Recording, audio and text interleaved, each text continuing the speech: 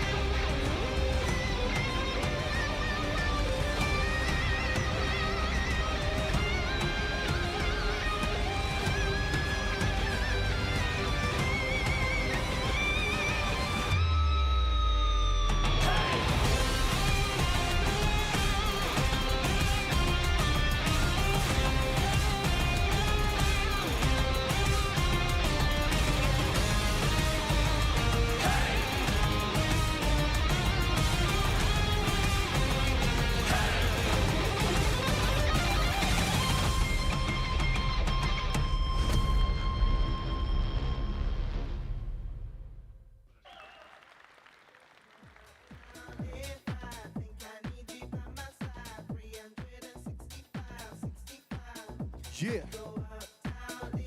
Sambatano. Ano tawag di ano dastig sosi. Sambatano.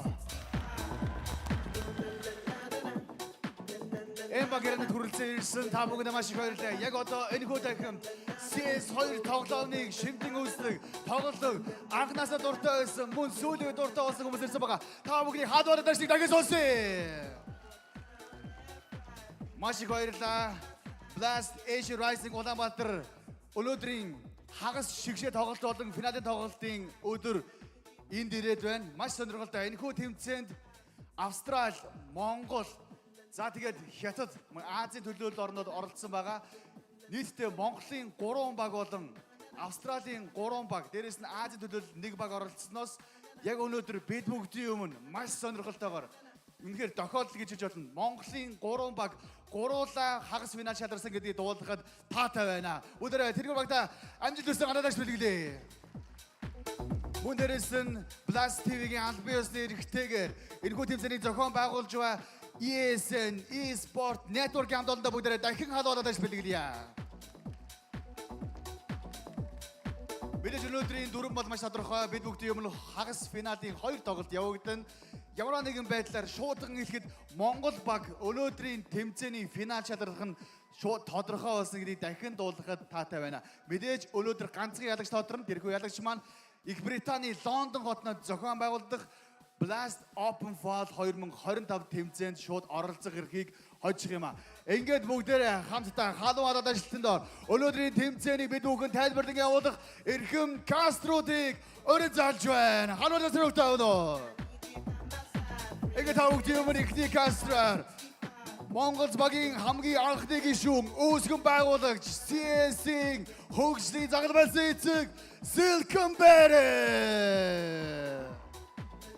Мөн түүний хамтрагч, content creator, streamer, мэргэжлийн тоглогч, caster, өөр зөндөө олон зүйлийг хийж чаддаг залуу Lexor үргэлжлэн ирсэн байна. Надад ажил бэлгэрээ. Бүгдний тоглолтыг анализ хийхээр анализ дайма мөн хамтран ажиллаж байна. За сайн байцгаана. Та хоёрыг энэхүү энэ дээр урьж байна. Мэдээж сэтгэл сонсъё. Сэтгэл хэр байна?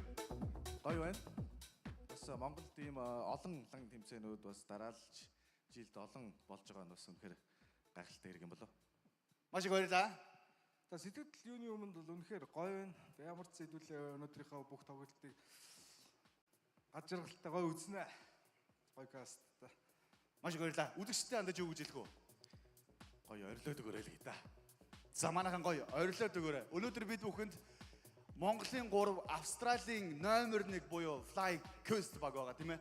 Тэгэхээр тэр багууд 4 багийн гол гарсан үржлээ. Ямар ч байсан финалд бол Монгол баг яаж хийгээд гарах нь бол тодорхой болсон байгаа. Дээрээс нь хамгийн сонирхолтой нь celebrity match байгаа тий. 10 өөр газраас ирсэн 10 өөр ааш арын шинтэй хүмүүс бас яг CS тоглоомыг хэрхэн тоглохыг бүгд хамтдаа харцаах болно. За ямар ч байсан та хоёрт амжилт хүсье. Тэгээ та хоёрыг өнөөдрийн каст хийх эндэрт нь бас урьж байна. Бүгд халуунаас амжилт хүсье.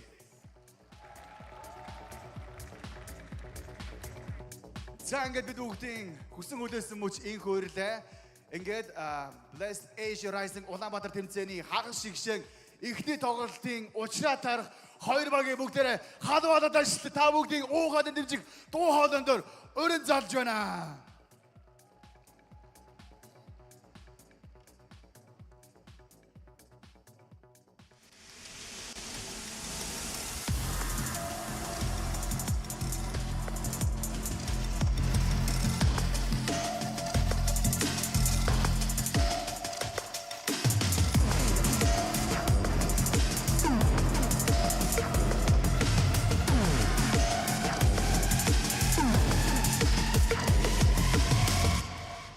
Ингээд тавгдсан Blast Asia Rising Улаанбаатар тэмцээнд их орно төлөөлөн оролцож хагас шигшээ шалгарсан Eruption багийг өрж байна.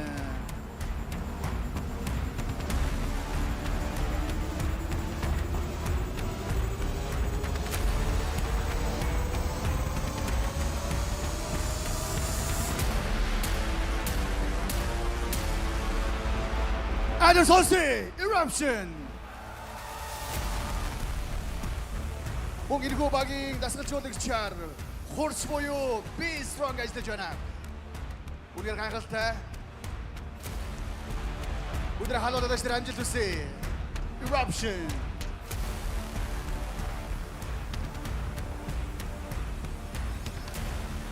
Тавг Дэмон би strong буюу хурц тасгалж уулагч Монгол төрийн далбайгаа барин гарч ирлээ. Өнөөдөр дахин нэг халуун дэвшир бэлгэлээ. Маш их баярлалаа. Ямар ч лээс огшиж байна. Финалд 3 Монгол баг 3-оор ороод ирсэн гэрээс. Гэхдээ тэдний өрсөлдөгч бол Австралийн номер 1 баг буюу FlyQuest таамаа.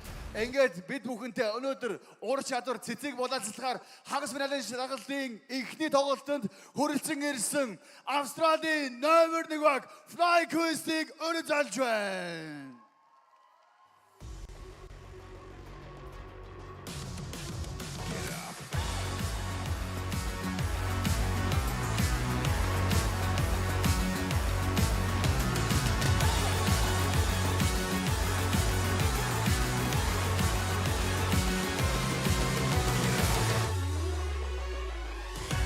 Tokyo PlayStation Rising Ulambaatar тэмцээний хагас финал шалгарсан Австралийн номер 1 баг FlyQuest.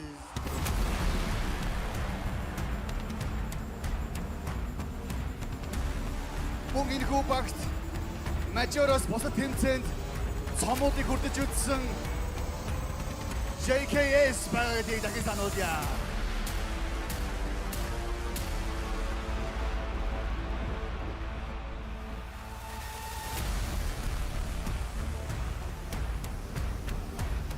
Мөнгөний тэмцээнийг Австралийн номер 1 багийг би өөрийгөө хэлхээс огшоод байна. Дахиад Монгол хүн энэхүү багийн дасгалжуулагчаар Монголын хамгийн анхны стикер гаргасан тоглогч Тавг Дэмон хүндэтгэлтэйгээр Эркастыг өрнөж байна.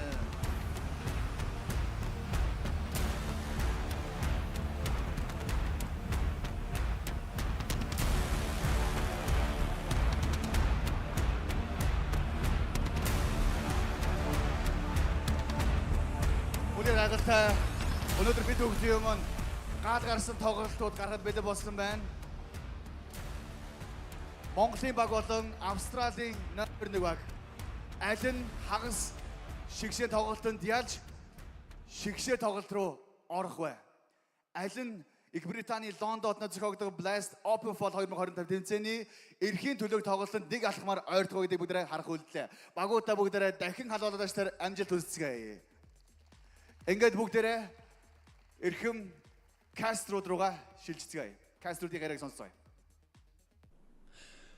Welcome to the MBAC Arena. The Blast Asia Rising Ulaanbaatar returns with a surprising massive little arena out there. It sounds weird when I say massive little arena, but that's what it feels like sometimes. We just want to get a big old crowd out there, and Mongolian Counter-Strike fans are going to be sweeping in throughout the rest of the day. I'm T-Time, joined by Michael Yumi Cassidy, as we look to find out who the Asian representative at Blast Open London will be. Yeah, I mean, it is going to be a big conversation, and for the Mongolian crowd, it's actually going to be very good for them. The fact they've got 3 teams in there. Hell, they've got 4 teams that all have Mongolian representation actually within the server. The only exception being that, yeah, the only Mongolian representation on FlyQuest is via Urcast. That's why he gets his own separate walkout, and he gets a camera that's dedicated to him coming on stage as well. It's cool to see that the Mongolian scene continues to have good representation and good opportunities as well for a big stage experience in front of an audience as well. Yeah, we've basically got 4 Mongolian teams over here, right? We've got FlyQuest with Urkas, that makes them Mongolian, right? We've got Eruption, Chinggis Warriors, and the HUNS in the end. So, Michael, it's all home field today. I don't think anyone will be favored more by the crowd at all, right? Yeah. I can only hope that JKS and Netic and Vexite are received as comfortably in Mongolia. Listen, we're also going to be finding out what they're going to be doing on the server. Obviously, going up against Eruption on the other side. I think it's safe to say that from the 4 teams that have made it forward, Eruption are probably the least known and probably coming in with the least expectations. But had a pretty good game earlier on versus Semper Fi as well. So, any damage that you think they can maybe do here? Yeah, I mean, it is always very difficult to gauge a team like Eruption when they're bringing in essentially new pieces that have very limited playing experience, especially at the level that they're expected to perform at against someone like FlyQuest. You just can't really set the expectations too high. You know, Zenization or side effects. You know, these guys don't have tons of playing opportunities outside of within the team that they currently sit on. So I'd like to say that, you know, Fury and Magnums and News, these guys could sort of raise them up. And to be honest, we've seen good stuff from these newer, less experienced pieces. But when it gets to these bigger stages, when you're up against bigger fish, I do wonder whether they're going to be able to hold their own. I will say this is also where maybe they can feel good about this being the first match of the day. The crowd hasn't entirely come in just yet. You're not going to have too much pressure on your shoulders from that. Although, to be fair, even just entering into an arena as a young player with all of these massive lights in front of you, you've got walkouts and everything, can be kind of daunting. The problem is, at the end of the day, on the other side, you have FlyQuest, who are supposed to be one of the best teams in Asia, contending for the best outside of Mongols, is what you would imagine on paper, especially with the addition of JKS. It's hard to see them losing this one, but do talk to me more about them as well.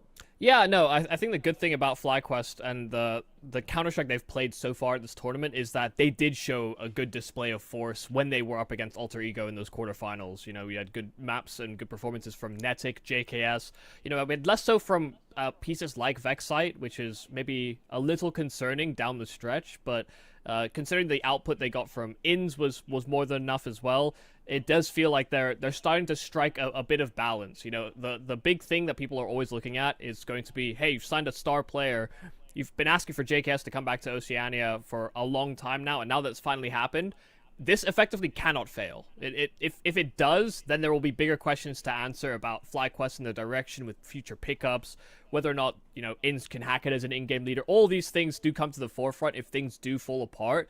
But for the here and now, you know, if they can continue that form that they showed us against Alter Ego, where they were playing pretty contained, but almost very self-reliant and actually very self-confident in their abilities, then I have no doubt that FlyQuest are going to cement themselves as our favorites moving further into the tournament.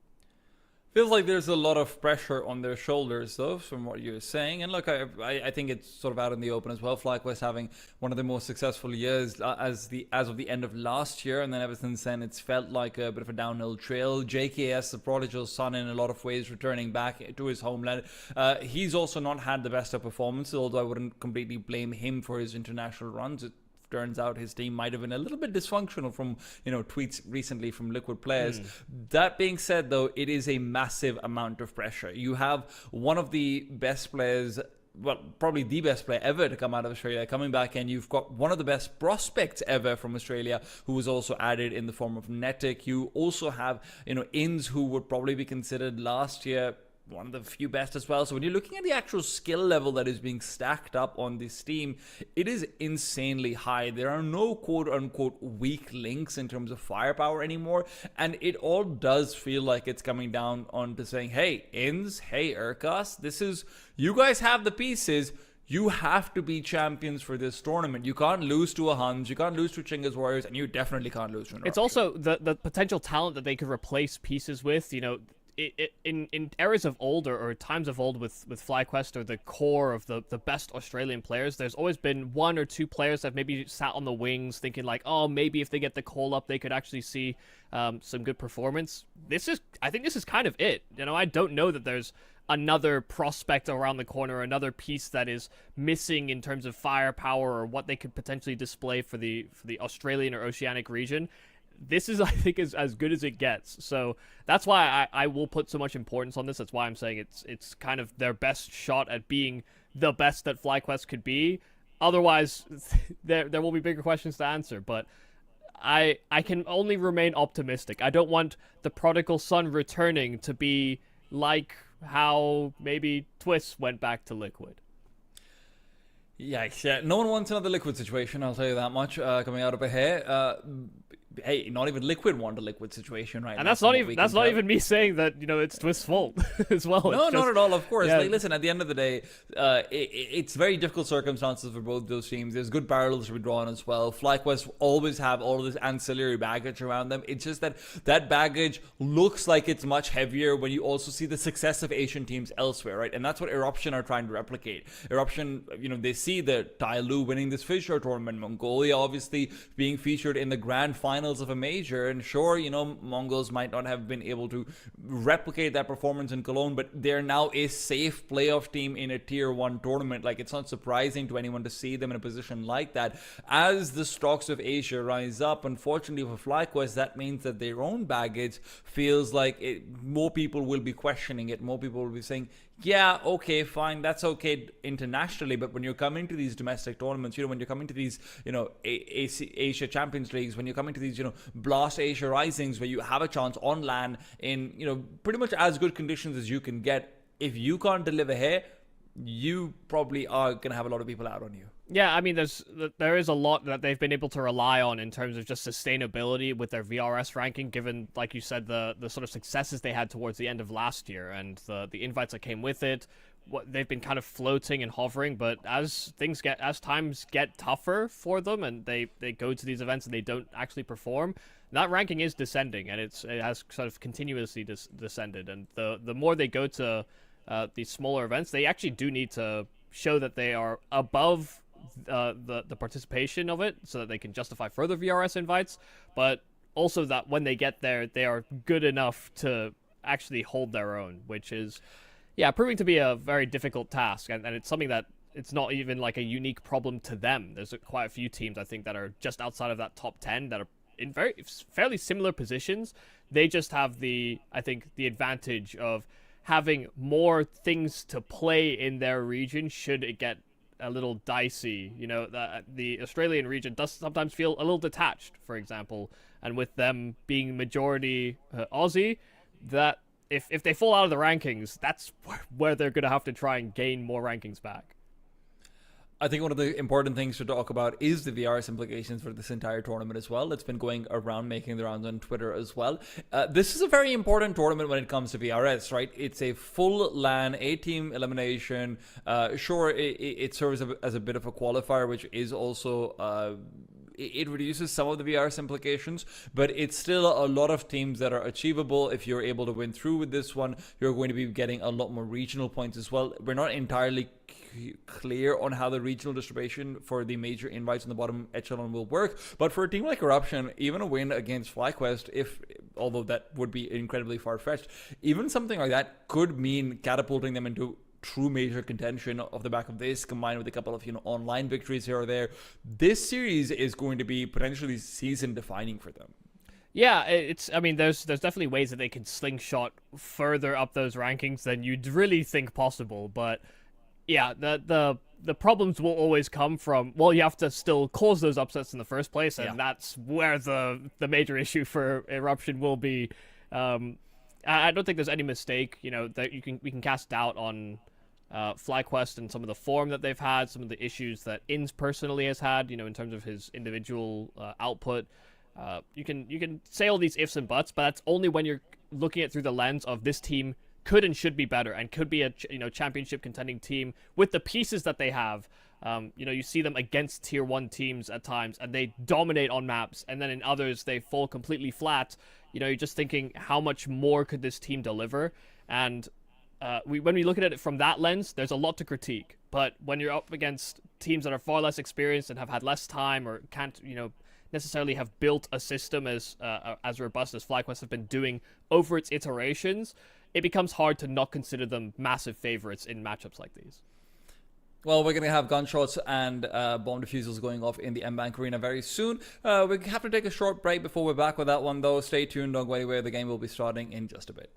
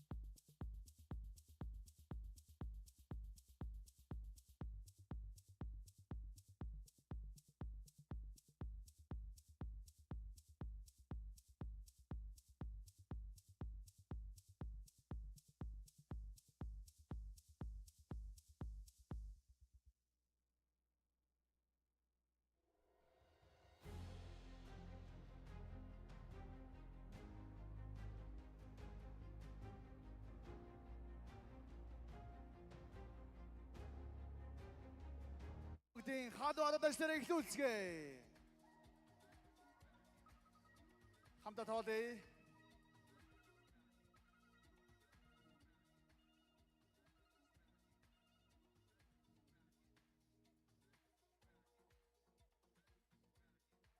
Арав, юус, 8, 7, 6, 5, 4, 3, 2, 1. Хамтаа эхлүүлцгээе.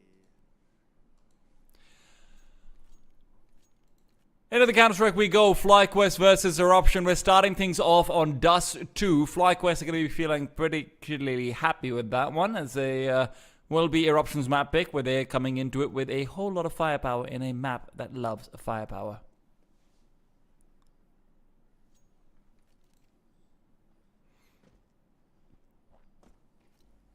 Yeah, early jump spots. And it's a lower play here for Eruption. They've got their hands on a couple of pieces of util, but they're hoping that they can find a fight before they decide to move towards one of these bomb sites just yet.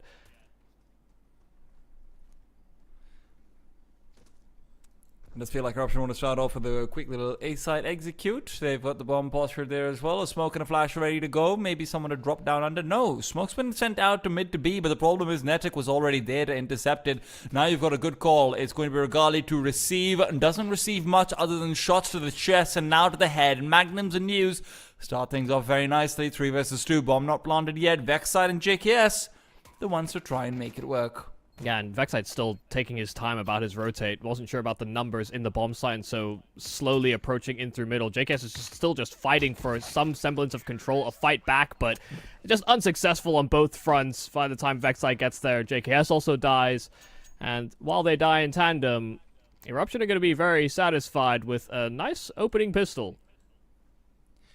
Yeah, good stuff. Even though they do lose the man coming out towards the mid-B side, they still make it work, and that's what matters. That is also one of the problems with trying to have two players there to receive a potential mid to B, or to try and push for a late round thing. If you want to get a backstab out, you can just be overrun sometimes in the pistol when there's Glocks in front of you. Yeah, and we're going to expect a lot of these pacey plays from Eruption. I wouldn't be surprised if, it's very burst-centric and, just essentially working off of an advantage and working as a pack to try and take that space as much as possible. It feels very in line with their MO, and also kind of simplifies their decision tree in a way that, can allow them to pull through on execution a little easier, I suppose. Yeah. Forced by Al from FlyQuest could still be doing some serious damage. We know how good Regali can be on the scout, but Eruption are going to be angling Xenization back towards that B-bomb site. See if he can find some sort of a rotation. Otherwise, this is going to be a very hard climb if you're going up long with the scout on the bomb site. Even if you're able to get to elbow, it's not easy. Not at all.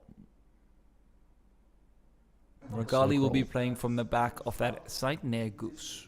Yeah, it's a slow crawl, and with Regali serving to try and spot out long, he'll get a confirmation on some of the numbers soon enough. A player dropping inside of the pit, and they're giving a lot of opportunities to Regali. 2 beautiful headshots on that scout.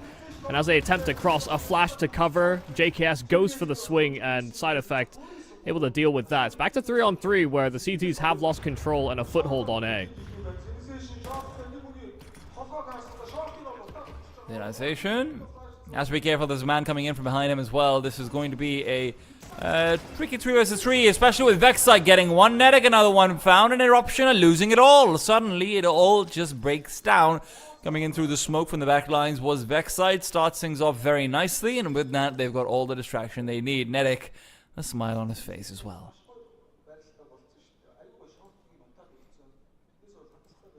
We're going to have to see what Eruption are going to be looking to do. This is the problem with coming out towards long, right? Regali's been given so many openings, gets those 2 scout shots, and when it gets down to a 3 versus 3 in a post plant, 5-7s are almost as good as M4s in a lot of situations. Sometimes even better if you're getting that instant headshot. So it'll be a tough time.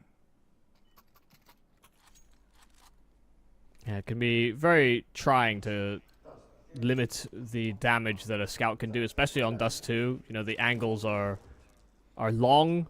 And unless you're able to fight back at that type of distance, hit a nice shot. Oh, wow. Very nice. That's a beautiful one on the cross there from Magnums. And that's going to be a frustrating one to lose as well, considering this is the opening gun round here for FlyQuest. Lovely. Well, FlyQuest now are going to be forced to split things up a little bit more. Regali is going to be left alone and towards middle, so if Eruption want to have a chance to be able to fight back, this would be it. You could get an isolated fight versus Ins as well if you are side effect, as he's trying to hunt around with the deagle. Not really the weapon to try and go for it, but that would be the ideal place to commit. The B-bomb site might prove to be a little bit more difficult. Medic trying to play from behind the smoke, AK-47 at the ready as well. Going in through that smoke without flashes would be suicide. It would be the logical place to hit, though. I mean, you kill one player on the cross, and Vexite is typically, you know, that player on B. So between him and Nedic, if you only have to deal with one of them in this round, now would be the time. They are trying to still make it a quick split. The Tech 9 out in the middle will force Regali back, take him down as well. And with Nedic dying, this might just be a save call from FlyQuest. The grenade popping open the smoke gives them nothing. And a 2 versus 5 retake is difficult at the best of times. And this is not the best of times. Yeah, that was an ugly spray there for Regali. We didn't get to see what happened to Nedic, but him dying as instantly as Regali also dropped the ball in middle, it's just, there's no way to fight back into that. You know, you need some time-giving element, either by finding kills or throwing blocking utility, and just none of that could happen here for FlyQuest. Yeah. And so it does become a force-buy war. FlyQuest successful in theirs, only for to manage out even better than FlyQuest did. They've got 5 survivors, and they've retrieved and upgraded the appropriate weaponry. FlyQuest will be able to drop a couple of weapons from Ins and JKS, so it's actually a pretty decent buy that they can pull together as long as they're willing to forego some utility or go for pharmacists. Vexite's got the money as well over here, so you could see this being a pretty decent buy from both sides realistically, and yeah, that's what you've got. 4 M4s in a Galil. FlyQuest, nothing to blame over here other than maybe the missing incendiaries. Oh, this time Magnums won't even fire a shot on the cross. HE able to mask the presence of the FlyQuest members. So 2 have crossed. Once again, we'll see a lot of this slow building into mid-control here for Eruption. Astutely, like their name would imply, they do love the idea of an explosion. Yeah. They believe in branding, Michael. Oh. Well, Grenade down in the middle. That is one explosion that they're not so pleased about. That's what you think. Fury plays like a berserker. Oh, Nedic a little bit more so, though. Rushes out towards middle to take that duel. Zenization is able to win it out. The M4A1. Easier spray to control, and when he maintains it for longer, does get the job done. Not a terrible place for Ins to try and make a move, though. No one's looking out towards him. He's certainly thinking about it. Out and about he goes. 2 quick kills found, and now it feels a little bit more achievable for Vexite, even if they'd come out for a commitment here. Tees will just be showing presence. The deep grenade will not be helping. You've got the scout honed in for Ins' position, so if Magnums can get that kill, that'd be big. Noise would be able to come through with the quick entry right through the car doors, and now as he's circling around, side effect with pressure on middle is unable to keep it up. Ins and JKS finish it all. Great round from Ins. That push to find 2 into mid, that's everything. Yeah, I mean, that's got to be frustrating as well from Eruption's point of view. I mean, they get an opener, they're watching this smoke, they're prepared for the boost above it, they're watching both sides, and as they, you know, start to lower their guard, that's when Ins finally reveals, and you know, he's got 2 essentially weakened opponents ahead of him. He doesn't need to be super precise, but he hits the perfect timing. They just had absolutely no idea. The one part of the smoke they weren't watching is where he emerged.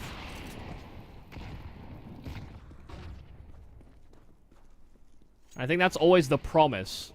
The idea of shifting Ins to in-game leader is always just that the prospect of him regaining some form. Because if he gets even just, you know, not even comparable output to what he was in his heyday, you just see how lethal this team can be. Lovely kill there from JKS, actually punishing an aggressive move there from Fury. Something that's been a little different to the tempo that Eruption have shown so far on this T side.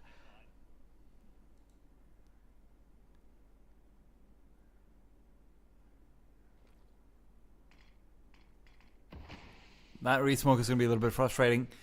Side effect in Xena's Nation, we're hoping that that could be their opportunity to try and regain some control out towards short, but a boost stop, this could be dangerous. Inns, he's asking for trouble over here. The smoke is still going to be obscuring it. Xenization just walks out in middle and JKS takes him down. Rough days. And rough days continue. Magnums will be the next one to fall out here, and Noise and Side Effect are left looking quite lonely. FlyQuest continue to find success, and this is going to be the straw that breaks the T-side economy's back. Yeah, finally some stability should be gained here by one of the teams.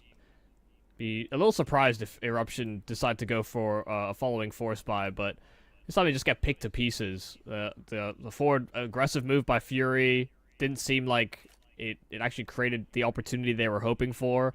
And they just have these spread out fights across the map just in an effort to gain something back. But that's why I was sort of saying that the MO for Eruption almost should be to simplify and run off of bursts and quick trading and executes.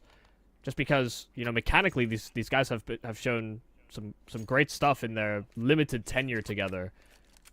You just think that, keeping the plan simple on the map that actually those types of simple strategies are probably the most effective of all the maps in the pool. It would be the right time to try and show that and just gain a little bit of confidence. And while we've got an anti-eco going on, it's a good time to be able to discuss the rest of the maps as well. Honestly, this video comes across as one of the best that Eruption could have hoped for. Eruption picking Dust 2, you've got Ancient being picked by FlyQuest, and then Mirage as the decider, right? So it's all these quote-unquote buggy maps, but more than that, it's all maps where pure firepower can help you make a breakthrough. Yeah, I think the crazy thing is, though, picking into a Dust 2, which is... I agree. And has been FlyQuest's best map, regardless of the version of the roster it's been. It's strange to think that they've been as good as a Dust 2 team as they have been, but the autonomous nature of their pieces and their ability to sort of quickly make macro decisions has actually proven to be a major benefit for them down the stretch and through the versions of the roster. They've got such great pieces at sort of individual playmaking and decision making that as much as it could be a good map pool for Eruption, FlyQuest are probably just surprised that they were given a Dust 2 off of their opponent's map pick.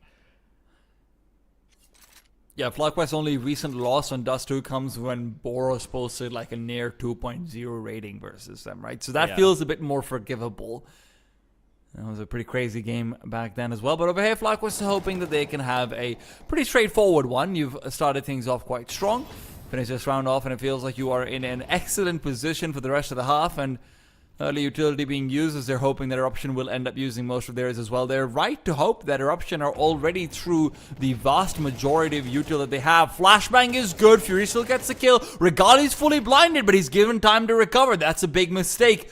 And they will be paying for it. And as Netic gets aggressive back in middle, Regali's found a kill where Netic's death is as well. So you still keep it into a 2v2. It's an honest situation, but with Noise coming in for the back, he's hoping to be the difference maker. Magnums will die to Regali's nade, who looks for the ace. 4 kills so far, hoping to do it all.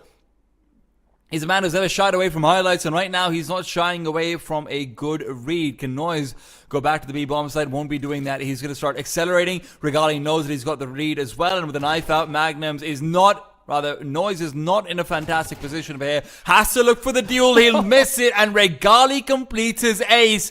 This is the guy who always shows up on LAN. Yeah, I mean, the first kill seems simple enough, but it's the fact he's able to adjust on that second where he gets caught by a partial flash. His teammates, throwing that flash to support him, but he's, dodging it mid-fight, has to regain spray control. He's got teammates trying to create some space and opportunity for him in middle and actually alleviate that pressure, but they both lose their fights, only for Regali needing to basically do all the work himself. So I mean, a fantastic ace from him, fantastic precision. But now he's got the big green out, even if JKS is mopping them up with the M4 over at long. Regali is right behind him to make sure they don't progress any further.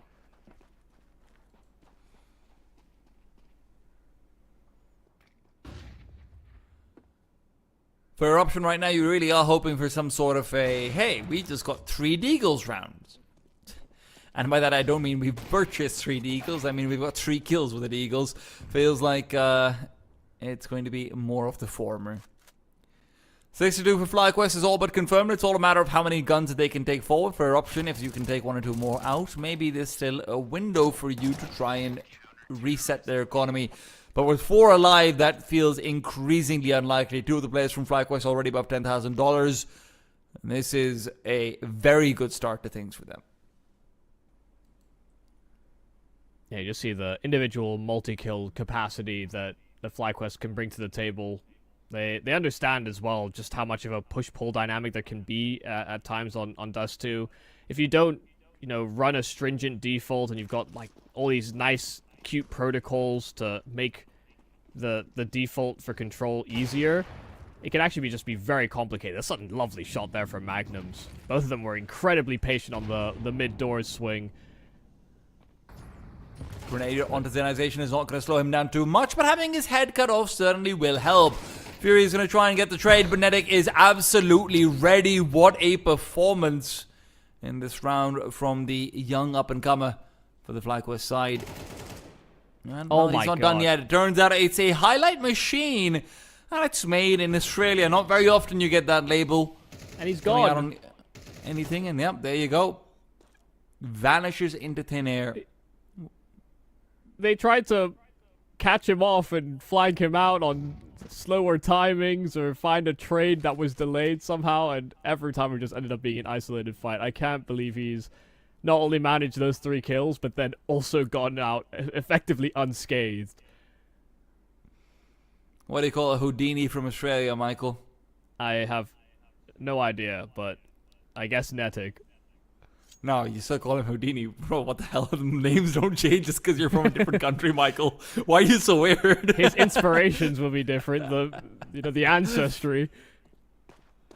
Well, maybe Eruption can show us some magic over here in this 2 versus 4. It's certainly a good start to things. Netic taken out. Mr. Houdini is gone. And Magnums is reminding us, game is still very much on. Side effect, good aggression will put Ins down on 7 HP. The Incendiary also isn't really able to align itself perfectly. And now with the information on both players soon to be found out, it's going to be all down to side effect. Magnums will forfeit his life. Side effect position known. What are they looking out for? Ins can get the trade. It looked like FlyQuest might have lost it for a second, expecting the reposition, but they will still get the round win. Yeah, I mean, a good fighting effort there from Eruption. I mean, obviously FlyQuest started this man down because of Magnums on the AWP, but once Netic got the 3-piece in the lower tunnels, I was beginning to believe this round was just kind of done and dusted, but a great last sort of attempt towards the end of the timer, and it was actually a real possibility here for side effects. Ins is on 7 HP, and he's able to duck under the spray. They effectively line up for him, only for that duck to save Ins' life and give him a fighting chance in the duel. That was the slimmest of margins we've seen from the round so far, but FlyQuest still have that edge. And unfortunately, it feels like Backside is the one who maybe can cause that edge to go away. Good first kill over here with the HEs, but he's called over some help. Of course, losing Netic does necessitate it, but Eruption are responding well to it. They're going to be going back for mid control and seeing if they can try and set up a play for sure. There is a good position for Ins, ready and waiting to get a quick flank out if he wants to go for information, but information will be primarily garnered by Vexite and Regali. They'll be pushing through. Zenization on the other side. Cross is a little bit high, and Vexite's there to punish not just once, but twice over.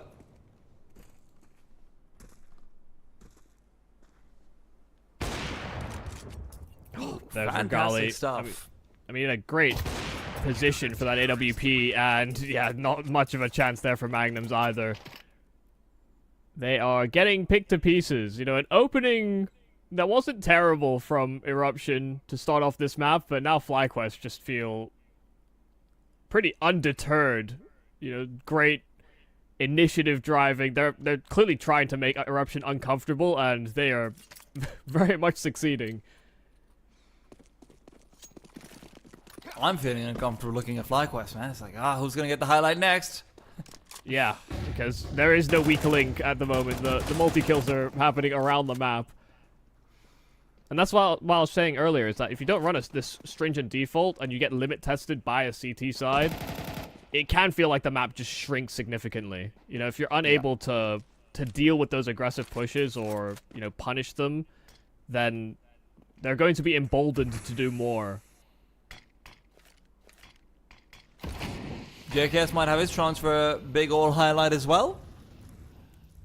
Yeah, deep incendiary, but it is Zenization who is separated from the back. He's going to be able to move past, get a freebie maybe. No! He's missed his spray. Inz will be able to turn around, get the kill. Nate's now fly out from FlyQuest aren't making things easier for Eruption to scale onto the site. They might think there's only one player, but Regali reminds them that he can rotate pretty damn fast. Fury, shots being missed, and it feels like that's the story of this round for Eruption. Possibilities are closing in on their faces, as JKS will shoot them in those said faces. That was also very confusing. I mean, they get the space they're looking for. They have the opportunity on the Galil of Zenization.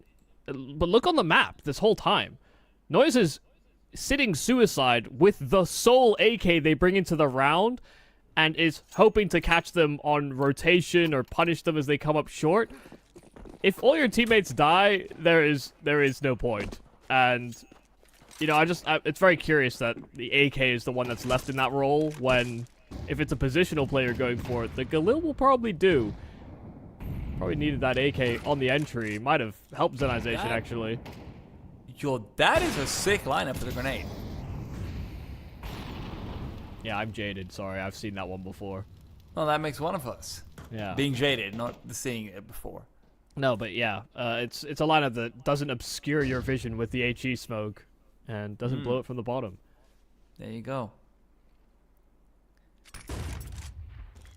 Regali's waiting for what seems to be a mid-to-B play that's being set up. Little does he know, it's actually just a mid-play. Eruption aren't quite sure about what they're going to be doing with the map control they have over Catwalk and company, but one thing is certain, it's not going to be unsuccessful. Noise is able to find Vexlight and two. Nedic revealing himself, going for a drier peak. Regali is given a chance to fight back, but he'll have to fight for much longer. Smokes out in towards middle. Flash to help JKS. A peek through. No one's blind. Zenization will get the better of him, and the callbacks come through. Avoid the AWP.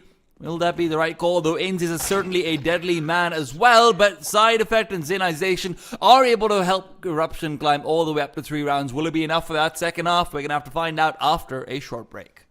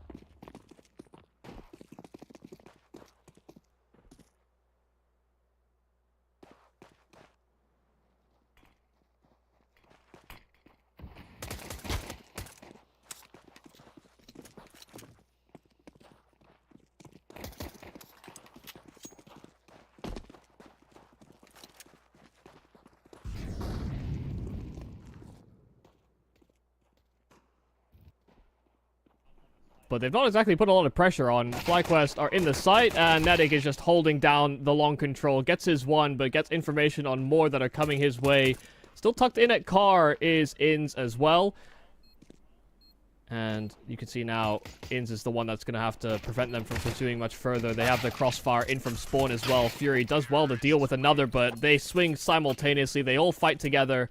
And it will be a 10th round here for FlyQuest. Winning that second half pistol may just undo any chances of a comeback here for Eruption. It does feel a little bit bleak. I'll say that much. FlyQuest are hoping to make this one a quick one. Help us get back on schedule. That's the thing about FlyQuest. They're always nice guys, Michael. They're kind. In that regards. Yeah. Maybe less so on the server. We got used to having that halftime break, and then the players just wanted to get it over with, so. Hey, there you go. I don't blame them for it. We had a couple of delays going into the first map. Apologies for that one, but hey, as long as there's good Counter-Strike to be seen, or just Counter-Strike in general. Yeah, that will be the positive. Maybe not so much for Eruption that things are not going as well as they'd hoped. That pistol did feel like the best way back in. Is it just me, or is News ripped like that thumb hole open for himself? It really looks that way on his arm sleeve. Yeah, probably.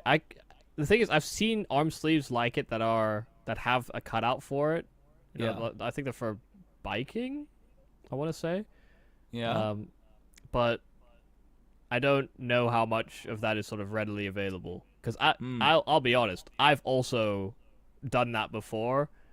I had like an old basketball sleeve that I did that with, and the hole degrades. It over time it will just wear and it will just tear further, and it's like, wait, this just become a giant hole. Stitching, then you can just add like a seam to it on the outside.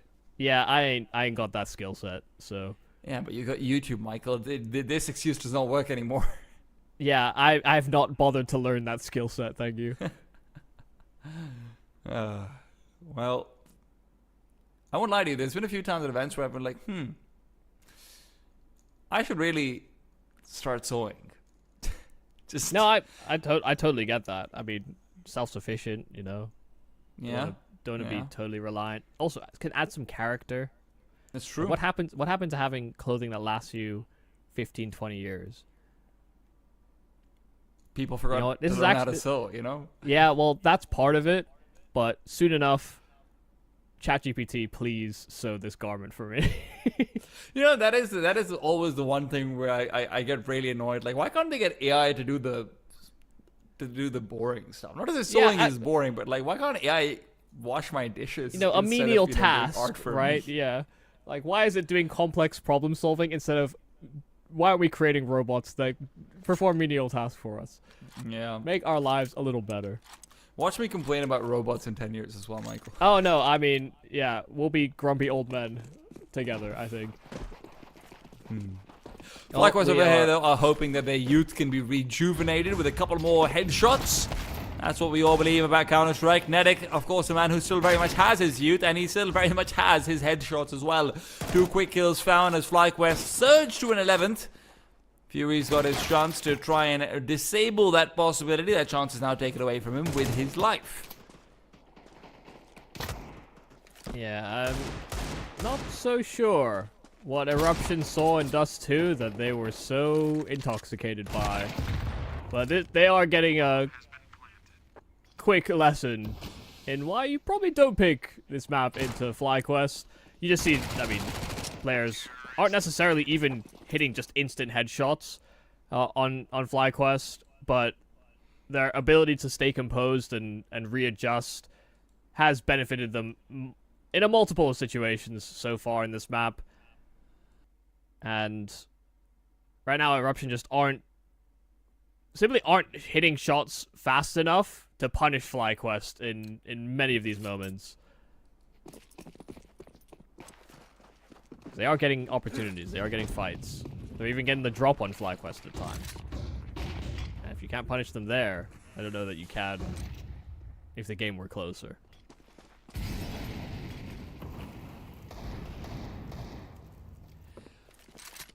I believe in Eruption over here, Michael. This is going to be the round where they make it happen. I said they need 3 Deagles. They've bought 3 Deagles. Hopefully they can get a couple of headshots with them as well. News spamming away. He's heard my prayers. He wasn't far off. Well, he's ready to hit when he actually sees them as well. News has got 2, and suddenly it's game on. News getting ready for maybe more opportunities. HE dodged out, smoke, refresh. Side Effect needs to start making a move. It can't be all news, but right now Fury's making sure it won't be. JKS takes down Side Effect. Fury is missing every shot in the book. I didn't even know they had shots in the book until I saw those ones being missed. And it turns out those smokes aren't running out soon enough. There's going to be no time left for a defuse, and news is kills will be all for naught. Fury needs to be on the move. Shadow spotted, Ins displayed, and Netic out in the open looking for another fight. He knows this is the one that he's favored to win, but now both players low. Deagle's still ready. News is gone, and Magnums will not be able to add anything else to that conversation. Yeah, he certainly made you wonder, though, didn't it? I mean, News hitting those 2 shots instantly before they'd even broken into the bomb site and gotten the plant in. It makes you worried about FlyQuest falling to Deagles, because that is something that also has been kind of a tendency of theirs, unfortunately, over the iterations and the roster moves, is that, you know, one round of a game, they'll lose a round that you know that they're not supposed to. And yeah. There's lots of teams that happens to, but it has held back FlyQuest sometimes in their aspirations. And yeah, I saw those 2 kills and thought, well, it could be happening again, but they dodged that bullet. That's what JKS is for. Yeah. Literally, that's why they picked him up. Please close the rounds that otherwise should be. Well, they started a deficit. In's trying to take a fast approach in from middle. And they have upper B control. So this is, I mean, setting up quite nicely here for Eruption, but they need these kills. Vexite's able to get himself that first one, that's a problem. But Xenization, what a refrag from Regali. He wasn't expecting that whatsoever. There's going to be no one ready to receive on B, and JKS, what a man. What a lurk, and he's able to provide now the constant pressure out, and Fury will be able to alleviate some of it initially, but as the smoke is down, he might actually end up having Magnums pushing through it. Netic's given a chance to recover. That could have been the play that really could. But unfortunately, Fury's left in the 1v2 fighting for his life in the map that they chose. FlyQuest will be happy to put them to bed. Their life is gone. 3-13. Eruption did not expect it to go anything like this. FlyQuest will be walking into Ancient with their heads held high. The question is, can they close it out in 2, or does Eruption still have any fight in them? We're going to have to find out after a quick break.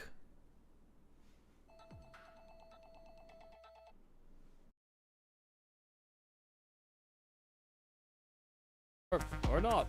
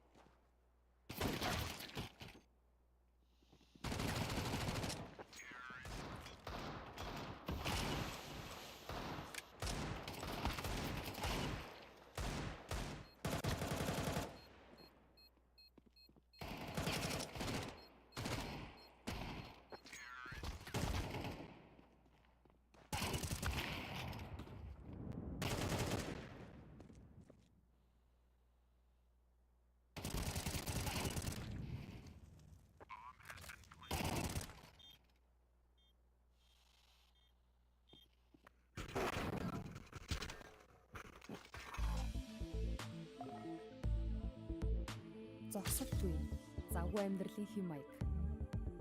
Танд зориулан загварчлав. Бусдаас 3 дахин илүү даатгах хурдтай цоошин дараа төлбөрт баяраар их багтсан. Хэрэглээндээ тохиолж хүссэн багцаа өөрөө бүтээв.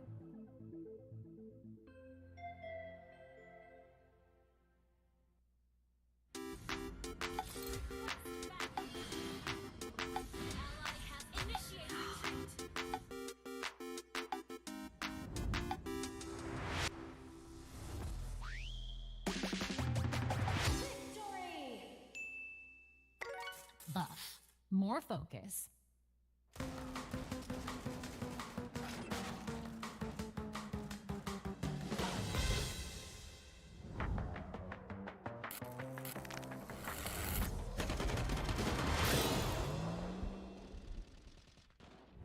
Buff. More power.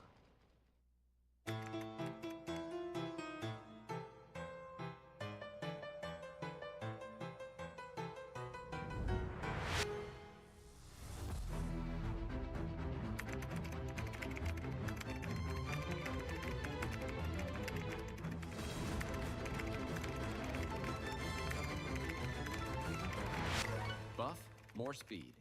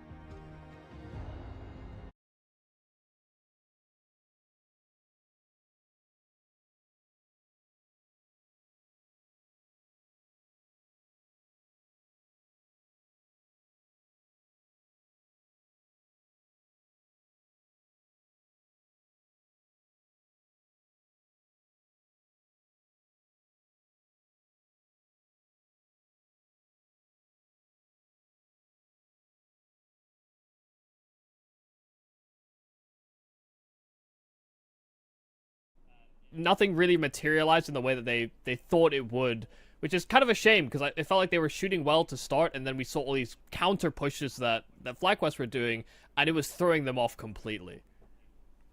Yeah, a little bit frustrating, right? To see also a couple of these moments where you have potentially some windows for Eruption to come through on. They're not able to capitalize. We saw a few shots being missed here and there and whatnot. It probably doesn't affect the outcome of the game if we're being very realistic, but it does affect the idea that, hey, a couple of confidence building rounds going into Ancient would have been really nice to have for them. Especially when you look out towards Ancient as a map where, look, Eruption have been all right on it before as well.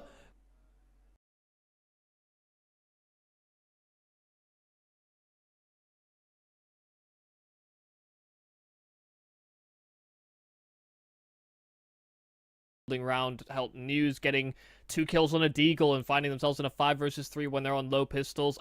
Another round that maybe could have been pulled together. You know, there were a couple of maybe close calls for FlyQuest in a couple of rounds where, yeah, it probably would have affected the flow of the game. But yeah, if those don't come together and you're constantly having to worry about getting pushed from multiple different areas on the default, Dust 2 falls apart very quickly if you cannot threaten kind of all sides of the map simultaneously with some either good protocols or good targeted work that Eruption just didn't seem to pull together. So when we move into an Ancient, you know, this is also another proactive CT side aggression map, very proactive T-side openers type of map as well, based on spawns, whether you fight Cave and Cheetah or whether you fight for mid control. These will be, you know, key focal points as we get into this map and further into the series, because if Eruption want to answer back, they need to show that proactive nature and they need to be able to punish FlyQuest where they can. Well, we're going to start things off with Eruption CT side having News taking first contact. Side Effect will be able to assist him though with a push through ledge. He's going to find Netic, isolates that duel, and with FlyQuest having abandoned the young man, they will be going back over towards the A-bombs at Molotov to segment off the CTs for a while longer. They don't have any smoke, so it's not going to be the easiest plant in the world. You're going to need to get some kills. At least that's what I thought. CT's already rerouting back to the one area of the map where there was still a smoke, even if it is quickly expiring. FlyQuest are going to have to be careful. There is a smoke and a kit available for Eruption, who are trying to swarm their way back into the bomb site, but with 3 players inside inside Temple, it won't be easy. JKS and Regali get their kills apiece, and there you go. Yeah, they just get picked to pieces, absolutely chewed out before they get into proper position inside of the site. I mean, really nice stuff. Just moving forward with that forward Temple play, they were so ready to swarm as that smoke bloomed on the bomb site, and you could see the Eruption couldn't even really think about getting themselves properly on that defuse. FlyQuest just blitzed them completely, so an opening round, and it will be a full save from Eruption, not going with the force buy. We saw that sort of pendulum back and forth at the start of Dust 2. Ins, a real chance to make some real cash as well with all of the unarmored opponents coming his way, especially with that Mac 10, but JKS is the one that's instead finding all of the kills from Elbow, and only side effect with this recovered Mac 10 that can cause any real issues.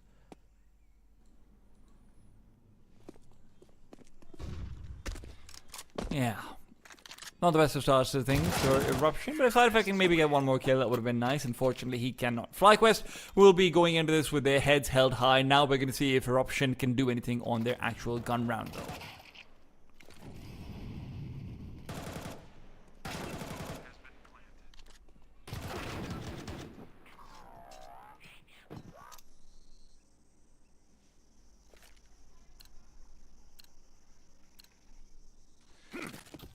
Okay.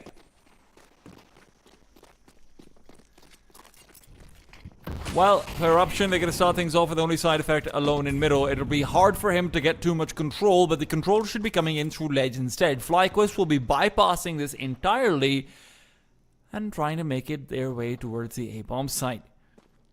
Fury should realistically be pointed first contact when the flash is not really landing. Fury will be able to get that kill quite quickly. Vex site taken down, and as HEs will be blowing up around him, they will be able to at least make this a 5 versus 4.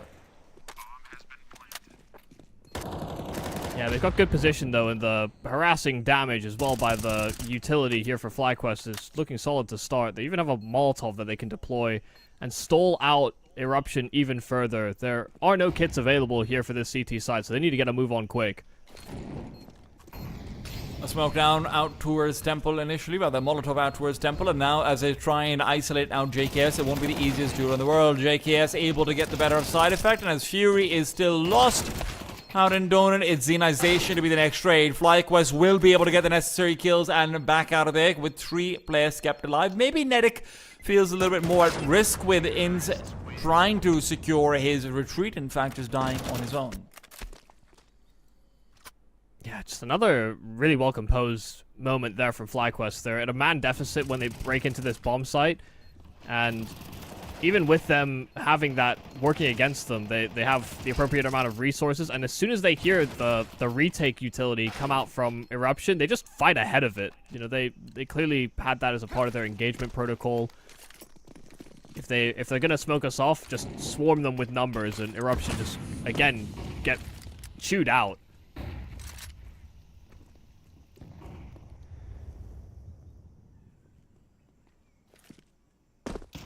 Eruption really hoping that this half fight can be where they find some success. But with FlyQuest already finding pacing over towards that B bomb side, the only way this works out is if News would have gotten an instant headshot or 2. Side effects trades are nice, but with Fury caught with utility in his hand, maybe not being able to hear Nedic bull rushing forward because of that LAN environment, this is not looking good.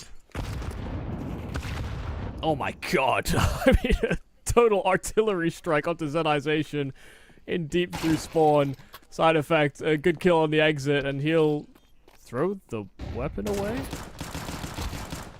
Surprised that he didn't try his best to hold on to that, because, you know, even though there is a FAMAS still in the mix, the value of that AK wouldn't have been as valued.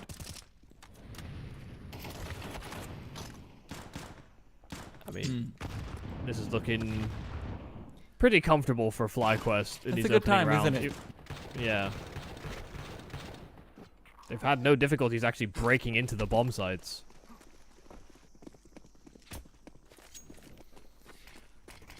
The question is whether that difficulty will now be introduced. Magnum on the AWP is certainly hoping to be the difference maker in that regard. He's playing a slightly more passive angle.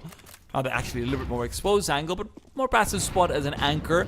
It'll be the Rifles who are getting the work done in middle. Ins is hoping to prevent that work from taking place. Now, as the aggression from Nedic is met with bullets through the smoke, its side effect, to be able to find a kill. Funnily enough, with the smoke that's been thrown, Ins was only on 1 HP. Side effect, however, will not be able to keep his life after getting that kill initially. 4 versus 4, the CT's reset. Magnums goes back to Red Room and he hunts to see if he's found a lurker, but that lurker is coming about 4 seconds later. JKS is on the move. Could just all be about timings. I mean, FlyQuest are getting stalled out towards the entry to Cave, and as they start to take contact, JKS will start to make his approach in through Red Room as well. The longer they wait, the longer this stalls out. JKS could be a major thorn in their side, but they're finding the kills they need to stall out the initial hit, and Magnums hits some fantastic shots. JKS might have slipped the net, but he no longer has teammates to rely upon, and that bomb is dropped all the way at B ramp.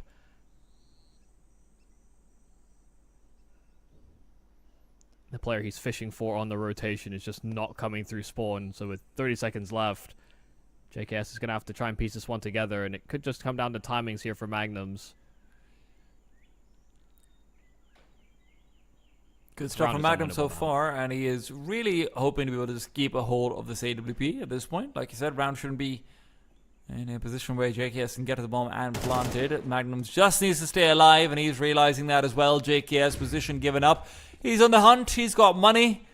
Why not at least try and make a run for it? And he's actually managed to accomplish the best case scenario. He's taken Magnums' AWP out of his hands. Magnums will be in severe regret, even if he does power their way to a round win. Yeah, he will be deeply saddened by the loss of the AWP, considering he was just able to get 2 kills as soon as he got that weapon in his possession. And he was the major component as to stopping the actual B hit. So, you know, JKS, you could tell, was focused more on doing damage than actually winning the round. He never let go of shift. He was, you know, hearing the jump spots of Magnums, and Well, he accomplished his goal, like you said.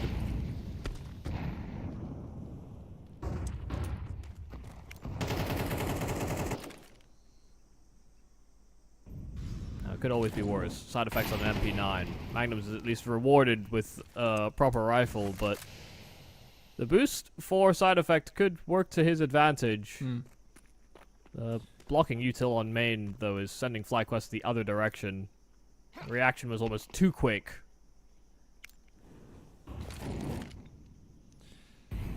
FlyQuest, that is not where the Molotov is supposed to go. You'll have to be a bit more careful when they're clearing out the cubby because of Fit News and Magnums are making their way back over to try and fight for a retake. Fury doesn't have a flash, otherwise that could have gone a long way, nor a player to boost up upon to be behind that smoke. So Magnums and News will have to be the ones to initiate. If they want to. FlyQuest is taking their sweet time with it, though. Magnums might actually end up getting timing. Because of that, Inns catches him out in the right moment, and he sees him trying to clear out cubby, so that lack of a Molotov will not be affecting FlyQuest at all. Some damage through the smoke is insufficient. Fury not able to get a kill, and with that, FlyQuest are able to successfully reset in this 30 seconds left. The problem is the lack of the smoke, but without an AWP to be able to keep an eye out on Red Room, Zenization was never going to be in a good position, especially when he's not looking out for it. CTs are falling apart like flies. Eruption, despite being really nicely positioned to be able to maybe take this one home, lose out on every timing. They had a total misread, and absolutely no idea where FlyQuest were going to target next. I mean, there was some very light pressure on B lane, but after they lose a free kill to middle, they actually don't even get confirmation on numbers. Magnums never really saw his assailant. And so they were essentially flying blind, and then they lowered their guard to Red Room only to get shot from it. Everything kind of fell apart too rapidly. You could see all the positions from Eruption felt uncomfortable. Players getting shot in the back. They're having to adjust, opening themselves up to Donut as well as CT spawn. None of it was pretty. And it's all just because of the fact that they decided to continue pressing on the re-aggression. I would actually say, as much as, Magnums was the hero in getting them around in the first place, he actually might have been the, that was the biggest mistake they could have made, I think, in the moment. Gold, gold, gold, gold, gold, gold, gold, gold, gold, gold. Did I do it right? Oh, that's not bad. Oh, that's hey, not bad. hey, my guy. Certainly Stat track seen as well, worse. actually. That's pretty legit. Yeah. Seen a lot of blues on stream these days, but It's true. it ain't half bad. FlyQuest right now, though, also not half bad. 5-1, hopefully, and very likely going to end up on 6. At this point, it does feel like Eruption are just hoping for FlyQuest to end up in one of those FlyQuest rounds that you mentioned, Michael, where they do lose versus a kind of buy that they probably shouldn't be taking a knee to. Well, they are heavily congregated, but Eruption have suitable numbers on this site as well of passonization, but the jump spot from Netic is very meticulous. The timing on the turn for News could not have been worse. Lined up flash by Magnums, and he's going to have to go huge here if they want any real chance. Another jump spot here from JKS. Lovely adjustment, though, from Magnums. But split from both sides. This is so hard to watch. Yeah, they're just getting shot in the back, shot in the sides. Yeah, this round or the last, it really does feel like Eruption are not getting fair fights in FlyQuest. Maybe that's just down to their timings being that good. Either way, even a fair fight doesn't feel that fair when you've got these kind of players in front of you. JKS is up to 9-2. Yeah. It's also just good attention to detail, though. I think that's something that, FlyQuest have been good at in periods, but when you see them lose rounds like that in the past, it's towards the end of a game where they're trying to go for pacier plays when it's maybe not necessarily justified. It's when they're making snap decisions or calls off spawn that can be very hit or miss. But I mean, this was a default that was meticulous. Nobody was taking significant risks, and they tried to leverage the weaponry advantage, and they do so very well. So they still take a couple casualties, for their efforts, but it's that kind of attention to detail that scales up. Yeah. It's also a very good playground over here to be able to just make sure that you've got all of that locked and loaded, right? No pressure versus Eruption, especially when you've got a lead like this. Just have to make sure you're not slipping up, and that's the kind of situation that you are then primed and ready for the grand finals for. And Inns right now, he feels very ready. Quick peek out, another one. That second one asking for trouble, and he will receive it. Side Effect puts him down, while Regali is going to lurk forward. Side Effect, that second kill was unexpected, and he's even able to find number 3. That's a nice spinning top in middle. Yeah, I mean, that's a kill that Vexite will be sad got away from him, but some lovely footwork there from Side Effect, a great adjustment. Don't think he was wholly prepared for the fight from lane.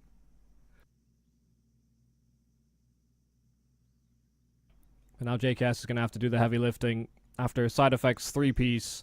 This could just be another one of those moments here for Justin Savage where he simply tries to do damage. But the bomb is retrievable, and there's quite a lot of space for the bomb. I just feel worried for Magnums, to be honest. Just please hit the shot. Oh, yes. There you go. He's going to keep us off this time around, but this really was the Side Effect round. Yeah, I mean, good aggression, and to be honest, I loved this approach from FlyQuest. This seemed pre-programmed. I mean, a flash blooms above Inns just as he puts that smoke down. Understood what they needed to do, but when Side Effect comes in with that double and Magnums alleviates the strain on the extremity over at B, there was very little for that. There's few ways for that round to go wrong. This round has hardly started right. Fury's been stabbed in the back as he emerges from spawn, so he's already walking wounded. Just evening the odds when FlyQuest doesn't have too much of a buy. That's the thing. Eruption, very honorable team. That's what they are. FlyQuest, however, are trying to accelerate. Fully blind is Xenization. Still gets the 1 kill. Was set up for 2, but Neos is here to be able to deliver where Xenization couldn't. Unfortunately, it's still not a multi-frag, so 1-for-1s all around, and as the T side is able to scale, eventually they will tip the scale as well. 3 versus 1. Magnum's all alone. HE to pop open the smoke, hoping for glory. And he'll just find a path to save. Yeah, I mean, not a lot you can do when this steamroller through B is one on actually good timing. You know, that is a pace change here for FlyQuest, but the flash is hitting the site players as much as it did. Does lose you quite a few seconds where you're trying to keep them at the major entry point at ramp. So the site guy's blind, you know, Xenization, you know, you're kind of right to highlight the fact he's able to even get his 1 because he's having to recover from flashes just as they're making their way into the bomb site itself. But even with the 1-for-1 trades, it's that Inns double that secures the round. Catches a trade and the rotation as well. Man behind them is a bit of a crowd favorite. Got to keep in mind Urkas with more legendary IGLs before he was maybe replaced and his legacy inherited and then greatly extended by the likes of Blitz.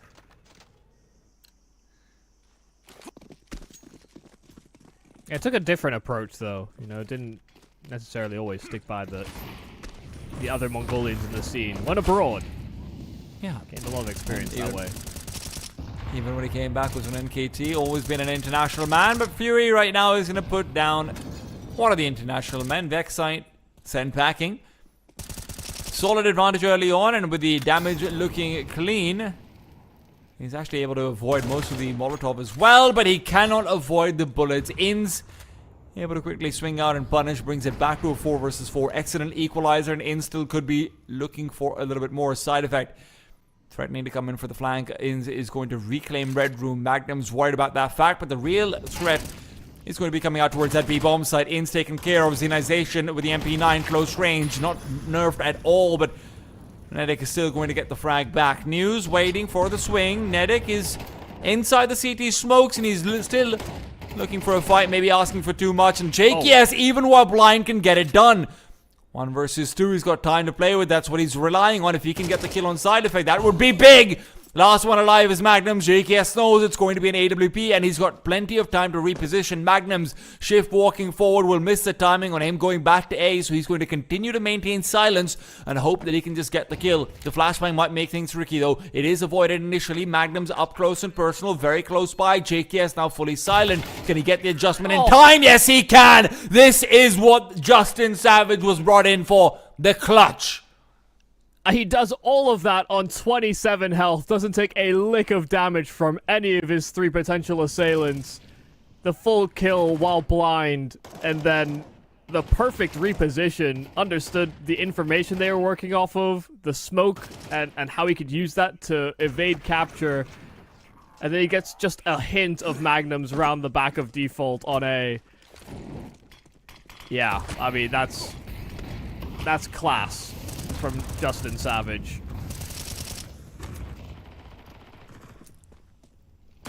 I also love that he's back on Asian teams, so I get to say his name, because it is a badass name. It really is.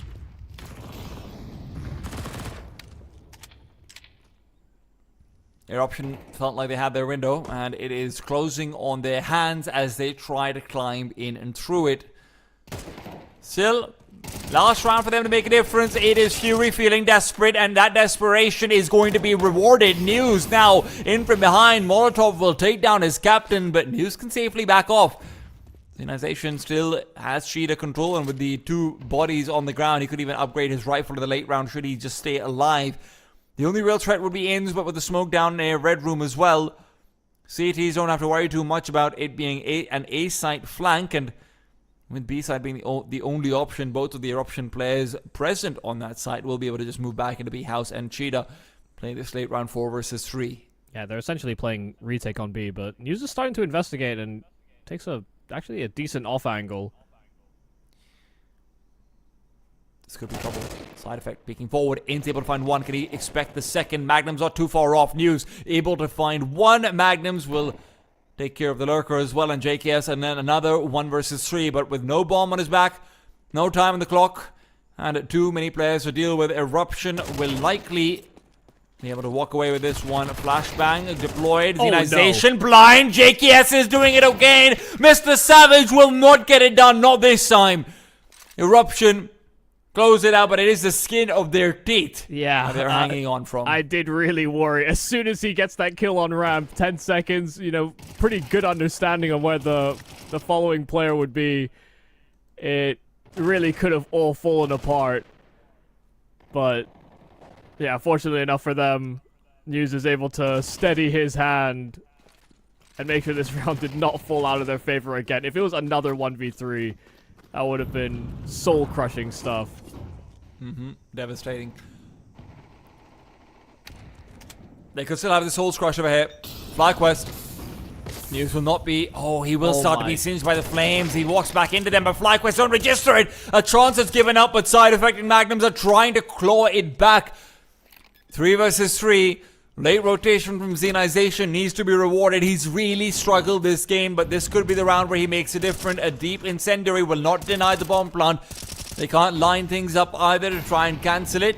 And the incendiary back onto his own feet. Side effect while blind. Can't line up the piece of util. It really is all on Zenization's shoulders. But INS is starting to worry. He'd still be turned around. This is going to be the perfect backstab. Gets the first kill. Distracts JKS. He's back in a 1v3. It's prime territory for him. Brings it down to the solo mission. Magnums is always on the other side when it's JKS in a clutch. But this time Magnums will get it done. A big triple to reclaim that early advantage that they lost out. Yeah, I mean, the timing there for Zenization on the flank was perfect as well. If not for that gap, that opportunity being created, there was a real way that, FlyQuest do just dominate in that post plant. JKS give him an after plant position, some cover to move behind. He can be exceptional in those types of positions. And if he had a teammate that could provide some support and distract, I have no doubt that this round could have been pulled through together. But fantastic stuff from Eruption to have at least pulled 4 rounds together, because it was looking very dire towards the end of that half.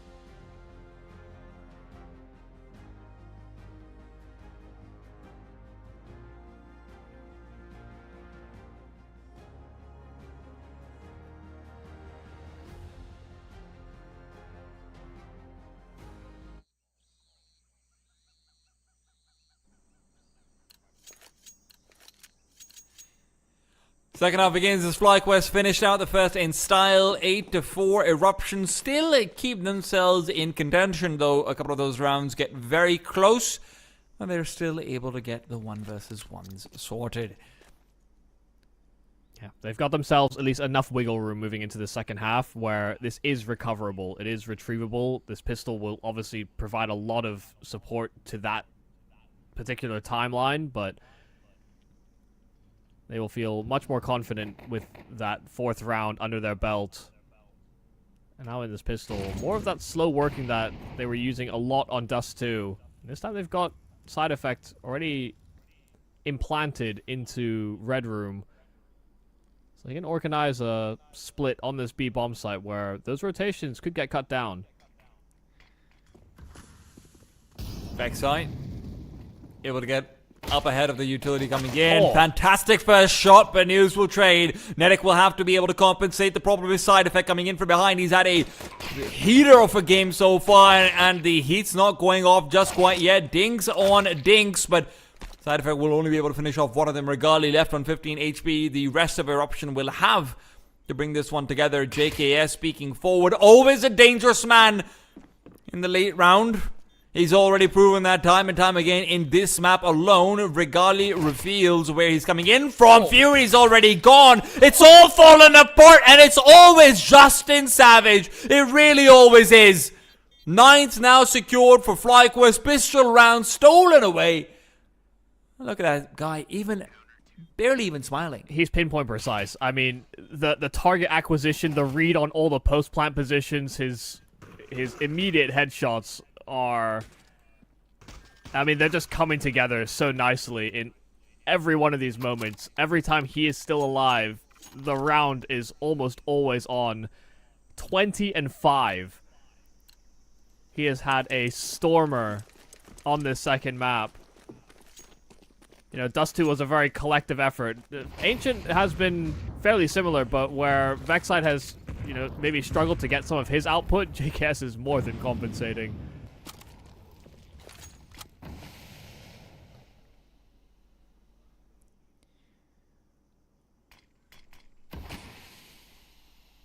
$20-5. Yeah, that's crazy. He's checking them into the Heartbreak Hotel. It feels like it's just a little bit unfair playing against a player of that caliber, but News is hoping to measure up and step up to the occasion. 2 fantastic entries, and he's just distracting them. 3 players now making their way over. JKS will be able to get the 1, and they're feeling good about themselves. Guys, we can make this work. But wait, why is the bomb not planted yet? Oh no, it's an A site hit, but there's only 2 players in the A bomb site. This could go horribly wrong for Eruption as well. Side effect. Wait, he makes a Angle's step. good, but he reveals position. So much noise. That is given up. Now suddenly his position feels a whole lot weaker. JKS as well, waiting for what he expects to be a late lurk, but a great headshot will force Regali back. This might just be a call for FlyQuest to move back and save. They don't have kits available, and they don't have the time to make this retake work. Yeah, there's a rifle that I think Inns can upgrade to as well within this bomb site, so at least there will be good retention of assets here for FlyQuest, even while bending the knee. But yeah, shout out News. I mean, a double entry on that bomb site where, you know, there were only 2 defenders on B. For them to have lost both of them so quickly was hardly a part of the game plan on how that round was supposed to develop. News just takes essentially dry fights and dominates them based off of the fact that, you know, FlyQuest aren't expecting them to take such an ambitious decision. It seemed like Vexite's struggles do continue. He got decimated on that News attempt from ramp. Yeah. He's all been needed so far, but that can change very swiftly, especially on the CT side of things where you're playing more of a focal point in a bomb site. JKS has been a focal point in the entire game, honestly. And right now he hopes to continue that on the CT side when he even is forced to take earlier contact. Fury makes his way over. There will be no flashes to assist. You'd have to expect JKS to win it out. Shadow advantage, man advantage. He's just better. 3 kills found, and with side effect being distracted by him, Vexite is assisted without even needing to fire a bullet from JKS. It ends up being 4 live, FlyQuest up to 10. And they've got 1 man to thank for it. He is the monster under the bed. The boogeyman in the closet. If you're not clearing him, he will punish you. I mean, again, just headshot to headshot. His aim is on point. And he knows when to seize the moment. He saw that they weren't going to clear for him. They were not going to be ready to trade. I think one of the best parts of seeing JKS also back in action in the Asian region is it's just the M4A4 use, man. He's always been so clean with it. Jamyang, unfortunately, not really using it all the time anymore, but there's a couple of players I've always associated it with, and JKS is definitely one of them. Yeah. Such an attractive spray. Yeah, it's sad to see some players that were, very much in that category gravitate back to the A1S, even though they're actually the same price now. So there's all the more reason the A4 should see play, but it's almost like they wanted to be hipster, more trendy.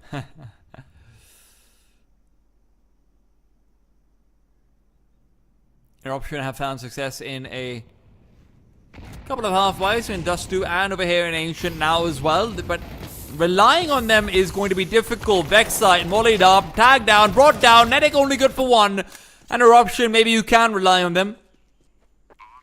As a Molotov will be delayed, it will not be in time to stop the bomb from being planted. The remaining CT players might be very well off in just trying to move back and save, but not before they make it a bit of a college try of things, and News will punish them for trying to go to college. Student loans, here we go! Well, they've still not killed JKS, so they have to be very concerned. Headshots offered up, and JKS just keeps on dishing them out. Low HP on the player inside the site. There's only 10 seconds on that bomb left, and even with the failed attempts at first from News, he does adjust his spray accordingly. Again, there is fear that he instills into them, regardless of the numbers advantage. He does make them worried. He does some extra damage on his way out, though.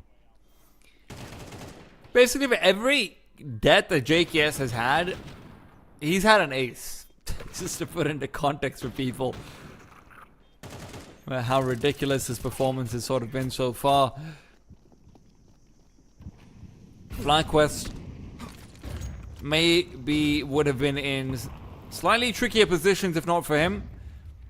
Eruption's 6 rounds would certainly have been on the higher end of things, but there is no if not for him in this scenario.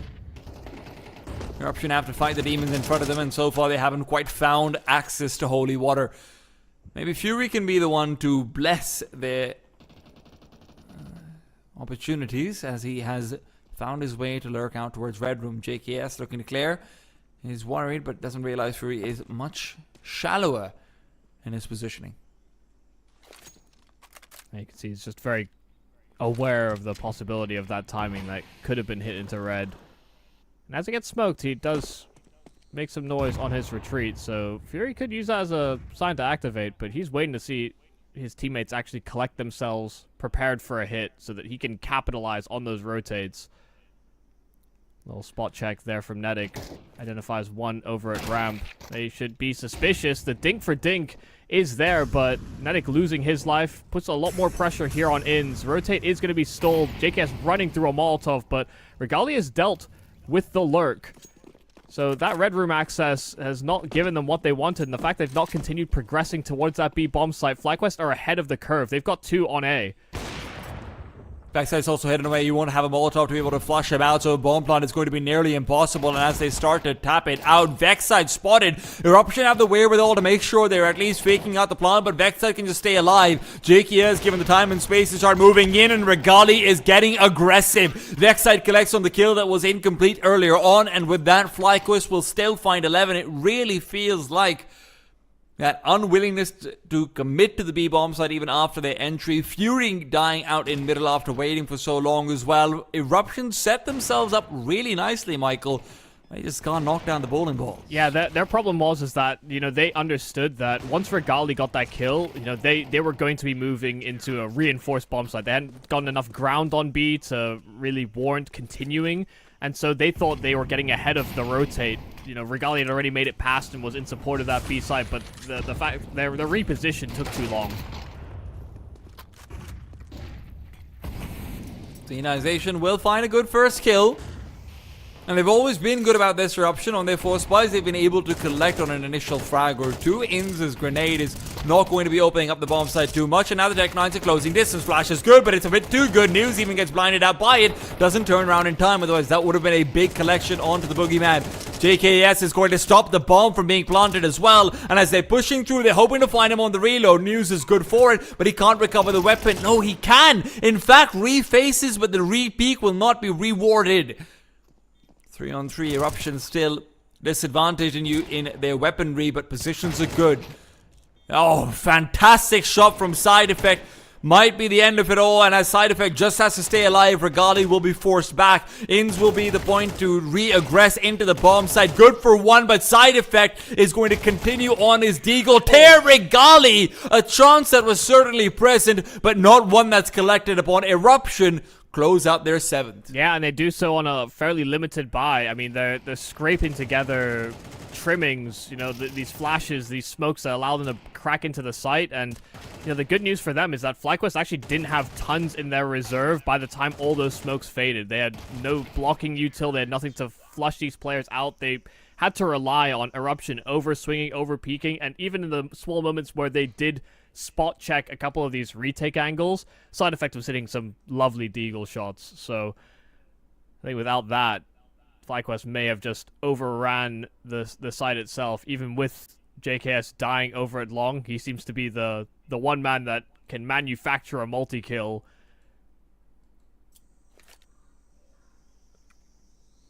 But a little concerning here for FlyQuest that you're getting this level of output from JKS, and it's still not a done and dusted deal. Vexite and his struggles over on B, whether or not he's succeeding or dying early. Netic has also been, at maximum getting 1 kill.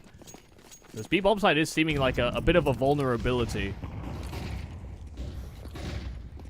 I would believe you if you told me the map picks had been reversed, but right now News is once again out and about in the open. Vexite's double, you ask and you shall receive. Inz as well able to get the quick side swipe, and you're back to a 4v2 where one team can get the half buys. It feels like the other isn't too far off. A good kill from Magnums is quickly traded, and Magnums needs 2 more where that came from. The full quad required, and as he will be able to trace out both players, the problem is the distance, and it is being closed by Regali. Up recovered. Vexite should be able to find his hands on an AK as well. That is an important recovery. Yeah, and they start to sense that weakness on B. They just try and pace things up, and they just get picked apart by Vexite. I mean, he gets the trade onto Netic, and then just is engaged in this jiggle battle. And the good news for FlyQuest is that they started 3B. Inz was actually in great position to provide that reinforcements. And I think he identified that, wait, Netic died, they know where Vexite is, they won't suspect me so quick. He just took that ground and completely ran with it. So FlyQuest in prime position to close out this series. They have 5 attempts at it. And Eruption are coming in with primarily deagles in this last potential round.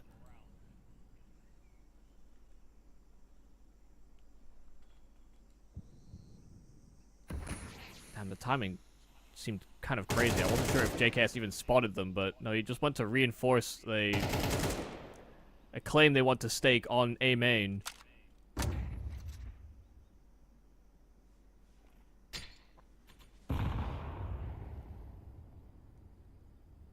It really feels like Side Effect is your only hope in this round. Either that or just getting a very quick overwhelm on Vexite. He doesn't have head armor. That could be important. Zenization and his Galil aren't at a full disadvantage on anything outside of fire rate.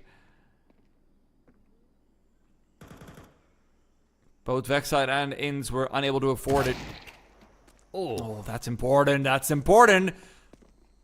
A gun picked up as well. It might be an MP9, but still it's an upgrade. It gives them a smoke as well. I mean, they had no resources. That smoke could actually help them break into a bomb site, but JKS, again, just seems to lap up multi-kills. Triple from him, and sure, that plant will finally come through, but they're working at a man deficit, and again, they will have very limited utility to stall out FlyQuest. Maybe a little bit excited to throw that smoke. Regali is able to find Zenization, and it is going to be the 2 versus 3 where they get nothing else. Eruption had a window where maybe they could have crunched JKS, but JKS even uses that smoke landing behind him as cover for the player coming in from Red Room. Fantastic stuff from FlyQuest. Some worries perhaps, but you can't stop loving JKS having a performance like it. Yeah, I mean, a great display of force once again here from FlyQuest. It's the same way I used to describe their win against Alter Ego. You know, the fact that they stayed composed, they showed good meticulous clearing as well throughout their defaulting. It's good to see that there's composure in the way that they're playing. It's not full disrespect Counter-Strike. They understand that they are favorites coming up against not only Alter Ego, but also Eruption as well. They've had a longer time together as a core. They have higher expectations as well. And they don't lose focus of the way that they can and should be playing as they look to scale up against harder and harder opposition. They will make their way into the finals of this qualifier. They are first within that bracket and have the biggest claim to that Blast Open London spot. But it's hard to say that the opponents on the other side of the bracket couldn't also be potential contenders. True. Quick shout out to Eruption as well before we do send it off to that semi-final number 2.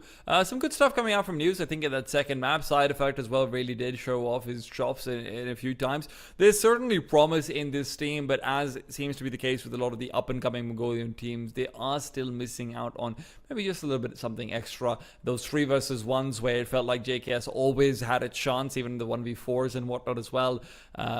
Small things that need to be worked on, and this could be a team to watch out for the future. Right now, though, we've got 2 teams that are very much trying to be teams for the present coming out. It'll be Hometown Heroes twice over. Chinggis Warriors versus the HUNS coming up after a break. Дараагийн тэмцээнүүд дээр ямар тактикаар орж ирэх вэ? Ер нь яг одоо бид сая нэг зуны хугацаанд Европ руу явж бэлтгэл хийж үзсэн. Тэгээд Аз Европын ялгааг ер нь жоохон ойлгосон байгаа. За тэгээд бэлтгэлийн өдрүүдийг бас жоохон англиад ингээд өөр бэлтгэл хийх юм бэл. Өмнө нь болохоор ингээд өдөр болго ер нь жоохон төстэй бэлтгэлүүд хийдэг байсан. Одоос ер нь жоохон өөр бэлтгэл хийнэ гэж бодож байгаа. Маш их баярлалаа. Амжилт хүсье. Та бүгдийн өмнө Eruption. Харин одоо та бүгдийн өмнө финалийн шатанд шалгарсан FlyQuest багийн төлөөллийг өргөж, ladies and gentlemen, please welcome on the stage Coach Erka. За, хэрвээ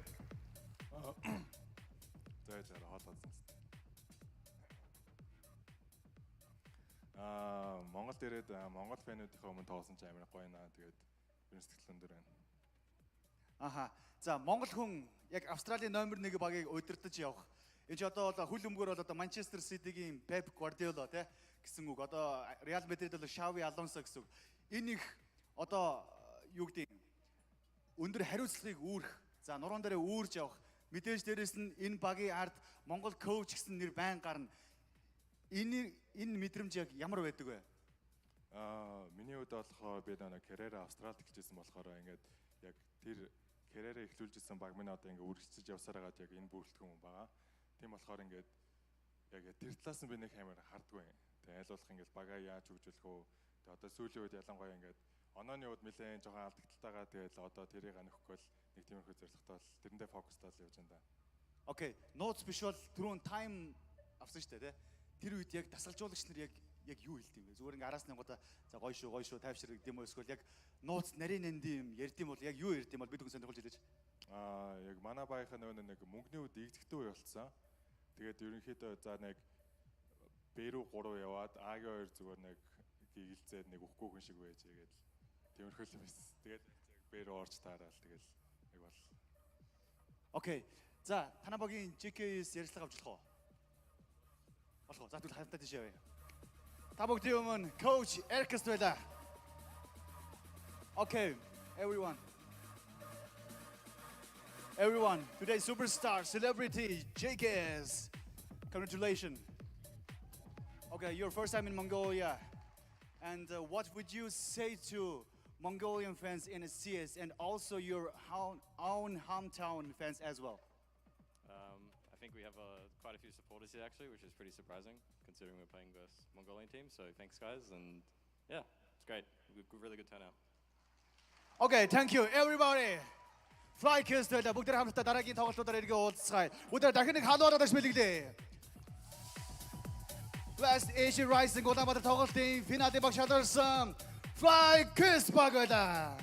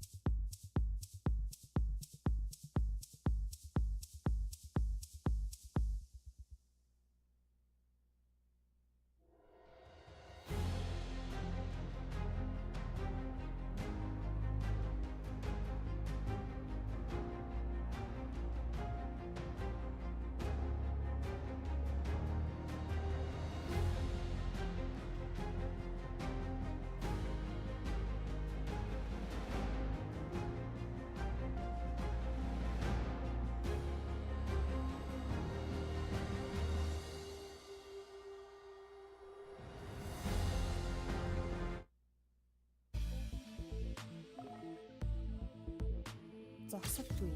Завгүй амьдралын хэм маяг. Танд зориулан загварчлав. Бусдаас 3 дахин илүү даатгах хурдтай цоошин дараа төлбөрт баяраар их багц. Хэрэглээндээ тохируулж хүссэн багцаа өөрөө бүтээв.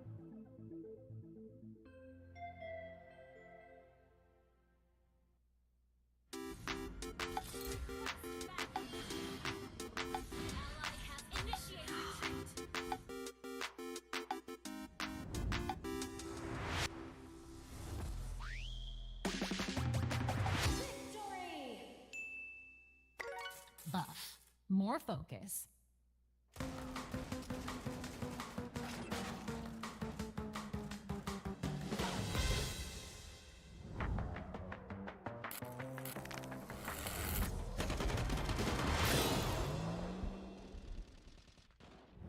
Buff. More power.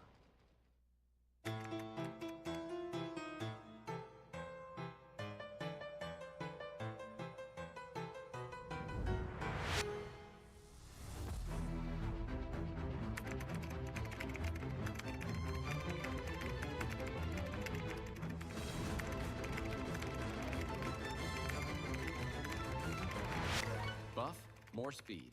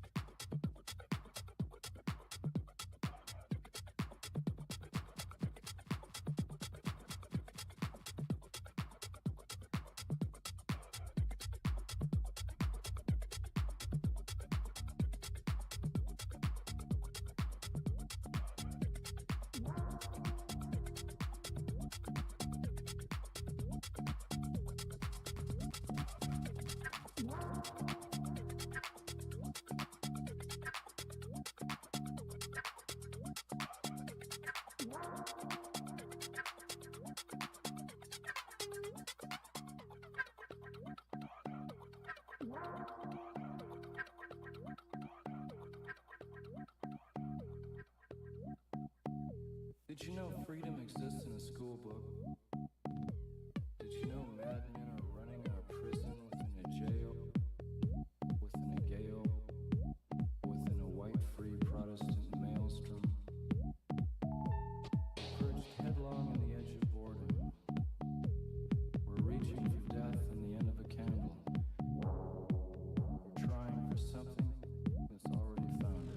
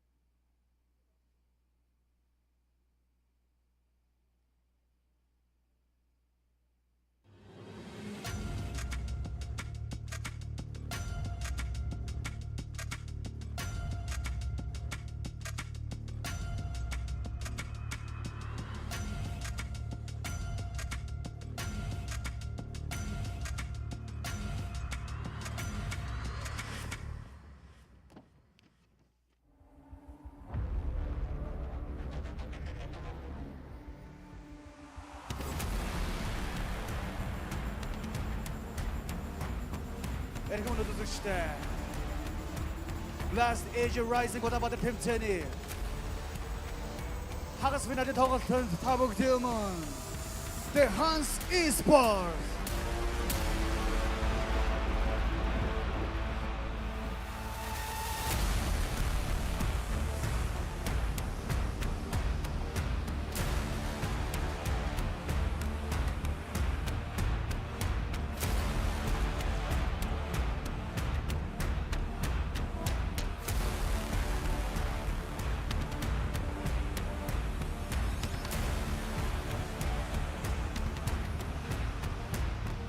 하리고라 타복 대음은 한스 박잉 다스칼조덕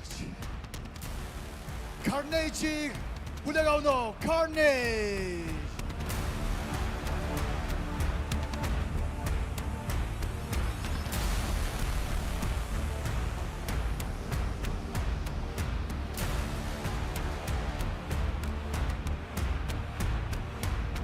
와우 그리고 대금 한스 박잉 Хөгжин хэлжтэр машиналаар цугласан харагдаж байна. Бүгдээ Ханс багийнханда хаалгаладагчдаар амжилт хүсье. Харин одоо Blast Asia Rising Улаанбаатар хагас шигшэн дараагийн тоглолтын өрсөлдөгч баг болох Chinggis Warriors багийг хүлээн авна.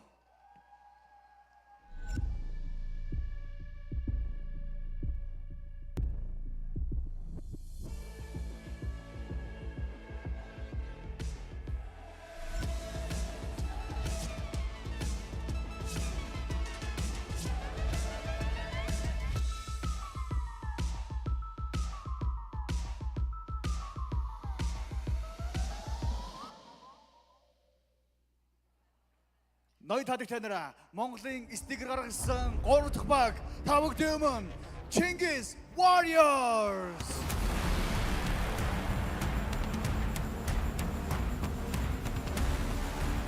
Үнээр гайхалтай яг л Chinggis хааны тактикийг баримталж эхлээд 2-ын дараа нь 3 гарч ирлээ. Хад болоод сонсъё Chinggis Warriors.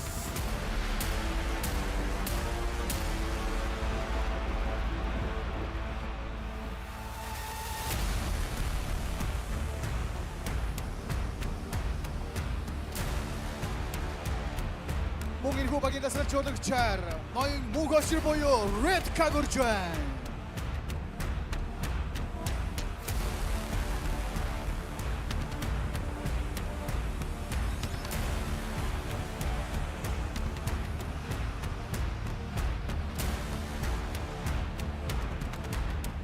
Blast Asia Rising Улаанбаатар тэмцээний хагас финалийн тоглолт эхлэхэд бэлэн боллоо. Та бүгдийн өмнө Chinggis Warriors болон The HUNS esports.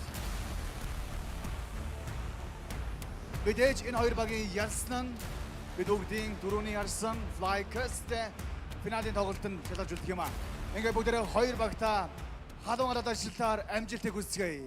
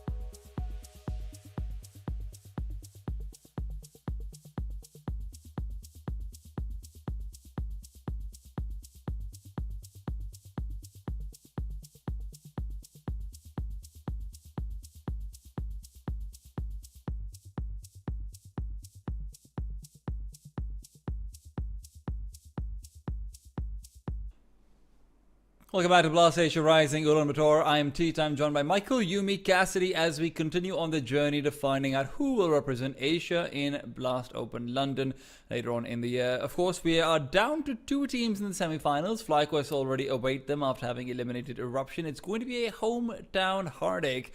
It's the HUNS going up against Chinggis Warriors. Yeah, so, I mean, at the very least, they're going to have the satisfaction of having a Mongolian team in those finals, regardless of who comes away from this semi-final. But I think there's going to be a lot of expectations put on the HUNS. You know, even though the Chinggis Warriors were the team that made it to the major, them undergoing a little bit of a roster move with BKZ Curse coming in for Coolest before.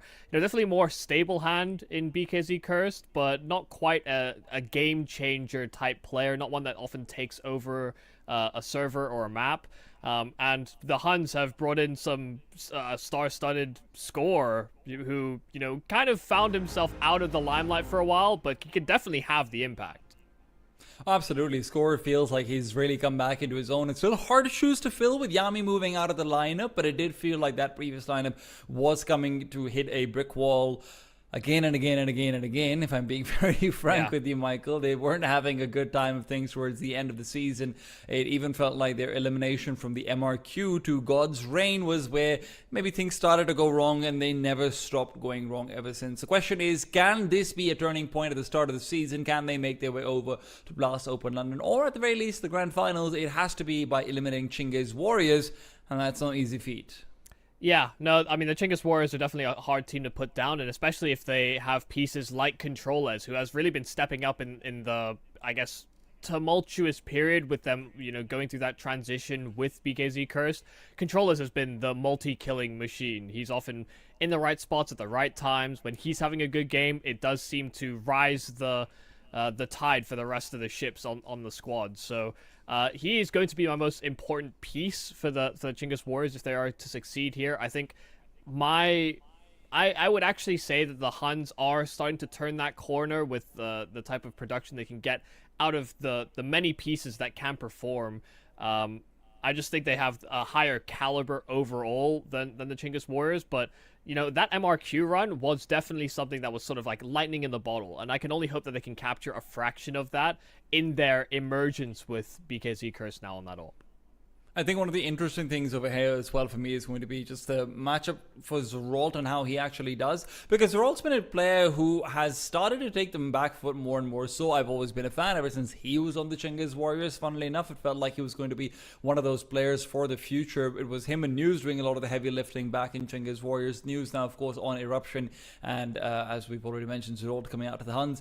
He's not been able to put up the numbers. Cobra Zera, funnily enough, has been the one stacking them up alongside Score. It very often ends up being a two-man firing show between the two of them, so I'm interested to see exactly how this one goes for them. I haven't been the most impressed with E-Fire, if I'm being very frank. He's been a little bit hit or miss for me on the Chinggis Warriors side, but it does feel like BKZ Cursed is an interesting addition all in all. They also do have another player, though, coming in, Ariukul. I have been thoroughly impressed by him. I think Ariukul's been very much the truth and has continually been on the come-up. Between him and Cobra Zero, it'll be an interesting dynamic between both riflers. Yeah, I mean, it definitely does feel like this will be far more rifle dependent than AWP dependent. You know, 9 on his AWP can also be sort of more stationary, far less proactive, and I think as we've seen him start to mold and try and create opportunities for the rest of his squad to succeed, we're actually seeing him break past that mold a little bit. I have seen 9 be more aggressive.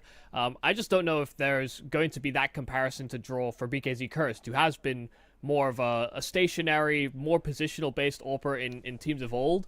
And, you know, I think part of the strength that he brings in his replacement of Coolest is that he is far more predictable and I think more reliable as sort of a baseline. But we've yet to see whether or not he can reach anywhere near the same heights that Coolest could. And to be honest, I think they may need that extra firepower down the stretch. It is the Chinggis Warriors versus the HUNS, and we move into the first map in Dust 2, the selection of the HUNS, which means they'll start on that T side. Second map will be Nuke, selection of Chinggis Warriors, and should it be necessary, Mirage will be the decider. The HUNS are hoping to start off their own pick with a bang. Looks like it might be some mid-control to be fought for over here. Zeralta with a flashbang down middle will be able to get them a slightly easier show of things. Controllers dropped off, backed off, and he is out of there. Controllers, though, have actually had some help coming in, and he didn't really need it. 2 big headshots bring the HUNS down to a 5-on-2, courtesy of Rooks, adding in 1 more as well for the smoke.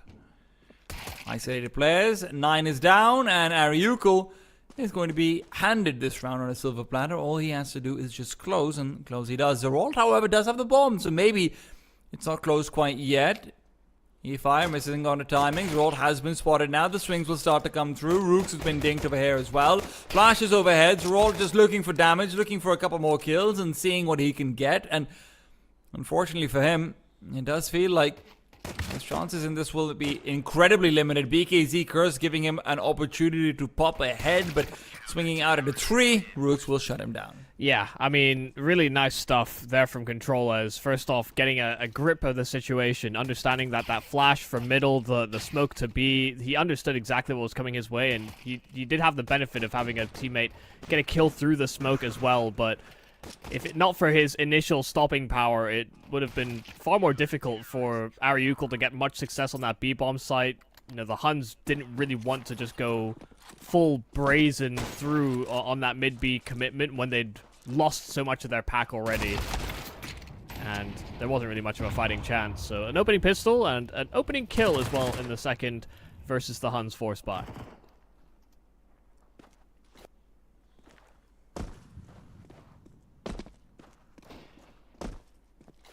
Controllers tagged up.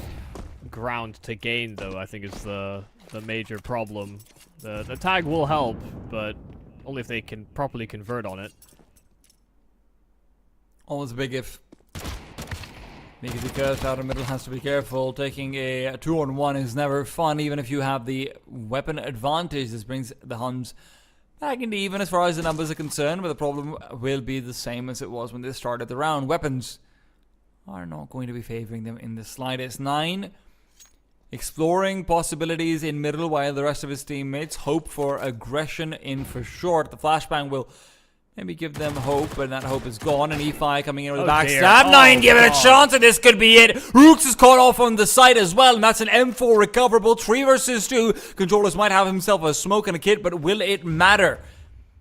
Comes back in for a retake through short on the MP9. CT will be held by the M4, and there's no reason for the HUNS to start to take a peek over here, but 9 is really giving them a big chance with that turnaround kill. The Warriors. Yeah, the scout is basically an AWP. Both of these players were tagged, so I mean that's a simple enough kill there for 9. And the slow descent there for Ariukul. He tried to escape, but some good tags from 9.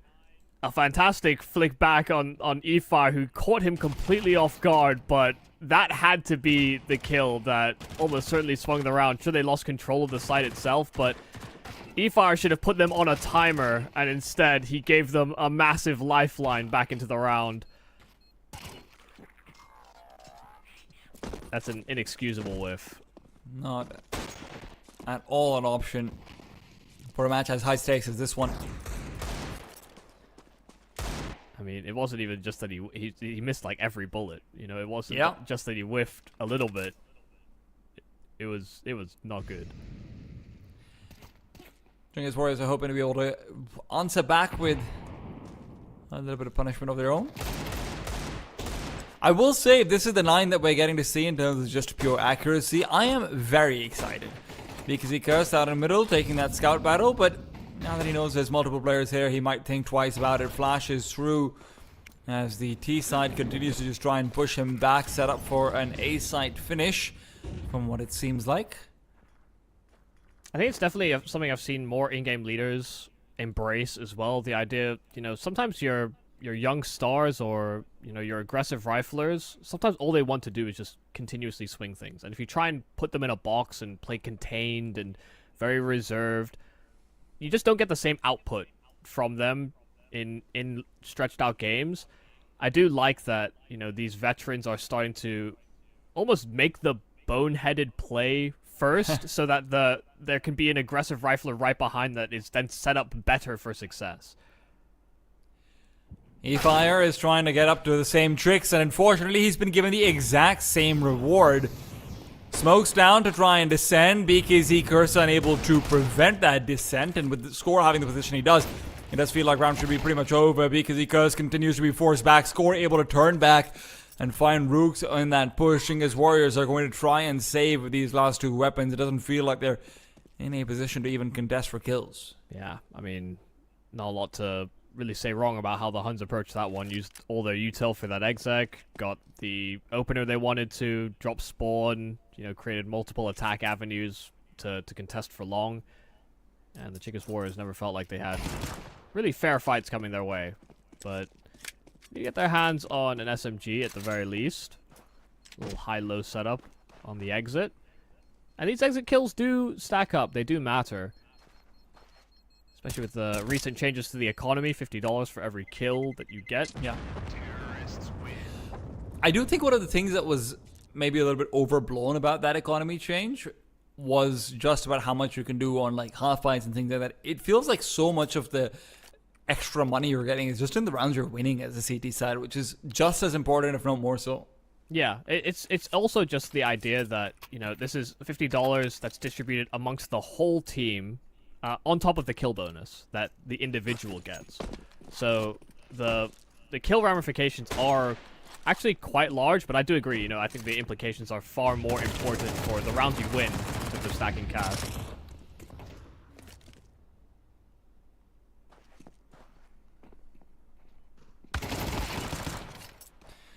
Well, that's a good kill there for Rooks. Important. Picks up the AK-47 and can reset himself quite nicely as well. The problem is the lack of the armor will probably mean that he just tries to move back and save. The Huns are very split up though, so you could see things going wrong for them over here. If they don't immediately kill E-Fire and he gets a couple of dinks off, that could be problematic. Another player coming in from doors will be able to exploit it because he cursed. Just collecting that damage dealt by E-Fire and then some more. Yeah, and they were going to commit. Scary. They were going to commit to that B bomb site as well. You could see Nine was repositioning through spawn, trying to link up and get that bomb planted. But even though he had two players on the site, they die so quickly that he can't make that safe passage anymore.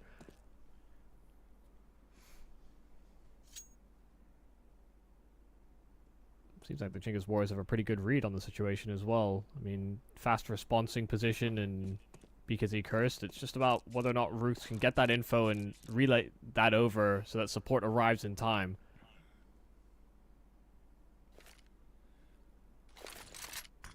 It's also about whether or not they use that Molotov to clear him out in this position without armor. Oh, yes, What? they do. That is insane.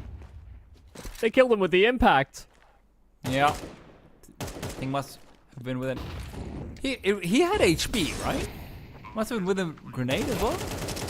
Because he cursed, well, he's gone. Despite his fantastic efforts, will not be able to collect on more kills. Yeah, I don't know that he actually did have the health to spare.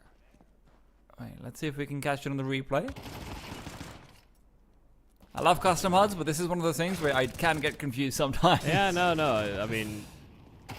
Yeah, he has 65 HP. It's with a grenade. Surely. Wait, That's actually, so how, weird. wait, actually, how did he die? Because I didn't hear any spam. He had 65 health and he died instantly. Like that, but with a Molotov.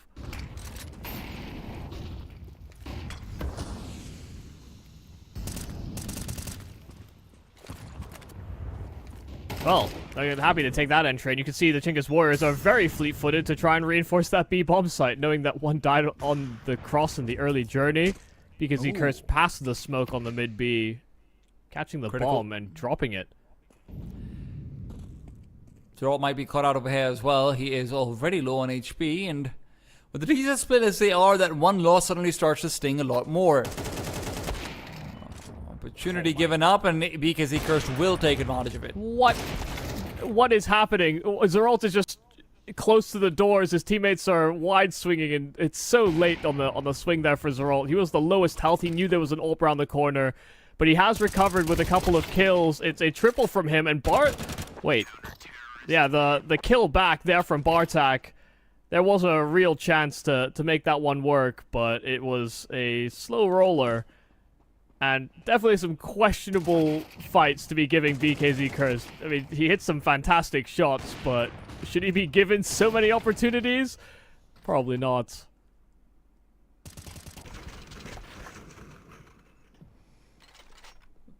God. I mean, the problem is the CT still don't feel the most comfortable when it comes to their money, but they'll still be able to pull out the AWP for BKZ Curse, and it feels like that's all really that matters with the way things are going. He's had a few fantastic rounds, even that previous one was particularly impressive. With the double kill on the MP9. Yep. Yeah, so far, so good here for BKZ Curse. Been doing a lot to make them uncomfortable in some of the middle aggressions.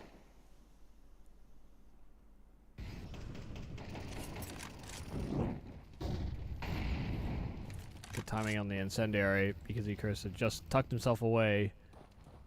But I wouldn't be surprised if there's a coupling flash here for the Huns if they want to try and take some space on short. If they just contact in, this should almost be a free kill. Yeah. EFI is also set up for a little bit more. Is unable to collect on it. All controllers as well will be given company over as Aryukul's flank is being set up. Teams will not be able to scale at all. They're totally boxed in. I mean, they know that there's no route to lower. There's the only escape is really through the mid doors, but the bomb has been dropped on short, so they can't make that journey.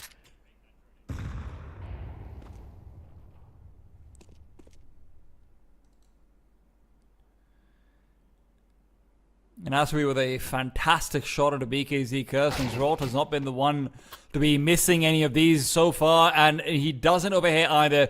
2-on-3 and suddenly possibilities are opening up despite the time being where it is. You can plant for short and try and recede back to it. Rooks, oh, 9 picks up an AWP as well, but this is really problematic. Zeralt has to get the kill on CT, otherwise 9 doesn't have a fadeaway part. Zeralt realizes that as well, but he's only good for the 2. Now 9 has to make up. He will get that first shot, given up an opportunity courtesy of Aryukul, and controllers who's trying to pursue is caught mid-air as well. What a 2-on-4. Both Zeralt and 9 putting out all the stops for that one. Yeah, I mean, great shooting there from Zeralt. You said it had to be a blinder of a shot into BKZ Cursed. He hit it as well, and once he did that, it created a wealth of opportunities. But, I mean, what is happening in this game? The decisions that are being made, I don't think the Chinggis Warriors knew that they actually dropped that bomb on short. They had the Huns completely boxed in, but once they had them totally clued to short, they actually spread out so significantly that there was no trade potential. Like, BKZ Curse is the only real line that can stop them continuing on short and going into that A-bomb site.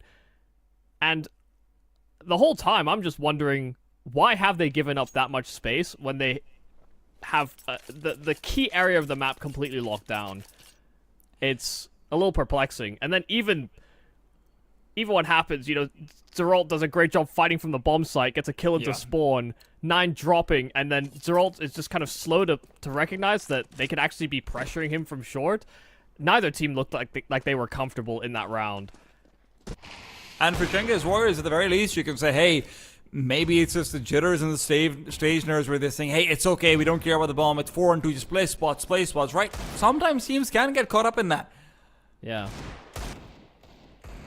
I would say that there just wasn't enough in-game pressure to make the decisions as uncomfortable as they seem to be. Yeah. So, almost certainly link it to external factors. The shot again from Zeralt. Right, he's not been the one to miss. You're kidding me, 9. No. No way. Controllers dared to spam. Okay, Rooks, this is what I need. A little bit more of that, please. Some zest on top, and this meal can get real spicy. AK recovered. Rooks has had his chances before. This time he's going to actually put them to use. Bartek's trade is late. And although made some good kills from Rooks, the rest of his teammates come out dry. Yeah, I think Bartek must have just been watching 9's flank from long, because 9 clearly did not expect to get pushed from short in that capacity, but the trade was immediate. Some nice, clean trading at the very least here for the Huns, even if things get a little dicey, not out of control.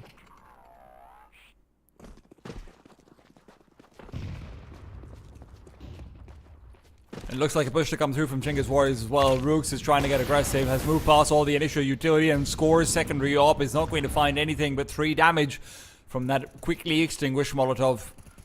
Because he curses in a solid position, but the flashbang's not helping him out. His miss isn't either. Really puts himself out there, ready to go for the flick if need be, but when he doesn't land it, he was always going to be asking for death, and, well, he shall receive. Suddenly, Chinggis Warriors feel scared. He was just simply taking a chance. You know, he was expecting that they would just be contained at top mid, but they'd taken that fast route to the opposite side already. So, yeah, even though he was sort of in a position to flick, it was far from the fight he was looking for. That's free aggression onto short here for the Chinggis Warriors, though. Finds an isolated Cobra Zero, who was supposed to be a later component as his teammates worked up long. But they're going to have to accelerate off that, and recognizing that the Chinggis Warriors have already gotten some solid after-plan positions to take, and with Rooks dying, that actually makes things awkward, because they knew about E-Fire inside of the site itself, and that Molotov, it singes him a bit, but he's still allowed to take position. That second kill is everything for EFI. Ariuko comes in from behind as well. So we're all taken down. Scores alone. In the 1 versus 3, there is few players that you would have over him, but as he waits for the CTs to be the ones to make the mistake, this is crazy. This is insanity. He must have thought that EFI had a chance of having receded or something like it, because otherwise he's just relying on EFI not peeking at all. I don't hate it, to be honest, the idea that, hey, they're playing scared, I'm just going to try and exploit it, but it is difficult. Yeah, I mean, the way he played it, it actually just seemed like he thought he had a 1v1 that he could force, and that, you're right, that he somehow escaped into the smoke somehow. Because, you know, tapping the bomb and forcing the duel, it's hard not to believe that the player that you knew was stuck at Gandalf and Molotov wouldn't take the peek. Those damn CT incendiaries.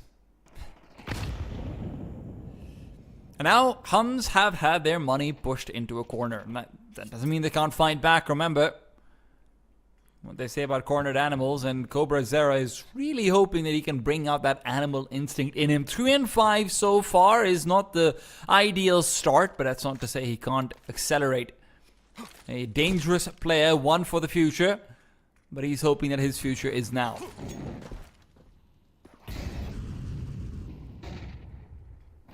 Well, all of the short control staging done, but they extinguish the flames and actually drop into spawn. They're putting a lot of pressure already onto the Chinggis Warriors, even before there have been actual gunfights given over. 5-on-5, this position from Score just cuts down the rotate immediately. Feels like it might just be round over because of where Score is. You can't flush him out without using one of your last few incendiaries, and I don't even think those incendiaries are quite in the right position. Score gets 2 kills from that spot. That is crazy, absolutely crazy. And while the ascendancy is attempted, it does feel like it has to be just an opt-in to a save over here. There's no chance for Chinggis Warriors to be able to punish this. The HUNS waltz into the A-bomb site. Yeah, breakthrough on a force buy. I mean, they had an SMG and an AK, and that's all they needed, apparently. I actually love the idea they went for as well. You know, going for the short control Molotov, but they extinguished the flames as they're running through it. You see the feet of Score got singed on the way in.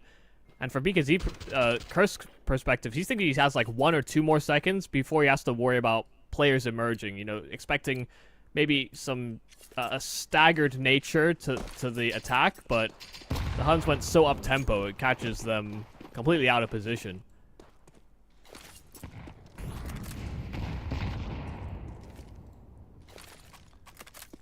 I think Cobra Zero has gone to short completely undetected as well. He went quick, but they just run through the smoke on B. Haryuko isolated, and they have control of the site completely.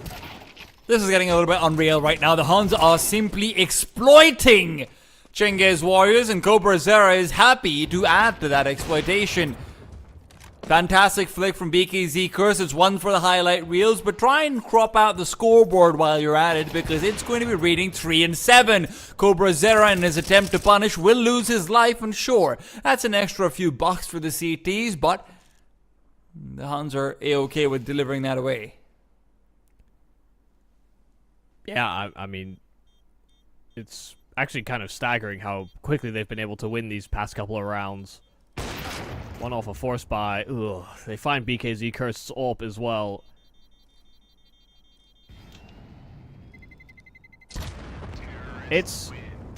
I do wonder, and, you know, both teams have been playing a little bit scrappy, I think is the way I'd put it.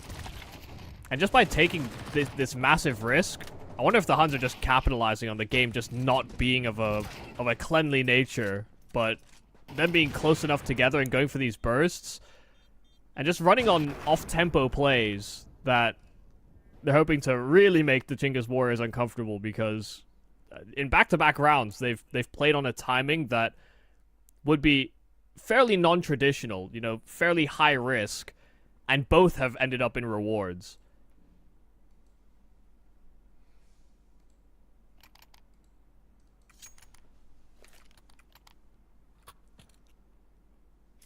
You know, may just take it with the mantra of, hey, no one's playing their best game right now, so let's just make things extremely weird. And to be honest, isn't that the best kind of Asian Counter-Strike? Where they recognize, hey, there's some flaws going on, let's lean into them if need be. Yeah. Molotovs on either side, that is a very scared Ryukul. In the meanwhile, Rooks is trying to get out of some of his pistol shenanigans. He's certainly found success with both the 5.7 and the Deagles so far, but with an AC at his feet, he is not feeling it. After he got nuked down from 65 HP to none by being hit by a Molotov, he's been questioning his life ever since. Yeah, I really have to like rewatch that round in particular to figure out what happened, because ain't no way a Molotov should do 65 damage. Oh, flashbang is good, but controllers is just better. Perfect spray control on the FAMAS, and he is rewarded for all of those extra hours put in. BKZ Cursed as well continues to be a sharp hand. And now suddenly a 3 versus 3 where Chinggis Warriors might be able to answer back to some of the BS that the HUNS have been dealing up to them, but Cobra Zera will still deliver. Solitary kill. But time is the issue alongside the HP of the HUNS. Cobra Zera and 9 both feel a little bit weakened. 9 is able to bring it back to his 3-on-3, but Cobra Zera, as he tries to lead his team to success back out towards the B-bomb side, is going to be fighting a losing duel. AK given up to Ryukul as well. They just need to win this fight, and as Ryukul is going to be out in the open, 9 will finish him off with the Deagle. 1 versus 2 with a chance to plant the bomb, and AK picked up as well. It will be flashes out to mid. He's misread it. It's going to be 2 players coming in. Hot pursuit from behind. E-Fire and BKZ Curse not making any strangers about themselves. Bomb is planted right at the nick of time, but it will not actually be dialed in. 9 cannot save his team from losing out to an eco round. Yeah, a bit of hesitation. He actually could have gotten that plant in, but I mean, there's just no way he's expecting both players on the flank. It's incredibly hard to read in a moment like that. I mean, just great positions being taken. I mean, the opening kill from Controles, the follow-up from BKZ Curse, those are nice, and you know, they come in different areas of the map. But that forward push from Ryukul inside the tunnels was really just a total deal breaker for the HUNS recovering the round in any capacity. Good forward spot, gets his hands on an AK and gets a double. There's very few chances for a way out.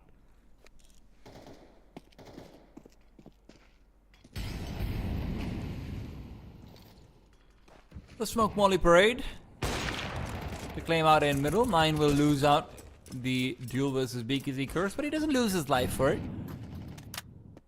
Not yet, at least. We'll say BKZ Curse has felt like he, individually at the very least, has been one to be reckoned with. Controllers, excellent kill found. BKZ Curse, reckoning is occurring. Incendiary forces Bartek forward as well. This is a solid position for Ryukul to get the jump out of a hair. And with a flashbang to take the peek, he will reveal position, but Bartek able to back off successfully. The HUNS don't feel like they're going to be primed up to make this aid. Chinggis Warriors are fighting back effectively as long as they don't lose a fight of a hair. Bartek's life being almost forfeit, soon to be completely put away with the way things are going. Zeralt's left hand. Implanted Zeralt, yeah, but until he hears those sound cues, he won't make his move, and finally hearing steps moving towards that B bomb site. May recognize that there's a gap to be found. And actually, he can make his way into this B-side split, but he needs to be the first activating piece. Both those players in the tunnels are so low. Zroll is still waiting, doesn't realize there's two players coming in very close together. BKZ Curse comes in from behind, and the low players will be brought down as well. Chinggis Warriors will maintain reliability with 5 in that first half. Let's find out after a break whether they can continue in stronger form.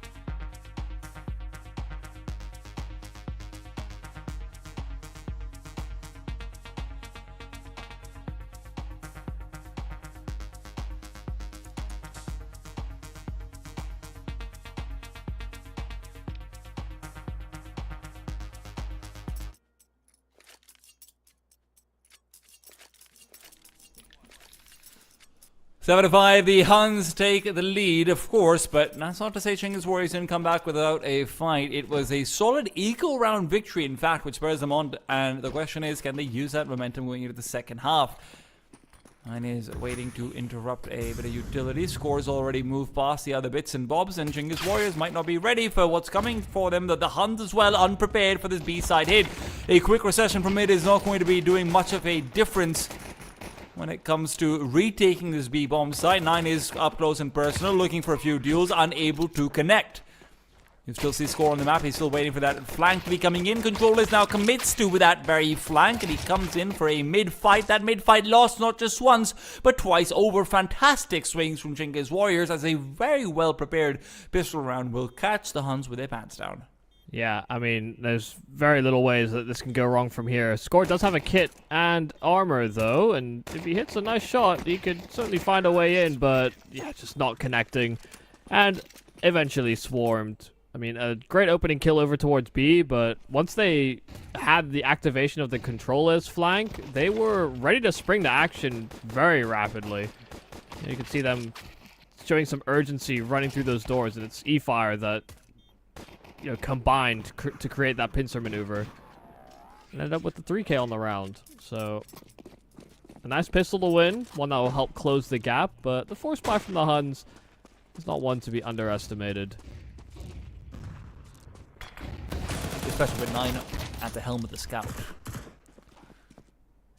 I mean, a hyper-aggressive move. He ran almost all the way up to top mid and was able to back himself away, and he is winning the war versus BKZ on the scout versus scout.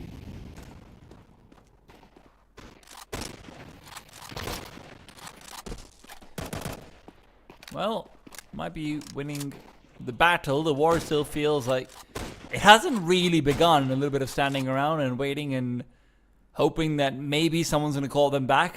I don't think anyone wants to be a soldier at the front line, no matter the context. Has Nine just got all the lineups right to be able to interrupt the smokes? Is a man prepared? Not sure that that same preparedness is transferred to the Chinggis Warriors, because were they prepared to start with 3 players under half health before the hit even happened? Yikes. Rooks will still be able to fight back, but only for one. And like you said, Zerold is here to take advantage of those low players. The problem is, only so much can be done. Cobra Zero overruns. Suddenly the game is on. E-Fire trying to cut off the likely rotation pathways, and Cobra Zero, oh, he's ready for it, but he just can't get the kill long range. It's now down to Bartek, 1 versus 2. Controllers with the smoke to play with, and the gap around it will give him the advantage, or so he thought. In the one-on-one, Bartek can make his way back through. E-Fire needs to use the bomb advantage in his favor. Now, the question is, how will it work out? Does he peek too early? Bartek is given that option and the ability to get the instant headshot, but when he doesn't actually land it, it feels like the round is basically gone and done with. Bartek won't have enough time to be able to get the defuse, and he's out of there. Yeah, I mean, that gets a little scary towards the end. You could see there was a nervousness to the 1v1. I mean, they understood that they probably didn't have a kit, but you know, that's one of the benefits we have watching from the sideline, is that we actually, with this HUD, have the full bomb timer. You can see he peaked a bit early. You know, wasn't necessarily counting down the seconds, more going off of feel. And had he swung a second too soon, then Bartek gets that kill, and he actually could have jumped on that bomb, but would have been close.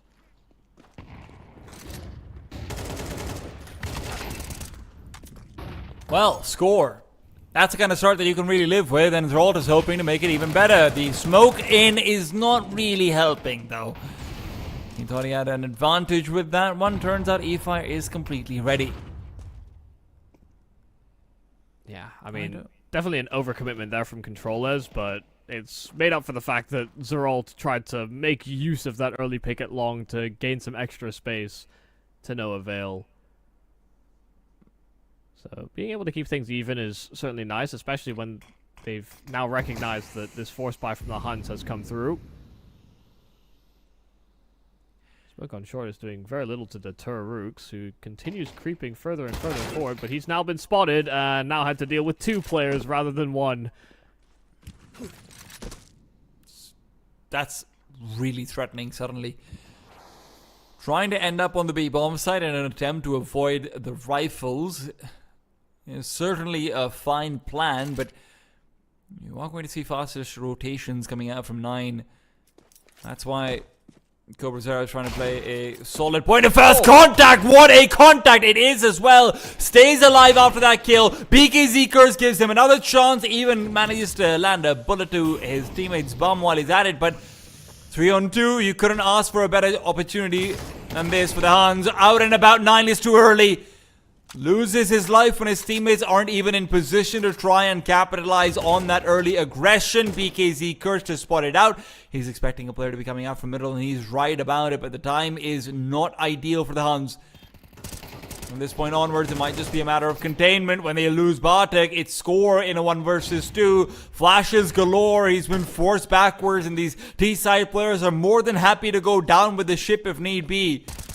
The Huns, well, they'll get a few more consolation kills, and look, it's good money, it's good damage, but it's not the round, and that's really what they were hoping for. I have to be critical of 9 going out like that. Yeah, I don't understand. I mean, 9, first off, yeah, whether it's 9's fault or what, that's one thing. You know, he goes ahead of the pack way too early. They have a 3-on-2, they have a numbers advantage, they have a smoke that they can play off of. They can segment the site, so they don't have to worry about tunnels, or they could use it to get out from door. They have ways back in, and then he just runs through window. And I think more bizarrely after that is that they were flanking, they were going for a double tunnels push, and then once 9 died, Score split off from the secondary tunnels player, and then went back to clear from B slope. A very, very perplexing way to approach the retake. Clearly, the Huns not on the same page as to how to play that out. Whereas you compare that to the Chinggis Warriors, you know, you're seeing them coordinate their peaks off one another. You see them, you know, in the 2v1 just throwing flashes for each other, which may lead to vulnerabilities at times, but it definitely made it effectively an unlosable moment once they had the 2-on-1. I'd like to give credit out to the guy who just pulled a holy skin out of his case, because that was glowing. Maybe lower your brightness for the camera, buddy. Yeah, I couldn't see. My eyes. Cobra Zero right now might need a bit of an act of God to help him out of here. There are so many players coming over. Fantastic reposition. He doesn't need an act of God. He is the act of God. He is the hand delivered to smite. Chinggis Warriors out of the server. What a performance. I mean, the reaction was... It looked panicked, but it was somehow still so controlled. Now's not done yet, though. Controllers has a free kill. I mean, they had no idea he was out towards the blue bin. And so now it creates an opportunity where, should these players be able to link up, they may be able to trade effectively. The Huns are going for a curious push. They've got a smoke on the T side as well. So, Score will be useless in this position. But the fact of the matter is, they are likely to get flanked from long faster than they may realize. Well, Hunter making noise. They're going to be audible soon. No, never mind. Distance had been gained enough of it, but BKZ Curse over and back to the A side he will go. He's going to be able to find himself one more kill. Tries to keep the spray going just in case. It felt like a little bit of exploration from Zort, but the bomb is down. And very frankly, the game is just as on as I would have thought it to be, which is not very on at all, apparently. Michael, my bad. I'm sorry. Yeah, just as they think they're about to get around a corner and maybe not have to worry about getting flanked, they're getting shot behind. But it was this play that set the Huns up for success. The Cobra Zero double, he got the incendiary out in time. And it was all about trying to recover there for the Chinggis Warriors, but to little avail. They did get the plant at the very least, and they kept the Huns honest. But yeah, that up-tempo shift they went for at B really didn't pan out. A reminder to everyone sitting back at home, this is the Huns' map pick. Coming up next will be Nuke from Chinggis Warriors. And Mirage as the decider should it get to it. Yeah, always nice that, you know, in the grand scheme of things, this is largely all about finding out who from the Mongolian region actually, you know, can continue to progress up. Because, you know, this is one of those opportunities to qualify for a big event in Blast Open London, where you're not competing for a spot with the Mongols. Tyloo can make it, but Lin Vision didn't make it. You know, FlyQuest are sitting in that grand finals thinking this is their best opportunity to strike, but in front of a home crowd, these two Mongolian teams would revel at an opportunity to not only play in front of them, but also to try and do them proud.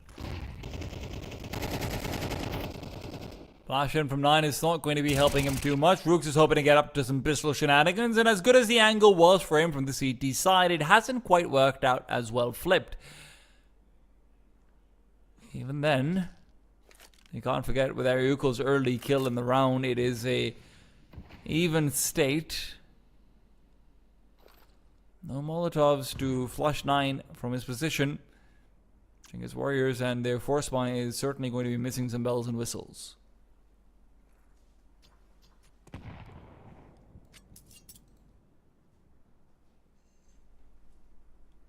Wouldn't be surprised to see the Huns try and push for something here.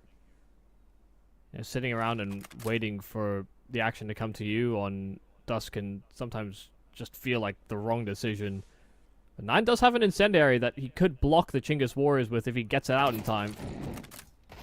Incendiary's not going to be able to block them at all. They're all going to have moved fast, and 9 needs to shoot. He needs to shoot fast. First kill found, but he's low in trade, so Zorod comes in as a backup. It's a good angle to play off of Bartek as well, coming in from behind. Gives 9 a chance for a better fight. Controllers will realize that this isn't 9 on the kill free that he spotted out, but as he tries to plant the bomb, he's able to still get the job done. 5 seconds. Controllers going for the plant. 4 HP is all he's got. This should be an impossible round, and with Cobra Zera spotting at the scalp of his head, it will be yet another one for the Huns by the very skin of their teeth. Yeah, I mean, definitely scary. They could see the ways in which this could pan out for them, and you know they actually made some good responses. Even though the incendiary from 9 was a little late, it actually kind of forced the Chinggis Warriors to make a snap decision.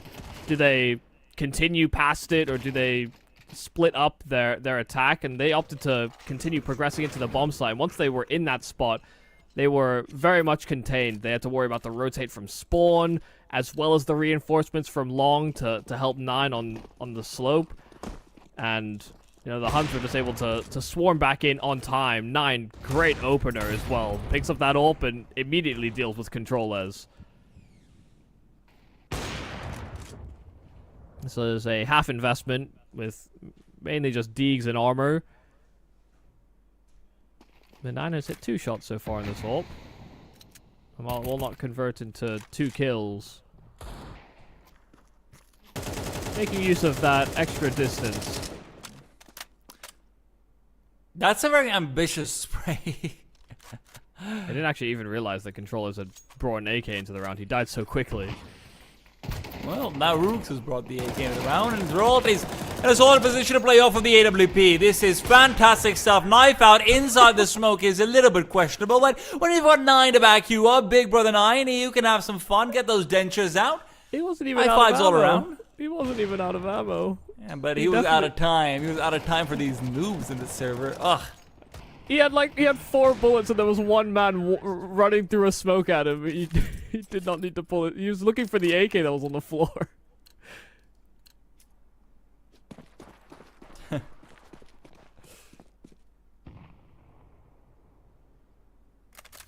Sometimes you just gotta have a bit more faith in yourself that 4 bullets is all you need. He had too much faith in himself. A knife is all he needed. Cobras over here, though, needs a lot more than a knife. He needs a chance. And a chance he will be given up very soon.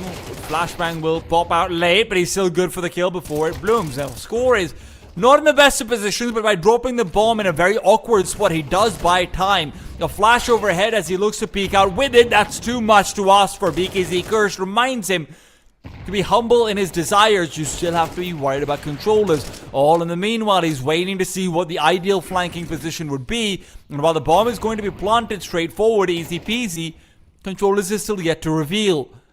The Huns are worried. They are careful. They're expecting him to come in from behind, but it's a very fine margin which both these teams are dancing on.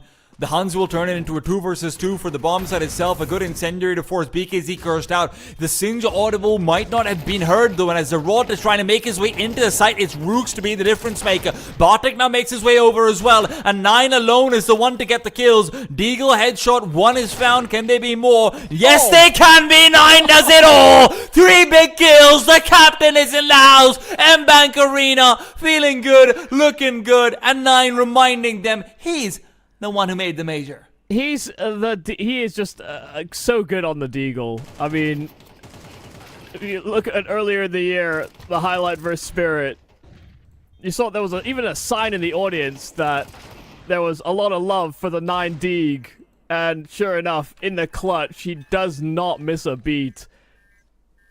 Had the smoke to fade, late reaction, but crazy. Instant headshot. Actually insane. Chinggis Warriors are trying to accelerate. They're feeling desperate, but maybe that desperation will actually pay off. Ariuko finds 2 kills and 9's feeling shaky. This isn't a Deagle. Oh god, still doesn't matter. Rooks tried to dodge it, but he ended up catching it instead. Oh, what's this? A scout? Yes, please, 9 says. He's feeling confident, and why wouldn't he? The Eagles back out as his ammo was low. Cobra Zera, still a chance, still an opportunity. Switching out for a little bit more ammo, at least that's what he thought. He's still out. Welcome to the M4A1. The controller's in a one-on-one. Head spotted, head shot. And Cobra Zera feels like he's just been teed up for success. There's no way for controllers to be able to scale up onto the bomb site and get the plant easily. Cobra even repositions to come back in from CT. And controllers is still feeling unsafe. Goes for as safe a plant as he can possibly do so. Controllers will even start to take the fight to the point where he thinks Cobra Zera was before. Cobra finds him. What a 1-on-2. Sure, 9 does a lot of the heavy lifting over here, Michael, but you can't stop but wonder how good is this team when they're firing. Yeah, I mean, they've got so many pieces that can activate. It's definitely part of the reason why they are going to be considered favorites into this matchup. Even if you look at, the rankings coming into the game, the Chinggis Warriors are definitely far ahead of them. But the HUNS just have so many. They have a good mix of veterans as well as pieces that can pop off in a greater capacity than the Chinggis Warriors really do. Even though I think there are times where Chinggis look really strong in their team play, they can sometimes fall a little short on an individual level. I think so far this Dust 2 has kind of displayed that it's maybe been less about team play for both teams, actually, in this particular matchup, and has been more reliant on firepower, which, it hasn't necessarily come from the young guns, but 9 himself. Ariuko and controllers, a kill apiece. It seems very similar to that previous round. Yeah. He almost had that one as well. Score, tracing right through. Call the man an artist because he is particularly good at that. I don't know if we appreciate tracing artists the same way, but I can't do it, so I appreciate it. I hear you. Man, Rooks is just catching nades. Caught 1 earlier in the prior round, but he's got 2 this time over. Down to 1 HP. The HUNS are playing chess while Chinggis Warriors are playing baseball.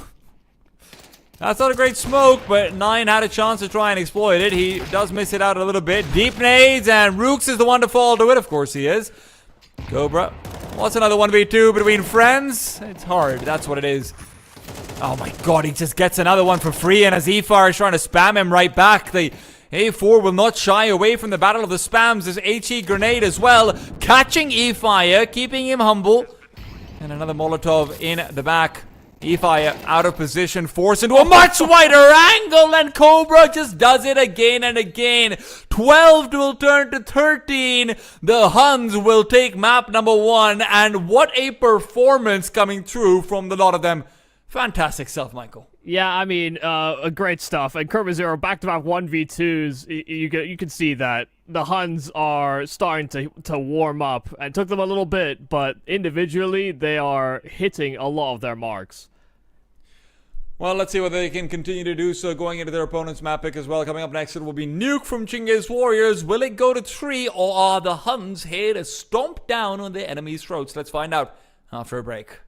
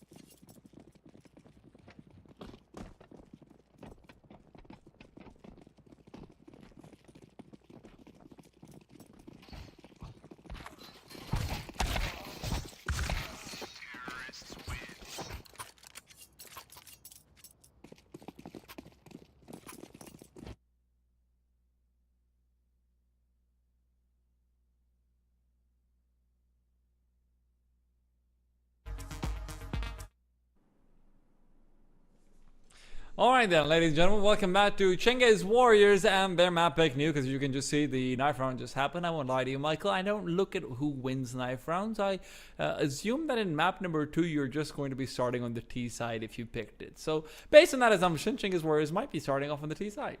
Yeah, no, I mean, that is the healthy assumption to make, and is probably the right one as well. And kind of hoping that the Chinggis Warriors bounce back in a pretty significant way in this series. I mean, this is moving into statistically one of their best maps that they play, and has been even through the, I guess, rougher period or rougher patch that they've had so far with BKZ Cursed, who seems to be showing up quite well so far from Dust 2. And I think he can sometimes be a component that is a little absent. You know, this is actually a map where I've seen good stuff, mainly from E-Fire. You know, Controllers is often the pivotal point for this Chinggis Warriors team, but it seems like other players flourish when it comes to Nuke, and it's something that they kind of cannot seem to capture on other maps in the pool, but it does give them a very promising chance at pushing us to a third map in the series. I actually think we've seen some really good plays out from Ariukal as well coming out on Nuke, so I'm interested to see how that one fares as well. But obviously, at the end of the day, it really does feel like the question is more what kind of the HUNS will show up as well, because if we're having that sort of performance from Cobra Zero and 9, and then, you know, Score as well chiming in here and there, it felt like everyone but Bartek had a pretty high amount of multi-kills coming out from the HUNS, and Bartek on Nuke is, funnily enough, that's easily his best map historically speaking, so I am very curious to see that. Chinggis Warriors will find it hard to stack up against them mano a mano, so it really has to be a well thought out, well game planned match from them instead. Yeah, I think the win conditions for me for the HUNS actually will come down to 9 primarily, because he can somewhat be an instigator on this map, and kind of has been for the HUNS in trying to set up his younger stars. And right now, Chinggis Warriors will be met by Score twice over. A 5-on-3 suddenly, as we are going to see Score also take a fair bit of damage outside. Controllers is able to deal with him eventually. 9 finds another. 4-on-2, things don't look very good for the Chinggis Warriors. It's going to still get weird, though. I mean, there's... Okay, well, they'll get less weird now. Player at the vents is sussed out. It's only Controllers who tried to threaten the idea of going down towards Secret, but it'll be difficult, and Martak will be the one that runs him down. Fantastic kills from Score, just spamming away at that smoke as they tried to burst through the door, go through the smoke to vent, and once they got cut down on that endeavor, it was just almost impossible to recover. One player made it down, but with the bomb, and did so without any support. His teammates could not make the journey with him. One of the interesting things that I think...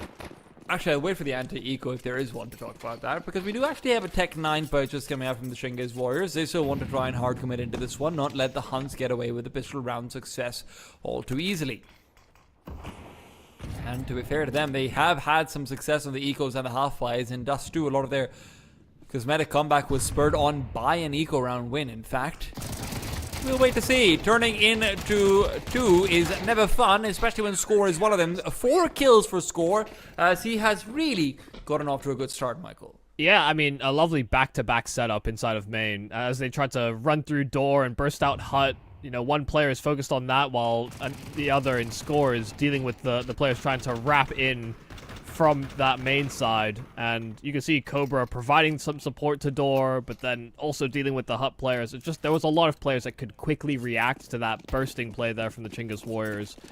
And if they didn't find instant kills, then yeah, they had to deal with a lot more than they had bargained for. One of the interesting things, Michael, over here is that just about a month or so ago as well, the HUNS actually signed the old coach from Chinggis Warriors, Carnage, who I know is very involved within the management of the team and player selection and, you know, sort of just building up their identity very much so. Right. So it is going to be interesting to see sort of how that changes the HUNS over time, A, but also B, when it's this close after he departed the team, how much of this also becomes a little bit of an internal metagame between him and the Chinggis Warriors as well in many ways, about how well can he read into their nuke and what they're doing, etc., etc. How much can his insight add to the HUNS in this matchup in particular? Yeah, it's definitely an interesting angle. Not something that I think we saw really rear its head on Dust 2, but yeah, on a map like Nuke, where sometimes the strat book can be fairly limited, and you know what protocols you want to go for can be a little bit more by the book, then yeah, Carnage may have that book in his brain still fresh enough that it could have an influence. Yeah. Nice round from Zeralt. Had some nice clean shooting. And no casualties being sustained, which is also a massive bonus here for the Huns. Building a lot of cash already in these opening 3 rounds. It's a faster play, and it is rewarded, but only once. 9. Incendiary is going to get him caught out. Now, there are 2 grenades up there, if I'm not wrong, in heaven, so maybe some plays still to be made, but in a 2 versus 2, it's hard to justify bringing them out. Bartek pushes forward as he sees a Molotov coming over to him. He'll trade his life to the flames. But as Zeralt is going to push through in the 1 versus 1 and start to set up the flank, it really does feel like he's done more than his fair job. Zeralt's actually coming back through the angle he came in from initially, and BKZ Curse will not be expecting him to be this close and personal. It could just be a full flank that's being set up. BKZ Curse looks away at the wrong time. His crosshair in the wrong position, and Zeralt will be able to shut out Chinggis Warriors in that 1v1. Yeah, I thought Zeralt had sort of gambled incorrectly, actually, to the reposition through the smoke to door. I thought he made a genius maneuver at first, but after going back through the smoke, you could see BKZ Curse just, like you said, had no idea that he would be so close so quick. And, you know, you say he looks away. He does, you know, he pulls his crosshair away from where a target is coming from, but he's expecting him to be, you know, closer to main. That's where that distance really did matter. He started pre-aiming much further ahead than his target actually was. So that's a closer shave there for the Huns, but they deal with that gun round quite handily. Even if there were some back and forth trades, the clutch factor has really been in the Huns' possession for most of this game. Lovely opener, though, from BKZ Cursed. Good to see that he still got it coming out of Dust 2. He was a force, it has to be said. Some very pretty shots, but that doesn't look like it's the perfect smoke over there, but with BKZ Curse out on top of the red boxes, he's still a-okay. Bartek will trade, but only 1. So the Huns find themselves on a pretty significant back foot, and in a situation like this, despite the money that they do have saved up, it's probably for the best to imagine a save.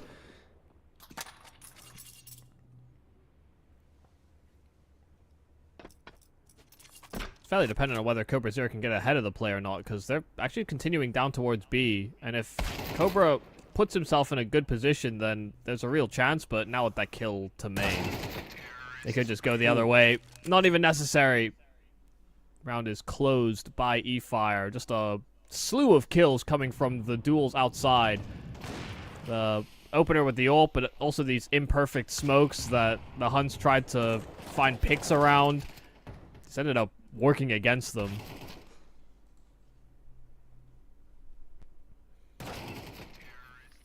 But there's a bit more pace to the Chinggis Warriors on this map. They're far more concerned with taking that early control. You know, you could see the T side from them was very much stage by stage, but it can be so difficult to play out Nuke if you play slow. Yikes. 9 and Cobra Zero finding opener duels immediately. Chinggis Warriors continuing with that pace, but the Huns are just picking them to pieces. 4 kills in the opening 20, 30 seconds, really. It's times like this where in the freeze time you're telling all of your teammates, hey guys, their money is going to be on the brink. If we start shooting them down now, we can really bring it apart. Even if we just get 3 or 4 kills in this round. Yeah, let's go. Okay. Oops. They're 5 alive, guys. I mean, even if you're, you know, if you're looking at it from like BKZ Curse perspective, yeah, he's looking around saying, "Oh, cool, we got a guy towards secret, got a teammate right beside me," and then he looks around over his shoulder and he just thinks, "Guys, you were standing up. Go? Now you're not standing up anymore." Yeah. Well, they knew that the round was over. I actually don't know who the new coach is for Chinggis Warriors. I will check to see if they've announced it. Yeah, I don't think I found out So It's good luck to Red you. Cup. Ah.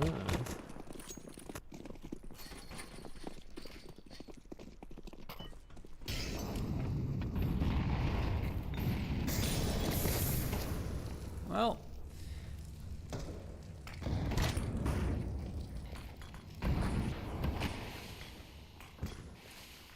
it'll be.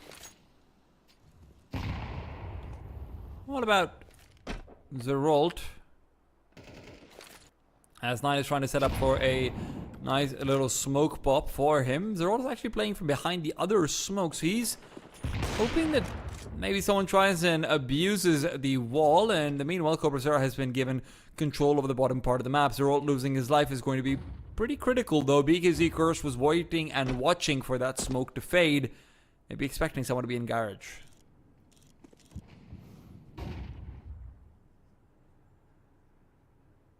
This is a good position for the Chinggis Warriors, but they have to deal with Score. And 9 getting taken down is a big one. Molotov behind them. Score's missing shots, and that's too many shots on the ground. Bartek now has to try and compensate in the 2 versus 4. Cobra's at least able to find his, and Cobra looks to find more. A Molotov that sails possible for Cobra into the fight, and as Bartek is still trying to find a safe space, it will be Cobra fighting for his life and beyond. They've somehow brought it back to a 2-on-1. I'm sure BKZ Curse might be having the bomb, but Bartek is still in position to be able to limit the options of where it can be planted. It's really only default. Bartek realizes that as well, looking for the duel as BKZ Cursed will be pulled out as the white swing is punished, but he's expecting Cobra to be elsewhere. Cobra with 3 out of those 4 kills. I don't know how this is. What is going on? Why are there just duels happening simultaneously both sides of the map? And it's like awkward jiggle dancing fights where these CTs are completely isolated. They know where both of them are. They know what they have to do is, trade and get past them. And they were just glued into position. I've never seen so much space being granted and so much respect being given to isolated CTs where you know exactly where they're at. And I imagine that's largely what Redco will be saying to them. I mean, they had full understanding of how that situation was playing out, and they just lose grips with the situation. They have a man advantage. I mean, Bartek should have basically have not been given a duel over at Ramp. Yeah. They had steps, they have audibles, they don't need that fight. As soon as they get the trade onto Cobra, the round should basically be done.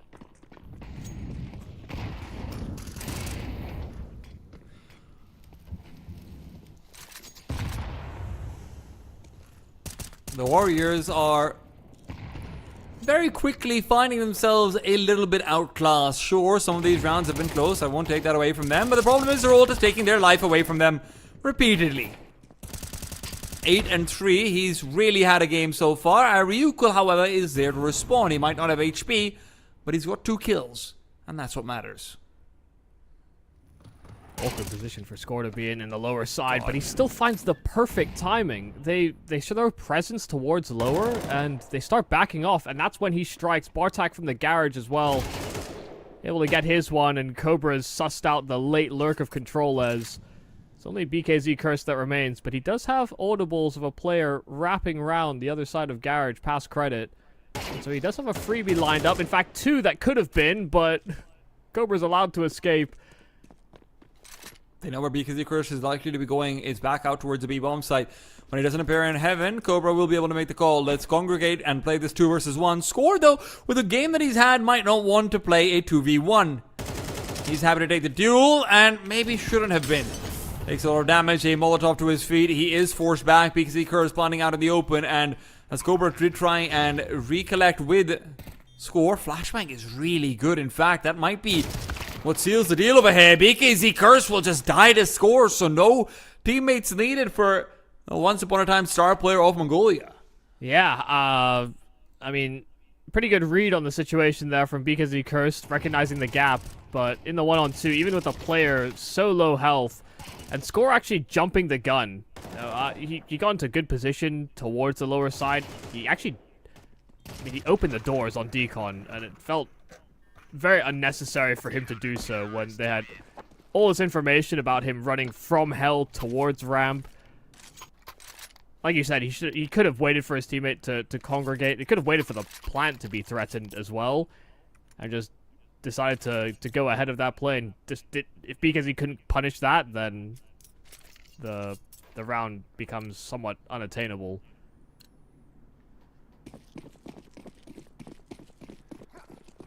It's strange to see the Huns have such a significant lead already on this map. We saw enough out of the Chinggis Warriors on Dust 2 that things would look up, but you know, if they're not going for these quick and pacey calls when they're slowing things down in the mid round, there's a fear to them.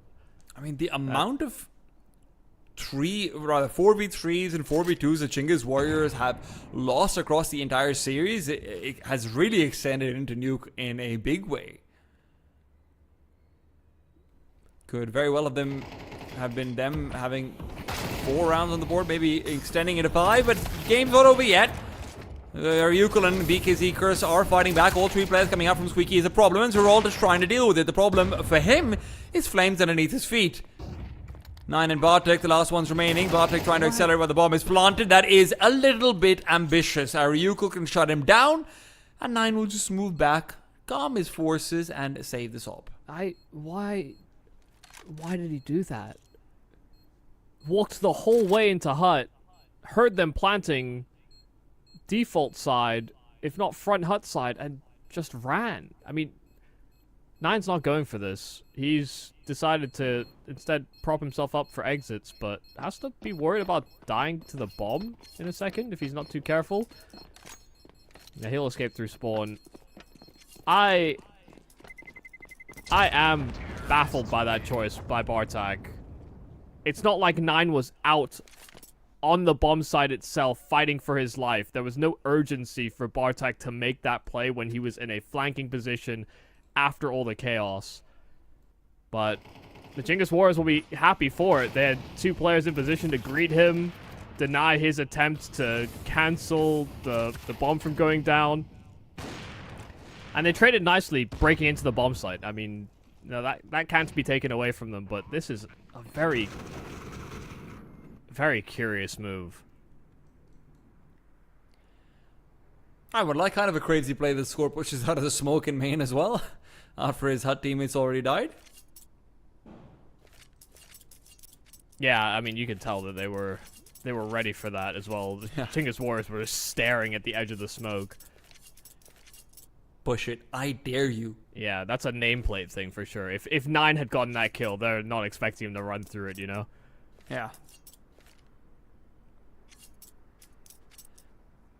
A little bit of thinking to do as a tactical timeout is called for 9 to have a conversation with the rest of the gang. Redka as well. You can see a lot of talking going on.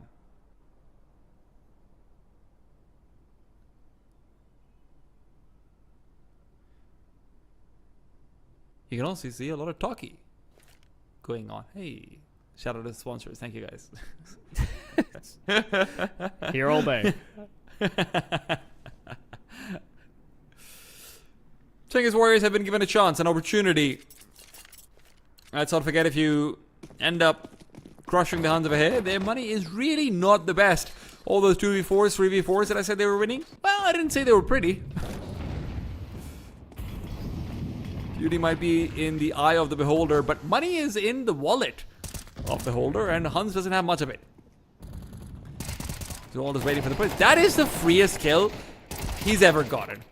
Ryukul and BKZ Curse are making it a show at the very least, but with BKZ Curse and controllers both being so incredibly low, you have to give the advantage out to the Huns. Chinggis Warriors will have to fight for it on their way back. Ryukul left behind, waiting for 9's push. This is another opportunity for the easiest kill he's ever had in his life. 1 through the smoke, a shank in the back. What more do you want? Yeah, I mean, an AWP re-clearing towards Trophy is far from an advantageous set of angles, but it has given the Chinggis Warriors a lifeline. Like you said, they're walking very wounded. Ryukul's the healthiest of the bunch, but will they anticipate Score's position? That becomes a whole other question. will it even be actualized? Because they're starting to route through ramp, and they don't show their hand over towards Score, who's missed the timing to catch the bomb. And losing a teammate lower only creates greater problems. I do think Cobra was out and trying to get some information, and there was some internal conversation between them about who should be the one to try and get an eye out. And obviously there's, different ways to play this in a 2 versus 3. You never want to be in a place where you're being beat by 3 people or anything like it. But it does feel like when you're split up, sometimes your best bet is to just hope that a mistake is made by playing an off angle. Damage unfortunately wasn't confirmed, otherwise you might have seen that. Score will be forced to save. That economy that we talked about, yeah, it's going to start to be a problem pretty soon, but the T's also do want to save the weapons on their possession. Do you die here for BKZ Cursed? Yeah, it's an Astralis plant. I think does. Yeah. 24 damage or so coming out. I like to make it clear because there have been a few points where I've been very critical of some of the choices being made. I actually don't even blame 9 for having to clear things. They've lost outside control. He's on the bomb site itself with an AWP. You don't want to have to worry about main, heaven, the potential for players coming out through huts or what have you. So he tried to create space and create a perimeter while in the 3v3, but him dying in the way that he did, so easily, was the major concern. Faster play here from the Chinggis Warriors, and it is not working out. 4 players drop dead on that A play, and all that remains is BKZ Cursed holding the lobby flank. Looking around again, thinking, where'd the team go? Well, I'm sorry, Mr. Cursed. You're doing really well. You really are. 11 and 8. A lot of very pivotal kills coming through in a few of the rounds that you've won, but a 1v4 is a lot to ask for. He starts off the only way he can, one step at a time, and that step will be the only one he takes. He got full spammed by 9 through the vent, never even showed up on his screen. Even with the smoke blooming at his feet, it wouldn't have been on his screen. Well, the Chinggis Warriors really tried it. Pacey play, single lane through door. There was an emergence of a player from hut, but they still had that one player lingering behind inside of lobby. Even if he had gone with them, the initial attack just fell so flat that it might not have made much of a difference.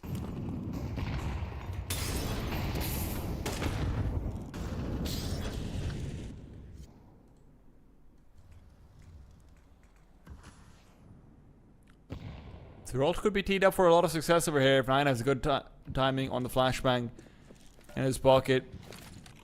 4 is a must-have for Chinggis Warriors. It's frankly bare minimum, and that is ridiculous. 9 had a litany of targets to choose from, and, well, he just presses down. Yeah, target-rich environment. There were very few angles he could adjust to where it didn't connect to a Chinggis Warriors player.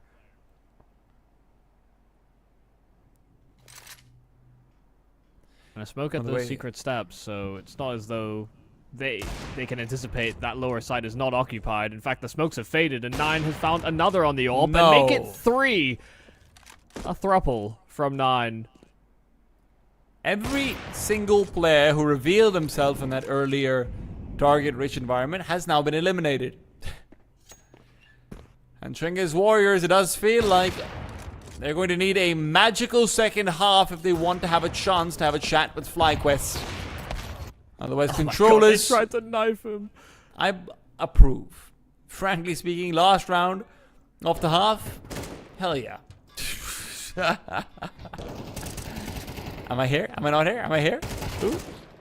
Can't see me? You can't see me. Suddenly...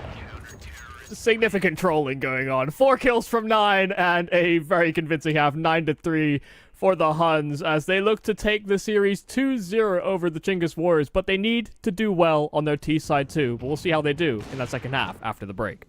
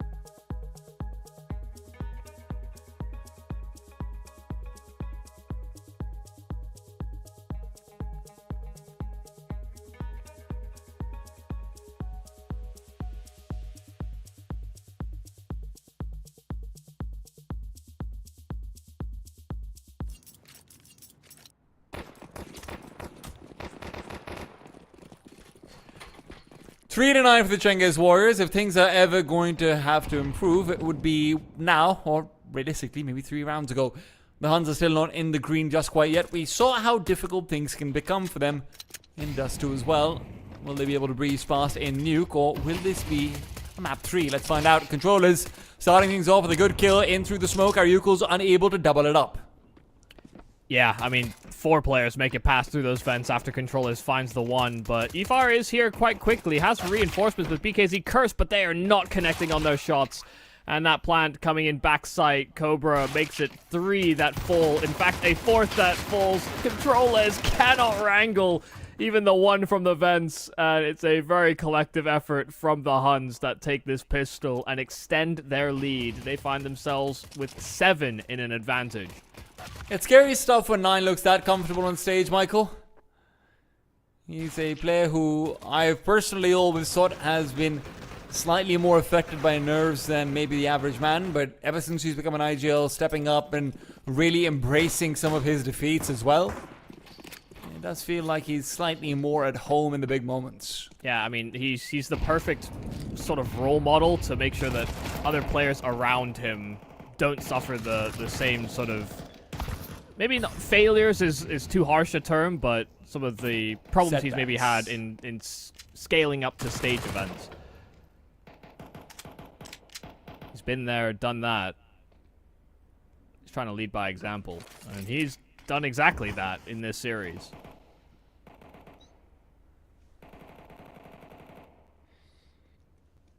Does feel like the HUNS have taken that example pretty well, if we're being honest. Zeralt and Score have been tearing up the server on Nuke especially. Nice shot from you, Mr. Zera. That is wonderful. BKZ Curse, one of the few consistently shining lights on the Chinggis Warriors, is put to rest. Yeah, I did highlight eFire as a good piece on Nuke, and he's currently 2-12. Him and Rooks have been struggling to get their impact, but there's Rooks with a 5-7, does find his 1, traded, but making things a little bit more awkward here for the HUNS. They're unsure about whether or not there could be reinforcements down on that lower site, and so they're going to opt to mitigate it. Wow. Ryukul is about to be given a very rude hello if eFire goes down. They're not actually able to move past eFire, and understandably so, but the problem is the time as they now feel funneled back in. Controllers will be able to use that, picked up AK to perfection. The HUNS will have to save Zeralt. What an anticlimactic end. I mean, that was pretty climactic if you're from Controller's point of view. I mean, he waltzes his way through ramp, gets his hands on that fallen AK courtesy of Rooks, and just has a field day with it. And that was one of the concerns that the HUNS had. That's why they tried to go towards Hell, but once they got stalled by eFire inside of Heaven, they were sitting ducks. So the force buy pulls through. The HUNS, as you would expect, buy back.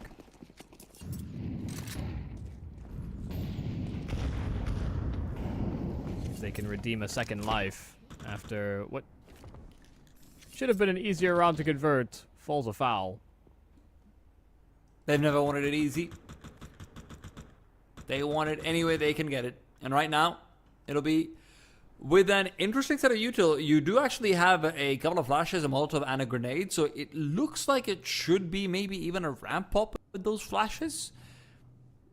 But with the CT smoking it off, there will always be that option of trying to break into the upper bomb site. This will be a critical duel. If Zeralt is able to overrun Controllers, then problems start to spawn. But as Controllers will win out the deal with the superior firepower, the HUNS are now limited in their options.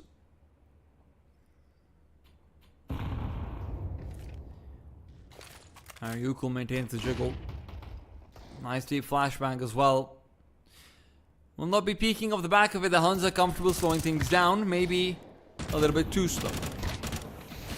They goes down. Aryuko can smoke himself off. He knows his job over here is to maintain position, not to fight and win any duels, nothing of the sort. It has to be just to stay alive and try and maintain crossfires. But as HUNS goes down the vent, they get another kill. They do leave 2 players behind to try and take care of the rotates, but as Aryuko is still low, eFire is the one who has to step up and protect, and he does. 2 massive kills will give Chinggis Warriors that 5th round, but boy, does it get sweaty in here. Yeah, it gets very weird. I mean, 9 getting a kill with the Tech 9 inside of the vents did just create this pathway towards that B bomb site where if eFire didn't collect himself on that spray with the Galil, you know, that type of distance and dealing with multiple targets, a long-range Galil spray can be quite hard to deal with. But yeah, eFire with some good control and kept things under wraps, otherwise would have allowed a plant. Could have gotten into a more hairy situation where those door players weren't kind of forced to swing.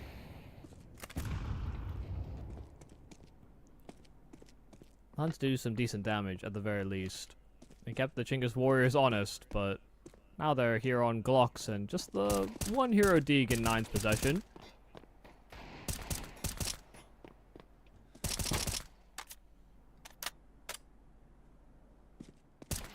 I don't know if I should count that one out, though, after the performances that we've seen from him, even when he's going Deeg and up.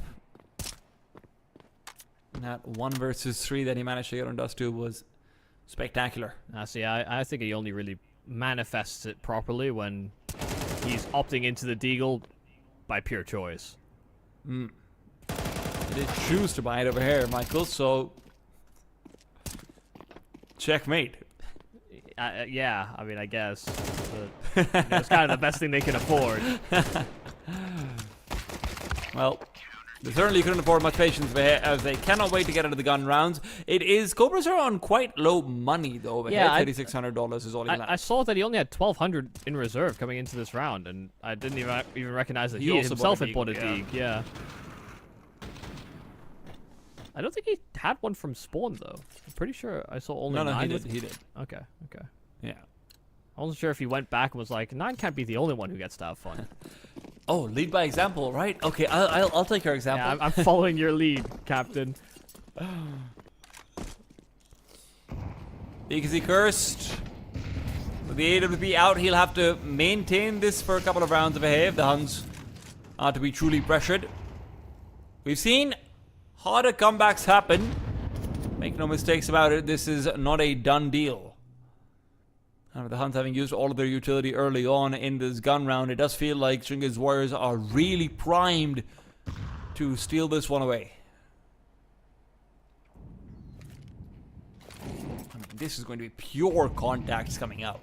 Yeah, I mean, they have no smokes. Ooh. It's the last of the T-side smokes that's been used. So, I'm really wondering what the next plan will be. Seems like they're going to try and go for some kind of an A-side split.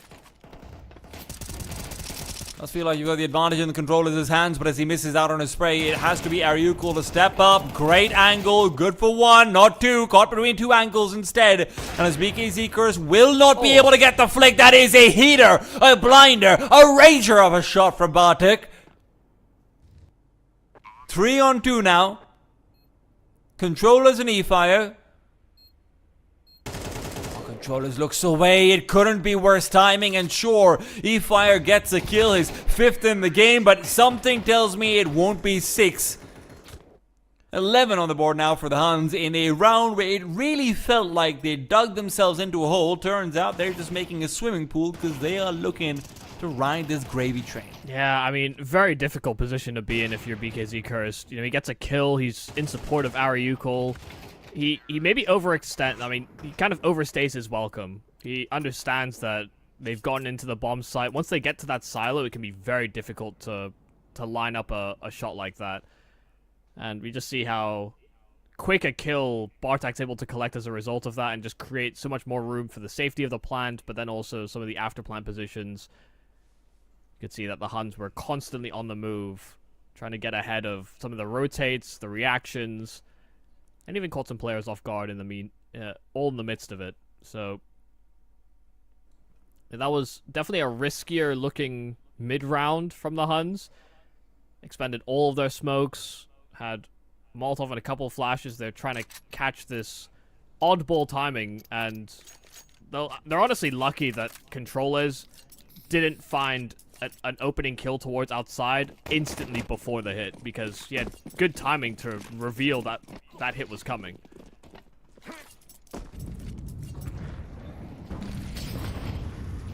Faster play now from the Huns as it feels like they want to take a leaf out of Chinggis Warriors' notebook, but Aryukul is ready to tear down that damn tree. Early disadvantage, and it's not going anywhere better. It is now a 3 versus 4, and with BKZ Curse being nearby, it could very well be a 4-on-1, and indeed it is. Fantastic second shot, great patience, and it will be Chinggis Warriors right back to winning ways. Yeah, I love the more proactive approach here.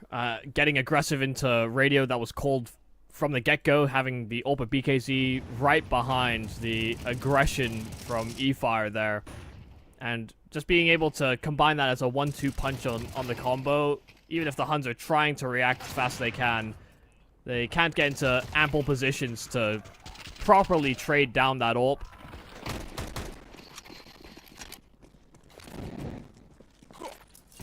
So the Chinggis Warriors, with that proactive step, just fully disrupt the Huns and what they planned. Fast ramp play, though, here on the Tech 9s, because he cursed under a lot of pressure, and now shots are being missed, but he'll collect on a couple with that USP. And with that extra leg room now spread over towards this B bomb site, that bomb has not yet been recovered by the Ts. It'll just be the AWP in Bartak's possession to try and do some more damage to the CTs and try and clutch out. He's got a lot of time. Time's not an issue, sure. I do wonder if the CTs are going to make the mistake of peeking into him over here. E-Fire has just backed off and he's playing safe box. Martek. His position isn't known. E-Fire should have been spotted. Nice headshot, but it's not enough. The Tech 9 at distance can't take you down. Not with just the one, and Martek now realizes controllers is making his way over as well. He might be opting into the Tech 9. It really does feel like without the AWP or a better rifle, you won't have a chance. Not to say he had much of one anyway. Michael, I gotta say, BKZ Curse, the only reason why he sticks out in my head is because of his name initially, right? When he came onto the scene, I really didn't think it was anything spectacular, but gotta say, he is making a convert of me. Yeah, no, he's definitely been impressing me with some of his impact that I've seen, not only in this game, but in some of the other games that I've watched him play. You know, again, not quite the same ceiling as someone as Coolest. You know, I could see games where Coolest is 20-5, and I wouldn't think that's out of his wheelhouse. I've yet to see that type of capacity from BKZ Curse, but it's not like he's a bad AWPer. He just isn't the sort of aggressive playmaking, you know, maybe a bit of a loose cannon, as much so as Coolest is, and you get a bit more reliability out of him. I think it's a very solid pickup. It's one that, you know, changes the dynamic of play, and I've made this comparison a few times, but it's almost similar to like a simple to wonderful. And yes, I'm being very generous when I say, you know, I'm comparing Coolest to simple, but just in terms of like the play styles and what you're getting. Yeah. A little bit of a wild boy on the server. Yeah. Both have their pros, both have their cons. Don't talk about my goat that way. Simple doesn't have cons. It's a style thing. Cobrazera looking particularly stylish in the grave. E-Fire is hoping to add to that collection. The timing for Zeralta is awful. It's nice to see the Huns get a taste of their own medicine when it comes to that. Still, 3-on-5, I'm not going to count them out of it, even if it does feel like Chinggis Warriors are incredibly well positioned. I've seen too many rounds go wrong for the Warriors.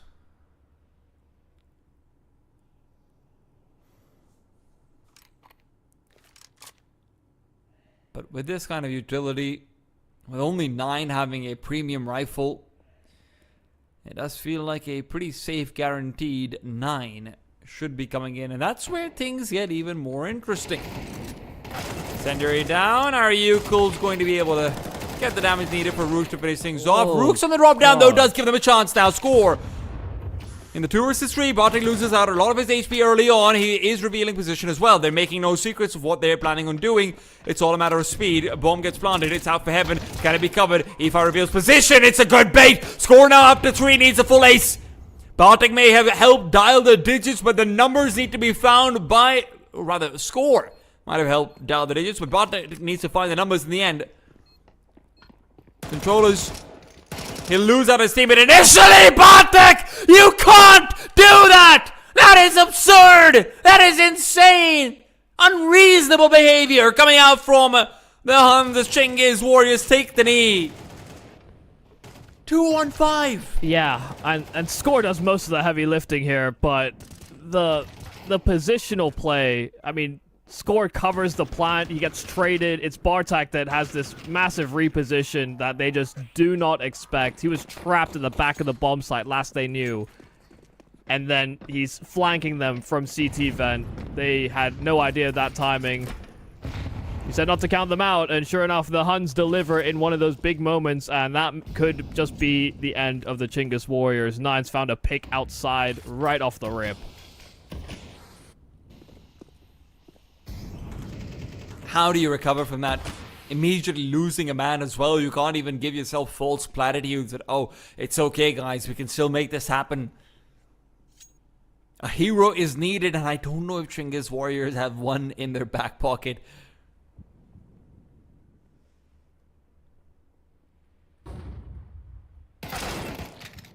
Flashes galore. But none of them will help out. Cobra Zera takes another one home. Chinggis Warriors need a little bit of that HUNS magic if they want to bring this one back. 3 versus 5. Ariuko gone. Bartek puts him to bed. And even though the HUNS had forgotten the bomb all the way in the back, Controllers is still being watched out for. Rooks alone again spotted. 13-8. Chinggis Warriors are eliminated. The HUNS will face off versus FlyQuest. Yeah, I mean, a great performance from the HUNS. You had some solid output throughout from basically the whole gang. And, you know, Nine, I think, definitely did a great job of leading by example. Found some great openers on that AWP, got himself into good positions. The calling overall seemed very strong for the HUNS. Even if there were many moments of chaos and many moments where it felt like maybe both teams had actually kind of lost focus. In those mid-rounds, once they got into these 3-on-3s, 2-on-2s, any clutch position, the HUNS always stepped up to the plate. That's when they felt the most dialed in, and it felt like the biggest difference maker down the stretch versus another regional opponent. And it really does feel like all of that veteran-savvy energy that the HUNS have is really coming to show. I mean, it's an ideal case scenario, right? Nine is in some clutches, Bartek is in some clutches, Score is getting his big moments as well early on just by having, you know, the stones to go for unorthodox pushes very often. And most of the time it did feel like Chinggis Warriors, sure, they could have fragged with the best of them, but they just couldn't keep up with the random pace, with the pressure, with the different spanners that just kept getting thrown in. Unfortunately, the youth of the team putting itself on display, but I've got to say, man, if not for those closer rounds, both on Dust 2 and on Nuke, you really do wonder this could have been a 2-0 on the other side. Yeah, no, for sure. I think there were a few moments where the Chinggis Warriors could have taken it back into their own sails, but they don't have that same caliber or class to their individual players. I think the strength they've always had is actually just being able to fast respond off each other, actually set up for good flashes off one another, and I don't know that I saw enough of that team cohesion that I think really propelled them from the MRQs into the major last cycle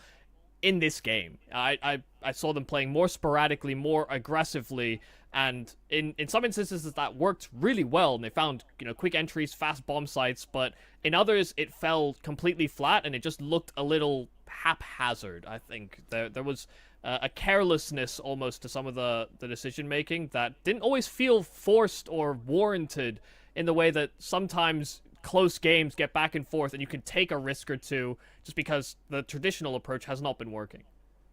The HUNS will attempt to deliver another heartbreak to Australian fans as the grand final comes up next. It'll be FlyQuest versus the HUNS to find out who will be the Asian Oceanic representative out in Blast Open London. But before that, we've got a longer break so the players have some time to rest and the audience can have a little bit of a show in the middle as well. We're going to be back after about an hour or so, maybe 45 minutes. So keep an eye on the stream now and then. We're going to be back and we'll be able to find out who that representative is after that break. See you guys in just a bit.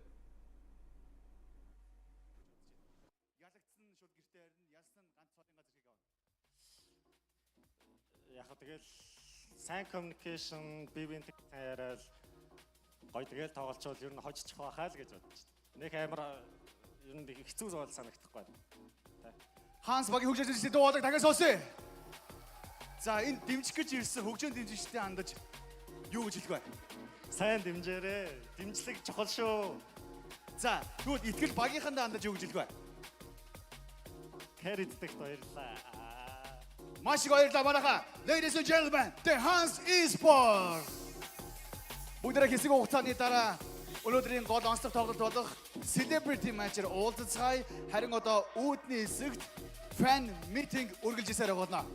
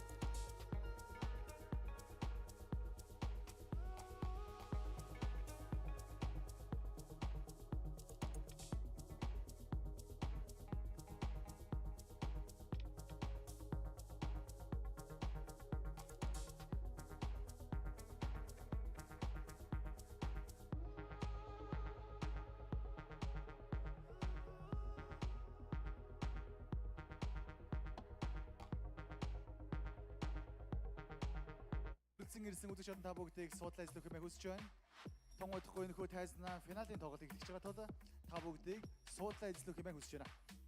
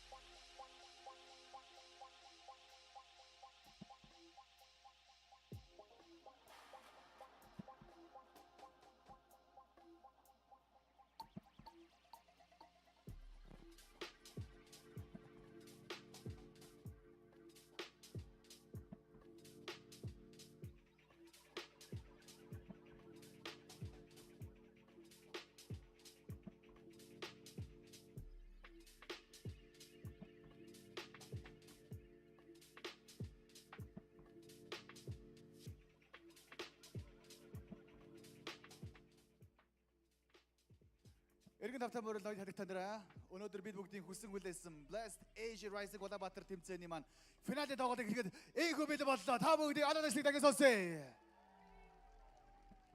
Маш урт удаан тэмцээ болсон.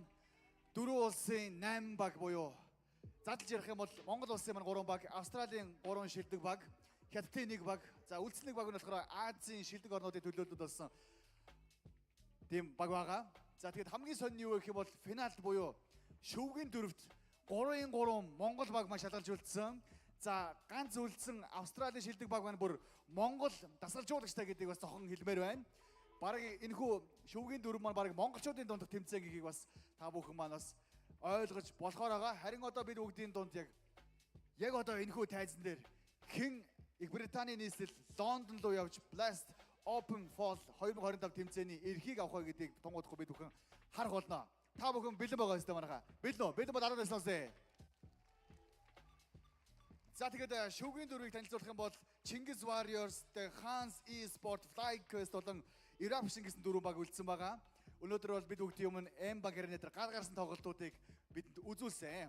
Харин одоо финал дээр болохоор бид бүгдийн ирж байгаа Австралийн номер 1 баг FlyQuest баг шалгарч үлдсэн байгаа. Гэхдээ бид бүхэн тэр багийг басаж болохгүй. Монгол дасгаж жуулагчтай дээрээс нь мажороос бусад бүхэл тэмцээнд цом авч үзсэн JKS хэмээх гайхалтай тоглогч тэр багт байгааг бид бүхэн мартаж болохгүй. Харин түүний эсрэг их ордоо төлөөлөн оролцож буй HUNS eSport баг байгаамаа. Дэмжигчдийн дуугаар дахин сонсъё. За тэгээ бид бүхэн бас энэхүү тэмцээнийг Монгол зохион байгуулж байгаагаараа үндэснийхээ хэв шинжийг агуулгах зорилготой. Өнөөдрийн цом бол үнэхээр гайхалтай цом байгаа. Бид бүхэн өөрийн үндэсний язгуур урлаг. За тэгээд ЮНЕСКОгийн соёлын өв болсон морин хуураараа энэхүү тэмцээний цомыг хийсэн байгаа. За толгой нь бол мэдээж морин хуур бол морин толгойтой. Гэхдээ бид бүхэн азарганы толгойг манлайлал болон эв нийтлийг бэлэгдэж хийсэн байгаа. Мөн дээрээс нь эрэлхэг болон дайчин чанарыг бэлэгдэж морин хуура хар өнгийг сонгож хийсэн байгаа. Мөн энэхүү тэмцээний өрсөлдөөнийг бас түүхийг үлдээхийн тулд нийт оролцсон 8 багийн логог бүр яг модоор нь сийлж морин хууран дээрээ үлдээж өгсөн байгаа маань. Мэдээж ялагч маань тэрхүү морин хууран хийсэн цомыг авахаас гадна Лондон руу явах эрхийн бичгийг авах юм аа. Ингээд та бүгдийг хаалуун алаад ажилтсан доор өнөөдрийн финал шалралсан 2 багийг өгтөн өрн залж байна. Аралын сонсъё. Ингээд финалын булаацлахаар бид бүгдийн өмнө Австралийн номер 1 баг FlyQuest.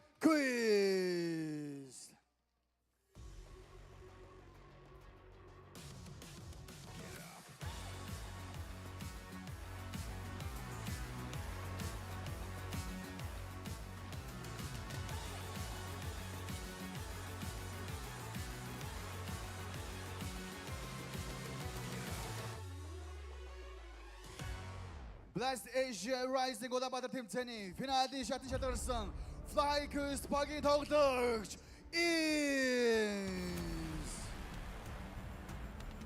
FlyQuest багийн тоглогч Nettie. FlyQuest багийн тоглогч Wexside. FlyQuest багийн тоглогч Regali. FlyQuest багийн тоглогч Chinggis. Мөнгөний гагата багийг өдөртөн тоглож буй Монгол асгалж өгч эдийн цогт буюу Erkas. Хало баяргий.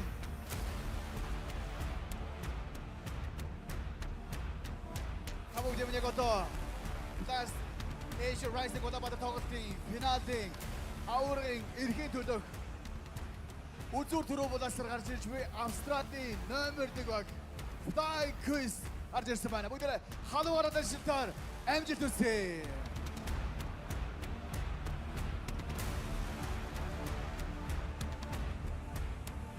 Өнөр хагалтай. За FlyQuest багийн амжилт хүсье. Судал нөрж байна. Харин энэхүү багийг гэрт нь хариулах уу? Аль эсвэл Лондон руу явах замыг нь засчих уу? Бид бүхэн энэхүү хариултыг тонгодохгүй харах болно.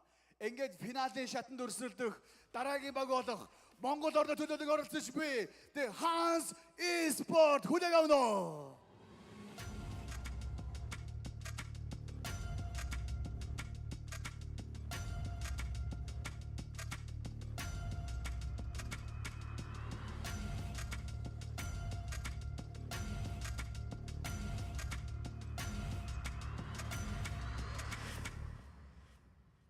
Wow.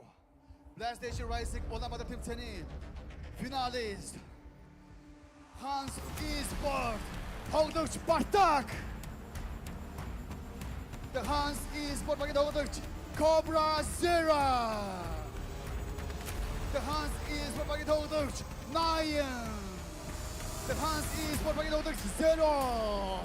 The HUNS eSport багийн тоглогч Score. Мобид бүгдэмэн энэхүү багийн өдөртөн тоглож буй Бадрал буюу дасгалж удагч Carnage. Экордо төлөвлөн оролцож буй Last Asia Rising Улаанбаатар тэмцээний финалийн шатанд шатарсан үзүүр төрөө булаацгаар хүрэлцэн ирсэн The HUNS eSport багийнхны хүлээг авна. Арадал сонсъё.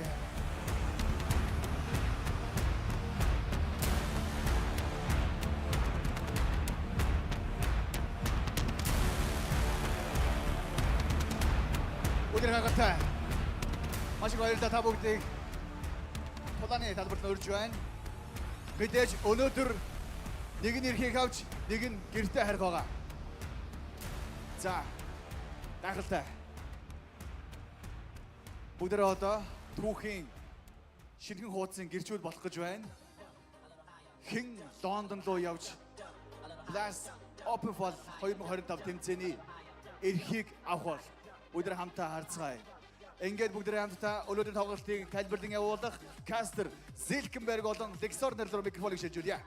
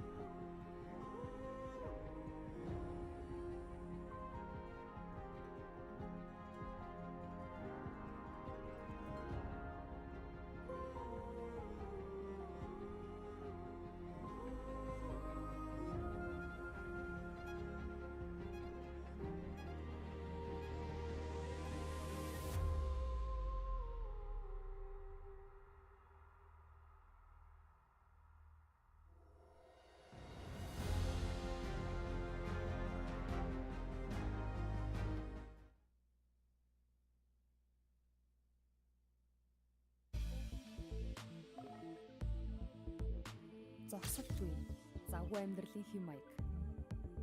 Танд зориулан загварчлав. Бусдаас 3 дахин илүү дата хурдтай цоошин дараа төлбөрт баяраар их багтсан. Хэрэглээндээ тохируулж хүссэн багцаа өөрөө бүтээв.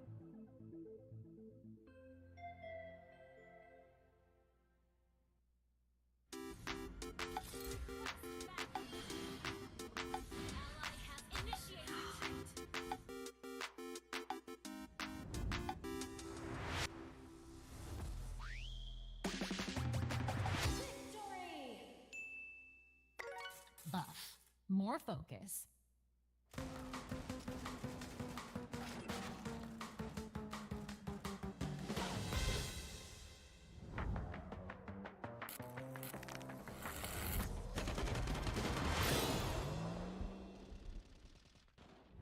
Buff. More power.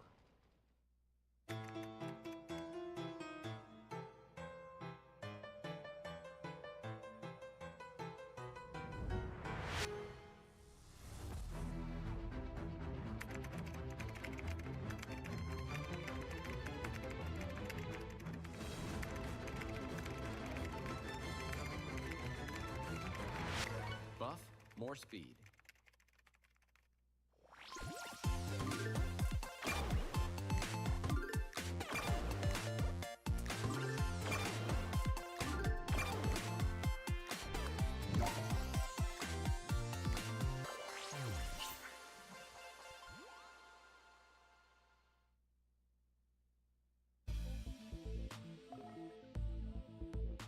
Зогсолт үе. Завгүй амьдралын хэм маяг. Танд зориулан загварчлав. Бусдаас 3 дахин илүү дата хурдтай цоошин дараа төлбөрт баяраар их багтсан. Хэрэглээндээ тохируулж хүссэн багцаа өөрөө бүтээв.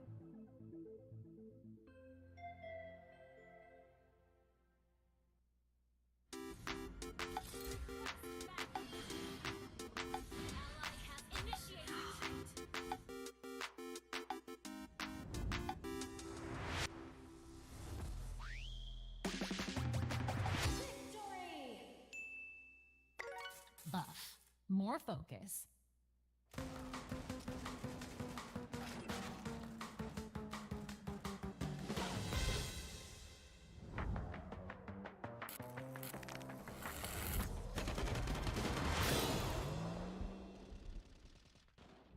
Buff. More power.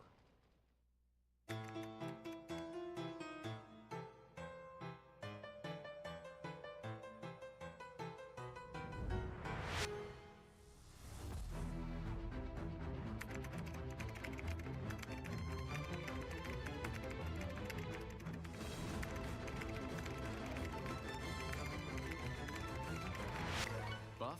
More speed.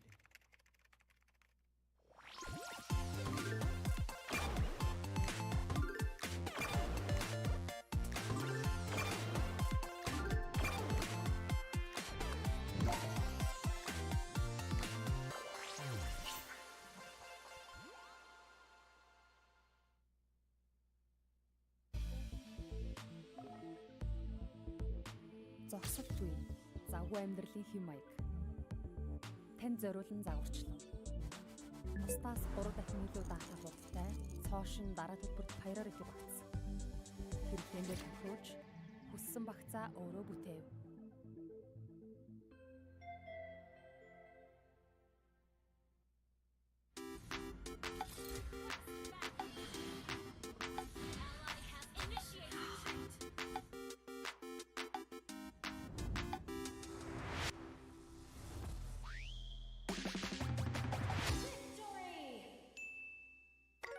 Buff. More focus.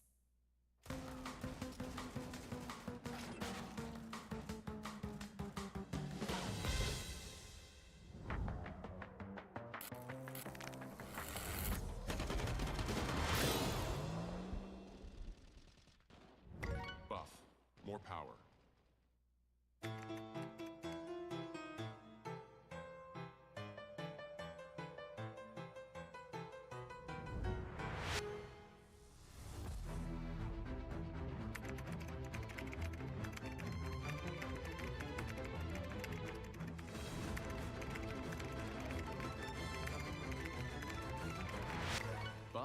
more speed.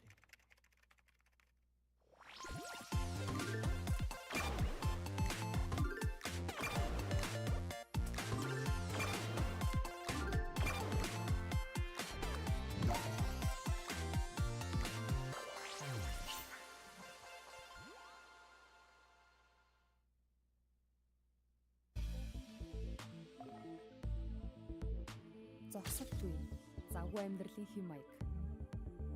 Танд зориулан загварчлав. Бусдаас 3 дахин илүү даатгах хурдтай цоошин дараа төлбөрт баяраар илүү багтсан. Хэрэглээндээ тохиолж хүссэн багцаа өөрөө бүтээв.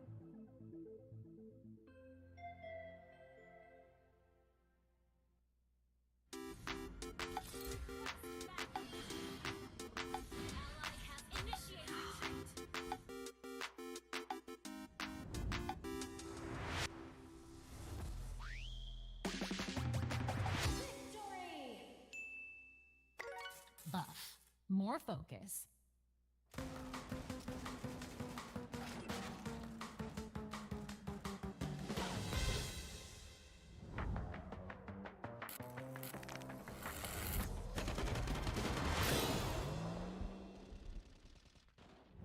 Buff.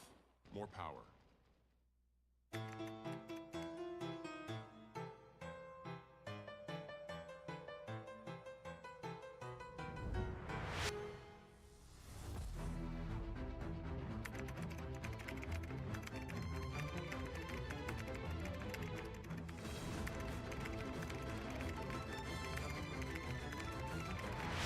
Buff, more speed.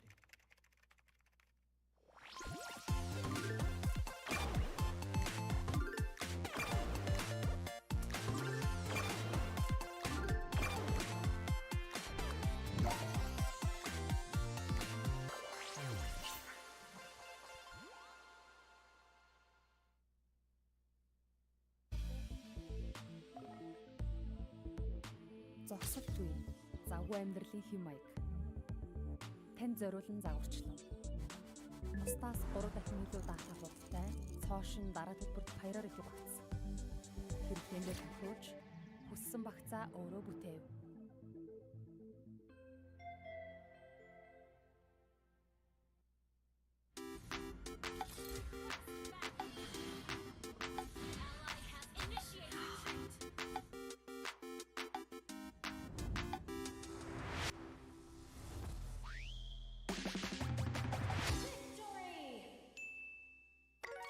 Buff. More focus.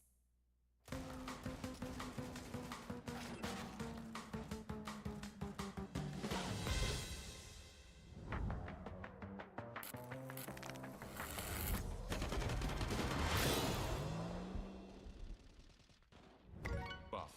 More power.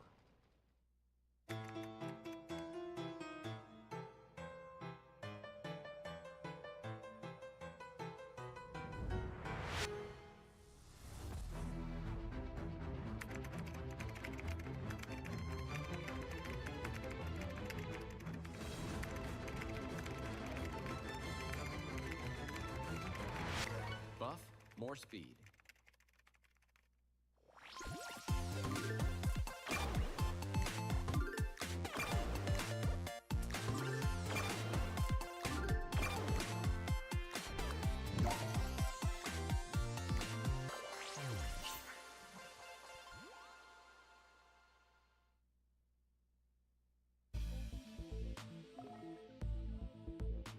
Зогсолтгүй завгүй амьдралын хэм маяг. Танд зориулан загварчлав. Бусдаас 3 дахин илүү даатгах хурдтай цоошин дараа төлбөрт баяраар илүү багтсан. Хэрэглээндээ тохиолж хүссэн багцаа өөрөө бүтээв.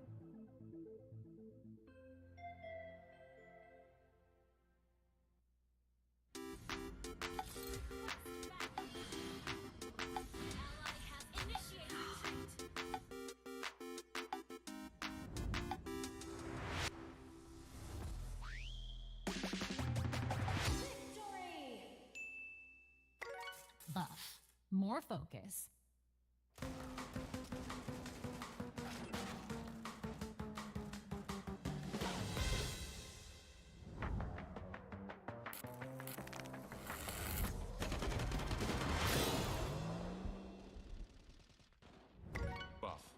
more power.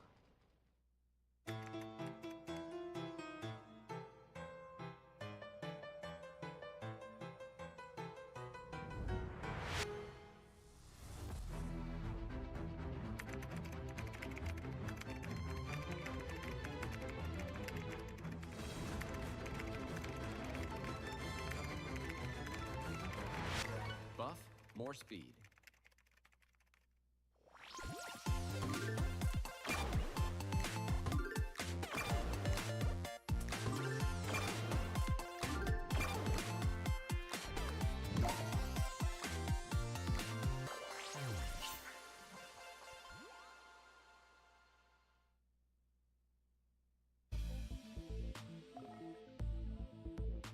Зогсолтгүй. Завгүй амьдралын хэм маяг. Танд зориулан загварчлав. Бусдаас 3 дахин илүү даатгах хурдтай цоошин дараа төлбөрт баяраар илүү багтсан. Хэрэглээндээ тохируулж хүссэн багцаа өөрөө бүтээв.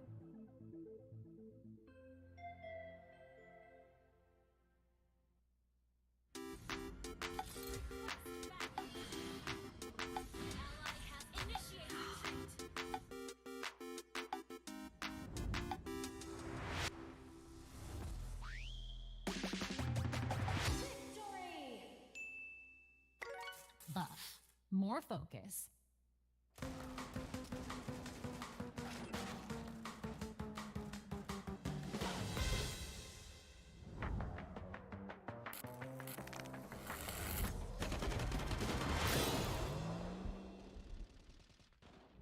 Buff, more power.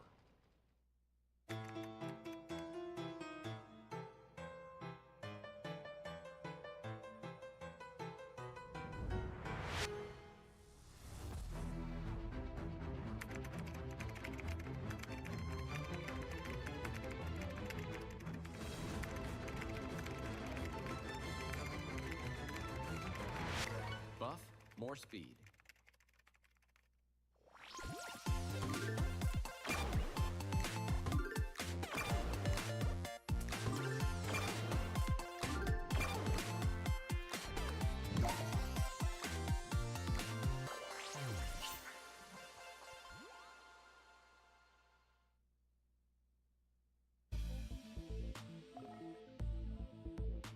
Зогсолтгүй.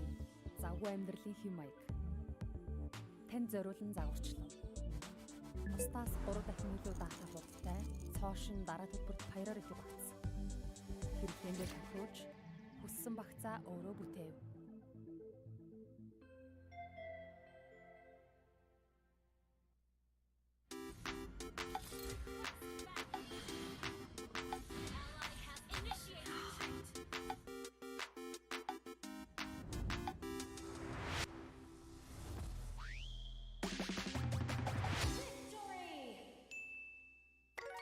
Buff.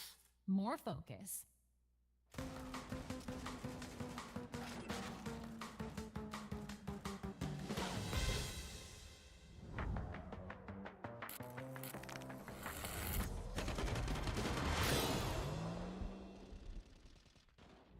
Buff, more power.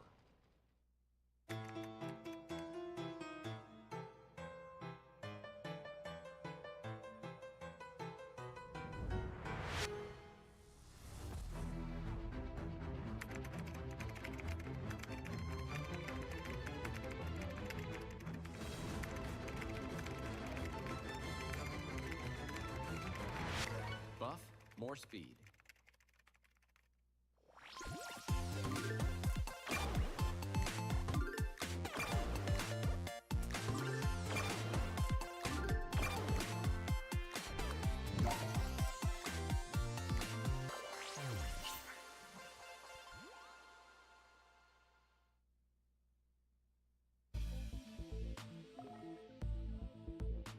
Зогсолтгүй. Завгүй амьдралын хэм маяг. Танд зориулан загварчлав. Бусдаас 3 дахин илүү даатгах хурдтай цоошин дараа төлбөрт баяраар илүү багтсан. Хэрэглээндээ тохируулж хүссэн багцаа өөрөө бүтээв.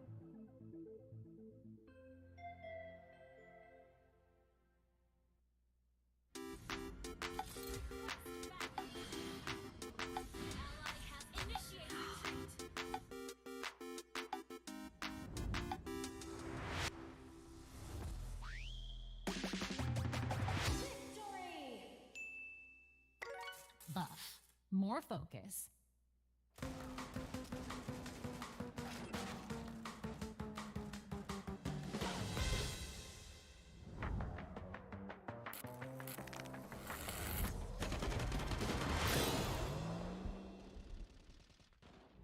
Buff. More power.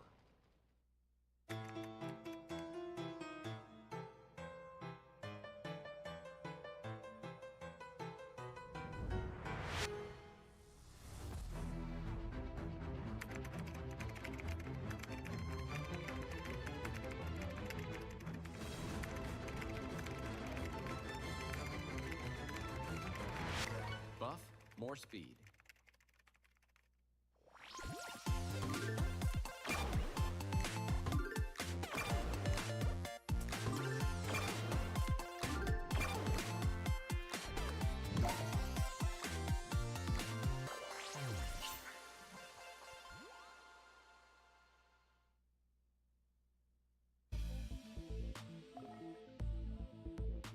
Зогсолт үе. Завгүй амьдралын хэм маяг. Танд зориулан загварчлав. Бусдаас 3 дахин илүү даатгах хурдтай цоошин дараа төлбөрт баяраар илүү багтсан. Хэрэглээндээ тохируулж хүссэн багцаа өөрөө бүтээв.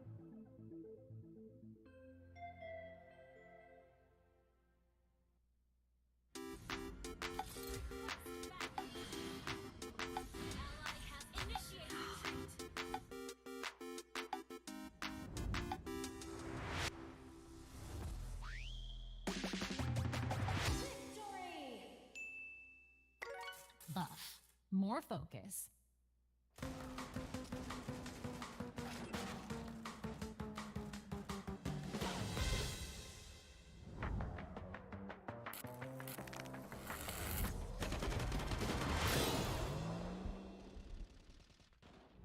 Buff. More power.